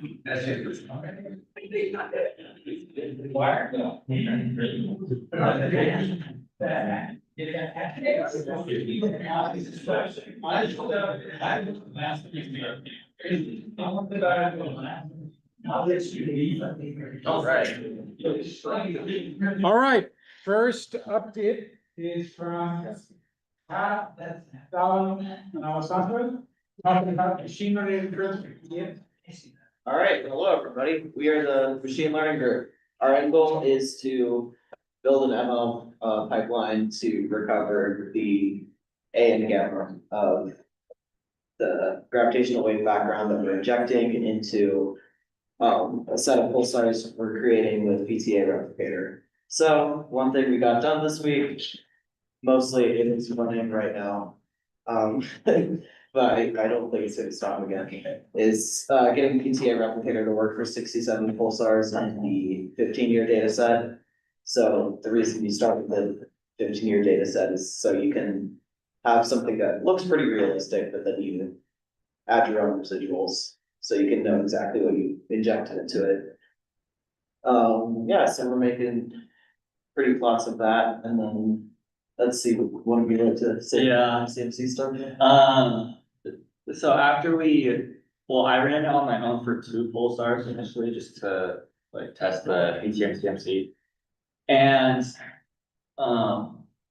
it was sort of working. The first corner plot I got a good value for the amplitude.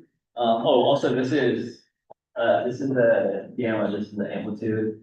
So the first one I got a good amplitude, but my gamma was solving like at 0. So obviously something's probably wrong.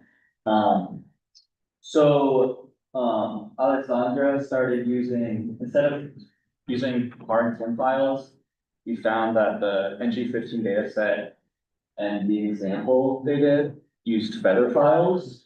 And so she literally did this like 5 minutes ago for like, how many pulsars? No, Oh, it was all 67 pulsars, but I think it With was, the example data, yeah. yeah, and I think it was, I don't think it used a lot of steps though. So our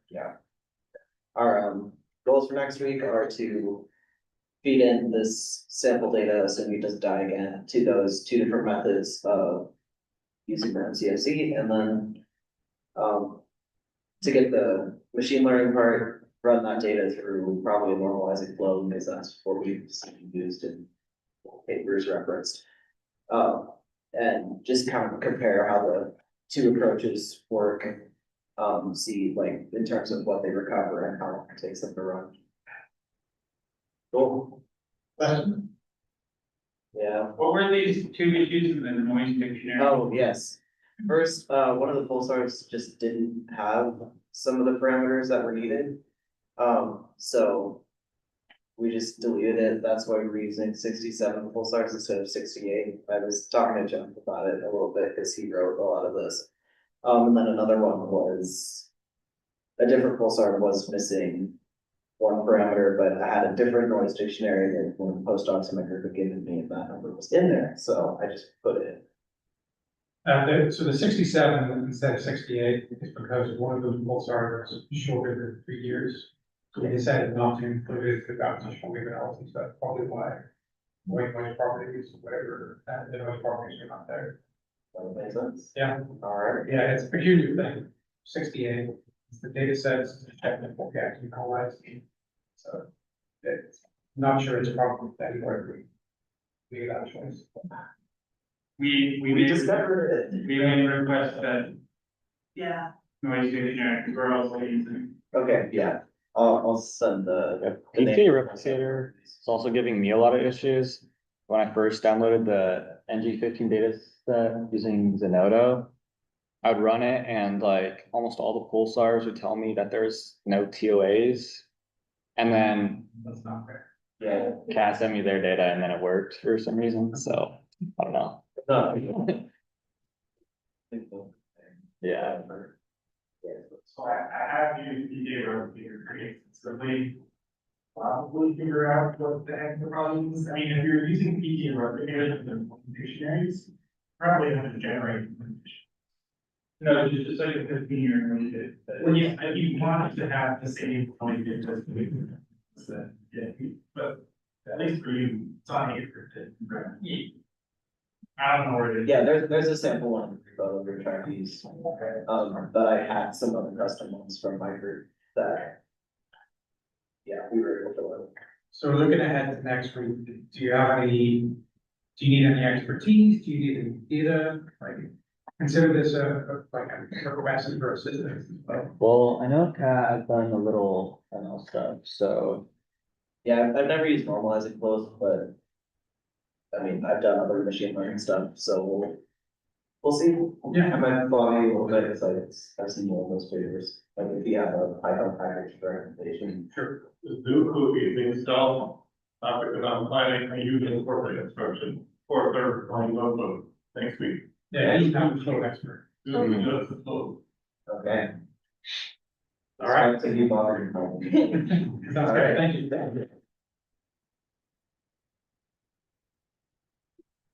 Next thing.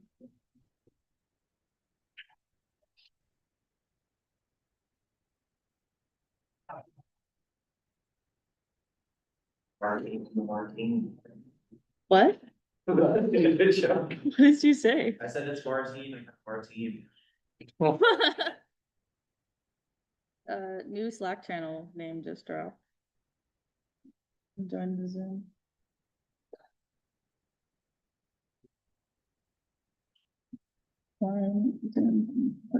Okay. Okay. This is team non-Gaussianity. Yes, it is. There. Okay. There.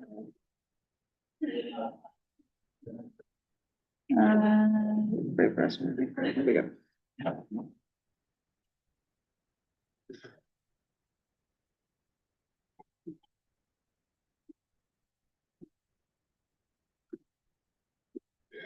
Okay, so our mission objective is to analyze the non-Gaussianity of the stochastic gravitational wave background and compare this to the Gaussian result. So we went through a couple of ideas of how we could model this, but we settled on looking at excess kurtosis, really inspired by William Lamb's paper from 2026. So it was most recent uber super cool publication. We've been referencing that like our Bible. So the idea is the Gaussian gravitational wave background would have a kurtosis of 2, and a non-Gaussian gravitational wave background would have a non-2 kurtosis. So we dig into the paper and we pull out this monstrous little equation here. And so this is the 4-point correlation function of the Fourier coefficients. And we don't need to go through all of this, and I'll tell you why in a second. But we're going to plug that into a calculation for excess kurtosis. You can see it's the 4th kurtosis over the second moment variance minus what we would expect of the Gaussian 2. So a non-2 kurtosis minus a 2 kurtosis. One of the fun things about this is when we dig all this apart and analyze each part of it, everything is a function of number of NJ, AJ, and FJ. That is the number of sources per frequency bin. Frequency bin is J, the amplitude of those per frequency bin, and the mean frequency per bin J. That's my slide. So from there, what we thought, the animations are not working how intended. This is very sad. By the way, and so anyway, where's the picture? Okay, yeah, sorry. So yeah, so the idea is that this is also a figure from William Lamb, and he tested like this very naive example. So if we change the number of sources per frequency bin, we expect to have more and more noise coming from, like, we do not expect to have a stochastic gravitational wave background, of course. So we're going to have the Laal sources are going to matter more. And so we're going to resort more and more towards a Poissonian distribution and not a Gaussian distribution. And so we're going to expect to have an excess kurtosis that peaks at a different value than the Gaussian, which would return to 0. So what we do is we thought about starting with the full GWB sources computed from holodeck. And now what we do is that we can excise the loudest sources. And this way we clean the stochastic gravitational wave background with the loudest sources. And now we check what is the excess kurtosis for each of these examples. And our expectation is that as the number of loud sources that we excise from their dataset increases, we expect a Gaussian stochastic gravitational wave background. So we expect the stochastic gravitational wave background to behave more and more in a Gaussian fashion. So now what we ask is, well, after this is done, we have kind of a roadmap of what we could do maybe is, first of all, compute the actual Fourier coefficient distribution and see how they are, and changing the number of frequency bins. What does that do? And also maybe as a future, what if we add something that has some correlation to our data set? How does that imprint our kurtosis recovery?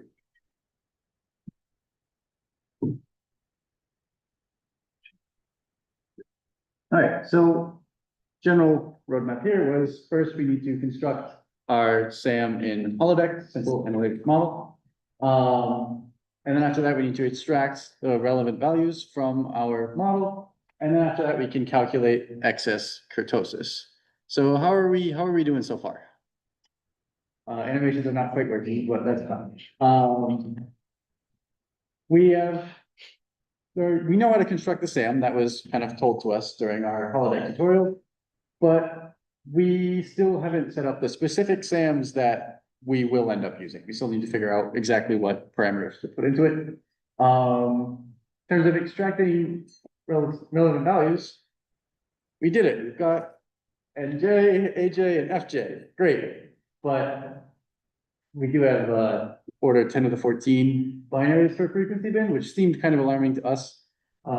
So we need to check some default values that we put into our SAM, make sure they make sense. see what doesn't make sense and change it. In terms of calculating excess kurtosis, we're still working on that. Really, it's the window functions that we had, if I can go back here, these WJs, we're still making sense of those and what shape they are. They're just a function of our frequency, our FJs. But the shape seems kind of weird, so we're still making sense of that. But once we figure that out, hopefully we'll be in good shape. I forgot to mention that not only are those window functions a function of those three parameters, but also the variance is also just a function of those three parameters. So every piece of it really is just NJ, FJ, HJ. Awesome. We have some questions? I do. So I was wondering, can you start this without having to worry about window function? Like, what if you assume just a rectangular window for your frequency bands, which simplifies those W's? Would that be a reasonable place to start before you put in the more complex? This is actually what we are doing, kind of, Perfect. because we have like, you can set the frequency bins, in Hologon. So. Yeah. So I guess we'll kind of, one of the things we looked about in William's paper was also that the reason he's using those window function, or when there are cases in which that he doesn't use the window functions, is when he has only sources emitting at integer multiples of 1 over the observing time. So in this case, when we're using holodeck, we're not really expecting all of our sources to be at those frequencies. So that's why our goal is to have the window functions. I wonder if we wanted to do a simplified version and not even worried about the window functions, we could also just specify that the frequencies are only integer frequencies. That would be another option, though definitely a less physical option. But that seems like a good place to start. Yeah, I guess that the idea would be that kind of the intuition is that as we increase the frequency bins, we are more and more discretizing less and less. And so we expect our window functions to be kind of less and less relevant, right? Because what the window function do, they kind of behave the leakage of the frequency of the actual sources into our bin selection. So as we increase the number of frequency bins, we hope that the window functions should gradually go more and more towards the rectangular shape that you expect. And can you do like a single frequency kurtosis test as well and track that as a function of frequency? Because maybe at lower frequencies you would expect the excess kurtosis to be lower than at higher frequencies. Simple frequency. That seems interesting. Hold on. Yeah. So, yeah, I was sort of talking to William today about something similar about trying to figure out the window functions. He mentioned that the kurtosis equation that we referenced, the big scary one, is like it should have an implicit I there, which is for the frequency, I think. I might have to follow up with him because I'm not sure if I fully have what you're talking about there, but it seems like that K should be a KI based on what he said. Might be worth looking back on what J is what J is actually indexing there. We're very sure it's indexing frequency bin. It is frequency bin. Yes. J is, but there's also like the window functions WJ also have an implicit I in them, he was saying. And so I think that carries over to the kurtosis, but like I said, I think that's something I need to follow up with him on because I wasn't sure. The window functions are a sinc function of Fi plus or minus Fj. And I is the bin corresponded to the Fourier coefficient that you're trying to calculate. So I guess that, that could be it. Do you try to estimate whether it matters if you model a non-Gaussian background as Gaussian? We model the non-Gaussian background. We could do as that. Gaussian. So let's say we have somewhat highly non-Gaussian Fourier coefficient, and you establish that it's non-Gaussian based on some model in model parameter. You can try to do posterior, because like you have, can find a posterior for the profession is posterior something. And compare the Gaussian model versus non-Gaussian. We could do this. I'd say that's where the paper would ultimately go, that's a stretch goal for, next week. But if you get to there. So that would be pulling like model params from the Gaussian model and seeing if this affects the or the agnostic kurtosis calculation. Because, one person, I think it's non-Gaussian, but, zero persistence doesn't matter for posterior. Yeah. If you can show everyone that with paper that it matters for posterior, like keratosis, it's a description of non-Gaussianity. Of course, something that's non-Gaussian can have different characteristics. But what matters at least for people is just the result, what they're looking at.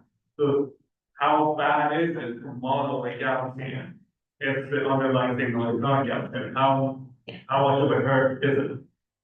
So that sounds like establishing a tolerance. How much can you tolerate a certain level of non-Gaussianity? I think if we were to go forward with this, that would be a really important part to include in the paper for a proof of concept. You also had a question? No? Okay. All right, that's thank you.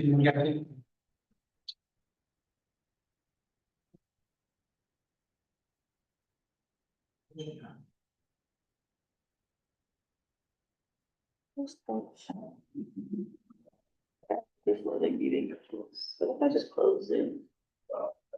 Yeah, that's all.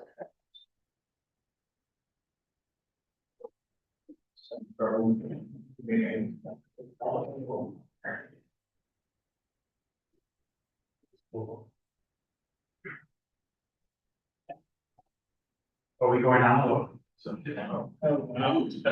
I'm saying with the agency starting, I think, and so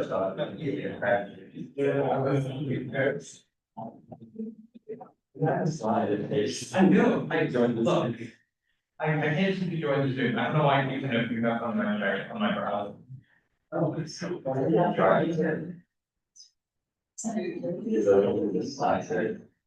Like, maybe I don't get that then.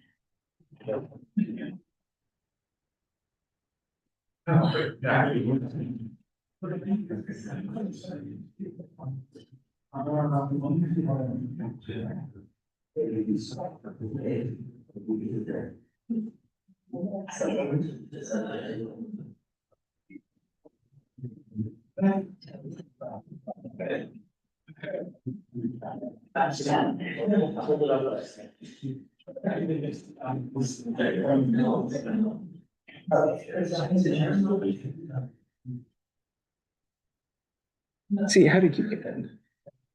I'm not using a VPN if you are. I think I am using it, yeah. You see it? Okay. We took the rough progress update. So all right, we're the p-value group. Nice to meet y'all. And so I'm gonna walk through like 2 points of like background and then 2 points of like our plan. And then maybe we can give some progress at the end. If we have any. And the so first off, to follow from our as we said, Kyle inspired optimal statistics. So like we've learned today a little bit about it. I didn't want to re-talk about what SNR and stuff is, because we'll do that kind of in next week and the fully fleshed out thing.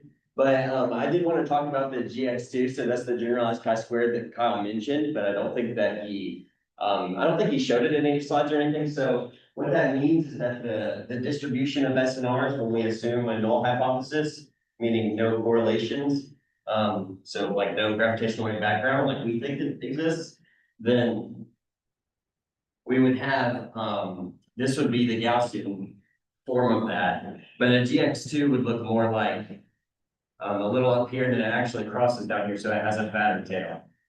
Okay, I think Steve also mentioned this. So this would be the GX2. Well, this is Gauss. So that's the difference between the Gaussian and a GX2 distribution of the SNRs from the optimal statistic.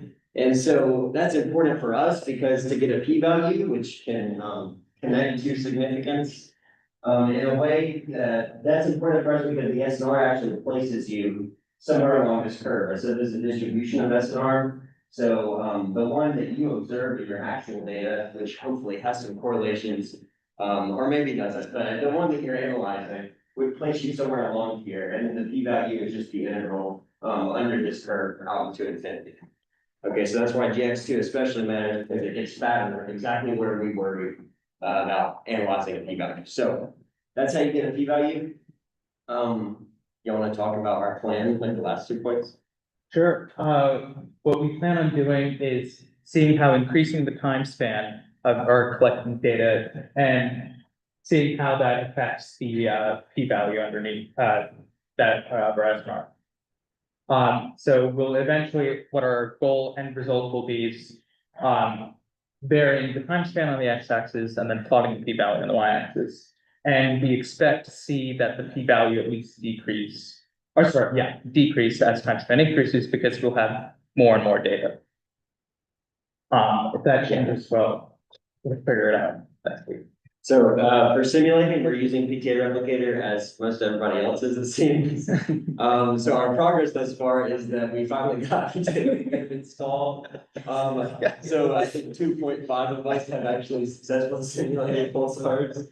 We'll work on the rest of 0.5 tomorrow or Monday. Because I know 2 of us have, and I think the other has tried, and I don't think it's worked yet, so that's 2.5. So that's. We spent like No, I think on Tuesday. The whole first act time was, which was like extended because now it's that was completely software and standard. Nothing. UV was terrible, I must say. So, yeah, Kyle. Well,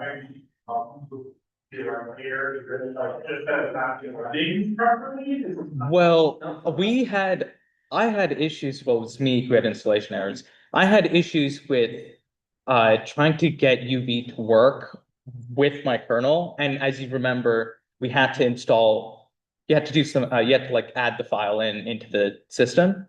But I don't know, I think we also had some other issues where we couldn't, I forgot what they were, but we couldn't use some other programs as well that PTA replicator required.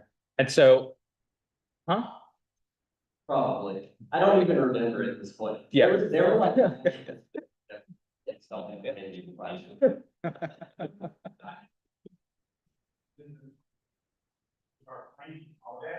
You are giving your like, if you are giving PTA replicator like actual noise parameters, so like gravitational-wave background stuff, you don't need holiday. But you do need time, regardless of what you do. So you only need holiday, you are simulating like population, right, actual population, those different factors. Yeah, I don't think that, we don't need all of it, but I don't know what the issue was, I can't remember, but I think now it's completely resolved, so. Yeah. Hopefully we're done. Do you have simulated? Can we one? Yeah, we moved to using VS Code, at least for my laptop. GX2,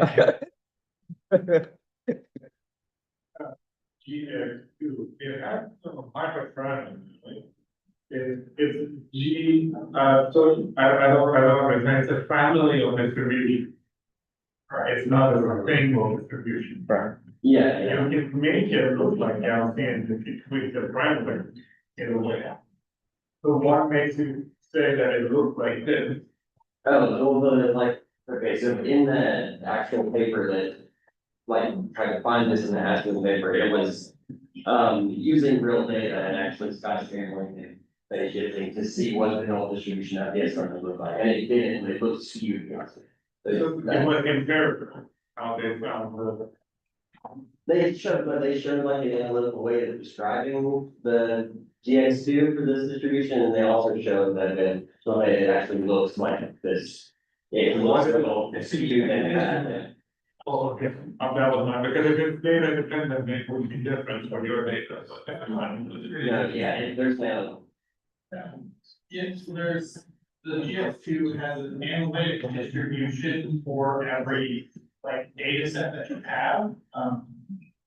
And for parameter values that fit it. So basically, anytime you can compute the optimal car, it has its own DX distribution that is like this. So as soon as you make the choices for your parameters, you have the analytic form from DX. Do you have plans for the number of PTA data sets you're going to give?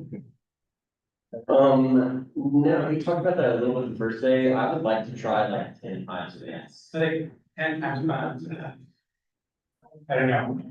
Maybe at least a few realizations. Yeah, and how many full stars PTA will have will depend on how much computing power they're able to access. So, hopefully it can help. Like 30 full stars would be nice. More than that would be, but. All right, thank you, team email. All right, thank you.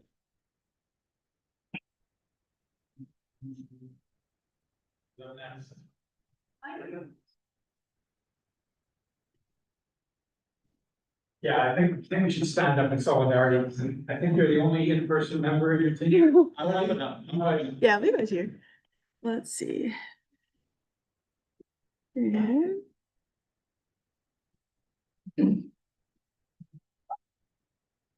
I actually thought this was going to be the project that everyone jumped on. That's funny. Yeah. So I think like everyone else, I have been using PTA Replicator. But unlike everyone else, that was like the least of my problems. It was really all of the other software that's been giving me trouble. So the main progress has really been just getting the software to work in the first place. But we do have some like very preliminary type results here. And our plan that has kind of led to these was to inject the continuous wave sources at like the 5 frequencies here. But starting with just the first one and the 5th one, because I mean, that's pretty much a line there. If you look at the power law posterior, and all you need for a line is 2 points. So we're gonna give that a shot. And in the process of giving that a shot, I tried using only 5 pulsars because I'm sure as the other group experienced, doing the full set of pulsars takes a long time to run. And I kind of just wanted to make sure it would run at all. So over here, we have some, I guess you probably can't read the axes very well, but the x-axis on both of these columns of plots are just the observation window for the 15-year data set. And the y-axis are the timing residuals. So I put everything into PTA Replicator, and this is an example for 3 of the 5 pulsars I have here. You have all of these noise things loaded in through the noise dictionary, and you can't really see a nice takeaway that is a continuous wave here. Because you can see like I mean, you can kind of see it, yeah, the colors. There's 2 in there, so it's harder to just see one. Yeah, but Yeah, so that's like the purplish crosses, if you can see it all. And I was like, oh no, they're so flat. That does not look like a sinusoid at all. But they're actually not flat. They're just really tiny. So if you zoom in a lot to more like 10 to the -8 to 10 to the -9 seconds instead of microseconds, then we actually do get some sinusoid-like behavior. Like that's something that I would see and want to Fourier transform. So far, so good on that front. Yeah, Kyle. Where did you reject the sources on the sky? Where in the sky? That was the issue, is I wasn't so sure. So I did choose a lot of arbitrary parameters. I just assumed that both had chirp masses of like 10 to the 8 solar masses, and everything that was an angle, I just kind of was like, yeah, okay, pi over 2, pi over 4, pi over 3, we'll see what happens. So yeah, I wouldn't put like any real stock in this. It was more of a cross check to make sure that everything would actually run. I think the plan is get 2 to 5 working, do like some free spectrum runs or some OS analyses, see how that looks and then adjust our parameters and hopefully get something that looks like that thing on the bottom left with only 5 CWs instead of a whole GWB. Also, CW is continuous wave, sorry, but that's code for individual SFBHB. And are you trying to optimize to look similar to just the frequency spectrum or the cross correlation recovery as well? They haven't done it. We were hoping to do the cross correlation, but we'll see what happens. Yeah, the goal is both. Yeah. Any questions? Yeah. Yeah, I mean, we can do this in a Bayesian way, but oh, that is an interesting idea too. Yeah, but then you don't have the fun of like, I don't know. OS is fast. Why not use it? Yeah, Kyle? Yeah, but like. The Bayesian, the Bayesian modeling and CNC. We did consider this idea of just building a likelihood that was like, here's the spatial correlations, here's the free spec, and just figure out what's like that's like 40 parameters, right? Just eight CW parameters for 5 sources. What 40 parameters get you? I don't know. So we thought about that, but we wanted to bite off something more contained for a 2-week hack. Well, any more questions? All right, this is really interesting. Thank you very much. Thanks. Last but not least.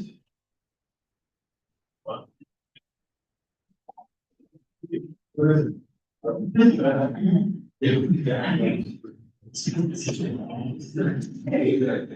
was gonna call you Team Fisher after the Alexander Revolution, but Team Fisher. Yeah. But Efficient. There you go, just you wait, yeah. I guess I should. Yeah. Yeah.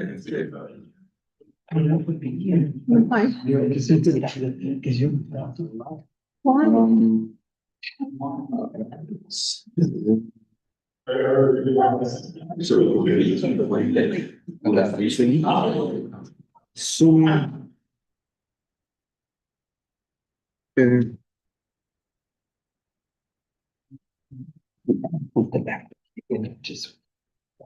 Yeah, who's the tougher? With the piece there and it's fine, you guys see that. Okay. All right.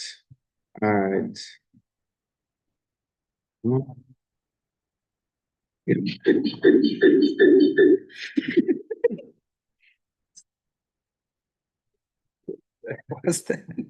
Okay. I hope there's no echo for people on Zoom. But yes, all right, our project is about single source localization. Basically comparing a Fisher formalism to a full Bayesian approach, which uses things like quick CW, MCMC samplers, to locate a continuous wave in the sky, constrain it to some position. Yeah, this is a little demonstration of what that is. Polina and Levi were very helpful without even knowing. Thank you. I use a lot of your code. And Steve just published a paper which goes over a lot of this anyway. So I've just been stealing a lot of his code as well. But yeah, so first day, we kind of laid out a little plan. That was a little bit, I don't know, scattered, but it was really, really helpful. Kind of outlined what we wanted to do, how we could compare Fisher versus Bayesian and how well they can localize a source. So the first thing we did was study the Fisher matrix. Just a couple of papers we were reading, trying to reproduce some plots from Steve's paper, trying to understand what the Fisher matrix is in the first place. The second day, actually, on Tuesday morning, I think, I looked up like, man, I'm really desperate for some simple guide to what Fisher matrices are. Hopefully there's one that's suitable for someone who hasn't looked at this before, a beginner maybe. And there was a paper on the abstract or on the archive called Fisher Matrix for Beginners, published last year. And that was really, really helpful for us. That helped us understand what each element of a Fisher matrix is. And basically it boils down to, you can interpret the inverse of the Fisher matrix diagonals as lower limits on the uncertainty for of a given parameter in your model. I could explain it for a long time, but I guess I won't spend too much time on that. Where we are now is moving into the Bayesian side. While I keep on working on the Fisher stuff, they're tackling the quick CW and whatnot, so they can talk to you about that. Kind of just gonna let you talk. Oh, okay, I can. You want me to? Okay. Yeah, I'll keep talking. It's fine. So yeah, where we are now, basically for the Fisher formalism, it's very idealized. It's an analytical approximation. So you really don't need to like simulate sophisticated TOAs. You don't need noisy TOAs. All you really needed is like pulsar positions, distance uncertainty, things like that. You don't need to inject complicated signals. To fit a signal or to fit a fake binary with quick CW or a Bayesian sampler, you need real TOAs to give it. These can be simple, and that's where we're starting out. We're simulating a continuous wave signal. There's a couple functions for it, but basically it's going to include an earth term and a pulsar term. And then we're going to add white noise to that, as you can see. In the total residual formula, all we have right now is white noise and a signal. And those on the left are some examples of what those residuals would look like, or so those TOAs would look like. And on the bottom right, you have like a little example of what a posterior for sky localization would look like, where we're constraining what is basically the RA and deck. Yes, so that's where we are now. Should we move on? Yeah. Yeah. Did you want to say more about that? No. Okay. Okay, good. All right. Okay, so that's kind of the intro. Right now, I'm just like trying to make functions that are, I don't know, run more smoothly, a little bit more adaptable, so we can just generate a random configuration of pulsars, plug in a GW source, whatever, with whatever parameters we want, and then get some localization regions, get these Fisher ellipses, so to speak. And the idea is that if we have really, really good signal to noise ratio in a signal, the Bayesian, the quick CW, those sky localization posteriors will be basically the exact same as the Fisher ellipses that you're seeing here. They should be the exact same in the limit that SNR is infinity. But we're looking to probe at what happens when SNR goes down. Fisher will be overly optimistic in those cases. It's gonna overestimate our precision for the sky localization. So I just want to map out, if we have sources with a bunch of different SNRs, what does the Fisher ellipse look like? And then hopefully we can use quick CW on those exact same signals, those exact same binaries, simulated binaries, and compare. What does the quick CW localization area look like? Right? Is the Fisher super optimistic? Is it kind of close to reproducing the sky localization area? Is there some calibration factor that we can use to whatever correct the Fisher sky area up to what the Bayesian approach would bring you?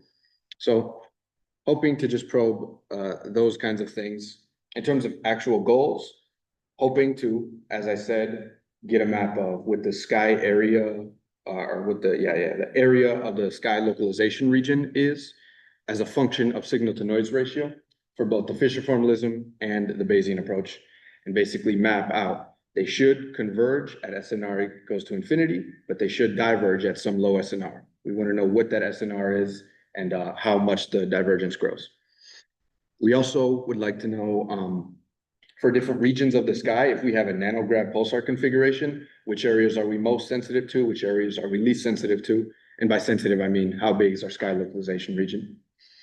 And then a super stretch goal that would just be cool is basically a plot just like what I've shown you here, but interactive. So you can kind of drag the source around, change its parameters, and see how the localization area changes as a response. But that's kind of our roadmap right now. Main thing is comparing Fisher versus Bayesian.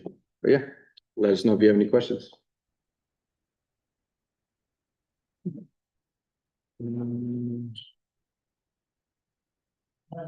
Yes. You're looking for sensitivity as a function of sky elevation to detect any CWs, correct?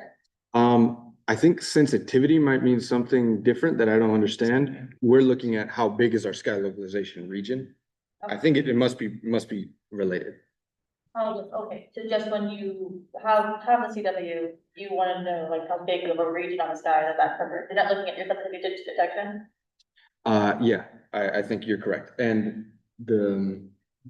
I think they're related. I mean, we have a bunch of PTA people who could tell you about this, but for example, this was the quick CW recovery for an injected source in real nanograv data. So like I think 67 nanograv pulsars. And generally, if you were to move the source up and to the right, where there's way less pulsars, the sky localization region would kind of blow up because we're not as sensitive there. There's not as many pulsars there. So it's something that's known, the general regions where our sky localization is bad, but it'd be nice to actually map that out fully. Yeah. The anti-ostrich community has done a lot of like sensitivity to detected signals based off of where you are in the sky. I say this at VIPER, but that's my first paper. As I'm third author on, so it was just circulated. I don't know if that'll be useful to you. Oh, yeah. Take a look at that, see if the big SF equation that haunted my dreams, so it's useful to you. Definitely. Yeah, that'd be cool. We'll take a look. For sure. Thank you. Any other questions? Good. Right, be efficient. It's fun. Yeah. All right, did we catch everyone? Perfect. Well, give all of yourselves a round of applause. That was fantastic. Thank you very much. Just some housekeeping before we go downstairs. Next week will be more lectures front-loaded at the start of the week. But of course, there'll be more hack time leading up to the end of the week. You'll start to see more things like how we model and search for individual gravitational wave signals on top of a gravitational wave background. So you'll get some proficiency in those techniques, which I know is a big interest to several people here. It'll be helpful for the last team in particular. So we'll go down now. We'll have some snacks, some drinks. In terms of the weekend, you've got lots of social options. I also posted a possibility of going to Tailgate Brewery on Saturday, which is where William Lamb and his fiance are celebrating. But the weekend is completely open. Tons of options. Just make sure you stay hydrated. And it's very warm out there. So if you are going to somewhere like Broadway or any of the honky tonks, be super hydrated and careful. We want to see you on Monday eventually. All right. Otherwise, thank you all for week one. Martine, did you have a question? Oh, that's a good idea. On the what, sorry? Yes, let's do it. What's the best way to organize ourselves for that? How about I'll get my phone and do a selfie in the room like that. Here?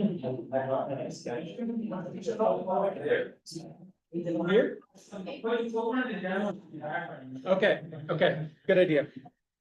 Levi suggests we all get up onto the stage and then we put a demo up in the background.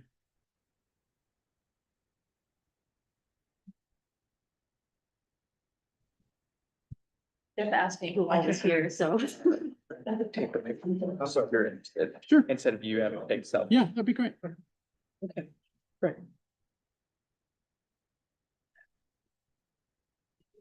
Are we doing some? Or are we doing your phone? Or should I ask you? Yeah, let's just do this. And then let me just- No, it's good. Yeah, what is it? I haven't seen this, I've never seen one before in my life. Steve, I don't see it. Oh, yeah. Oh, what- Did you want to get it? No, I don't want to get it. Sure. No. Because one of, okay.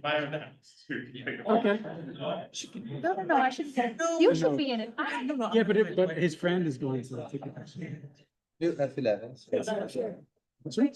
Do F11, so it's F11. we have function. Yes. Separate, but it's not. You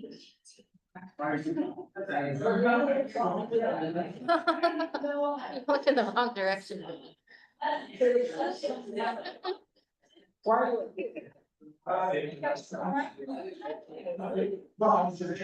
Yeah. We just say, I finished it.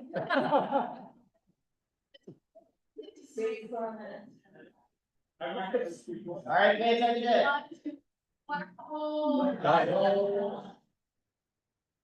Thank you.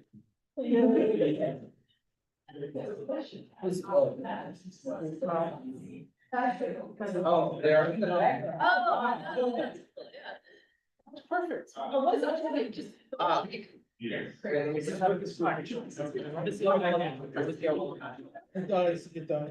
I was expecting 20 minutes. Competitiveness, that would take them outward.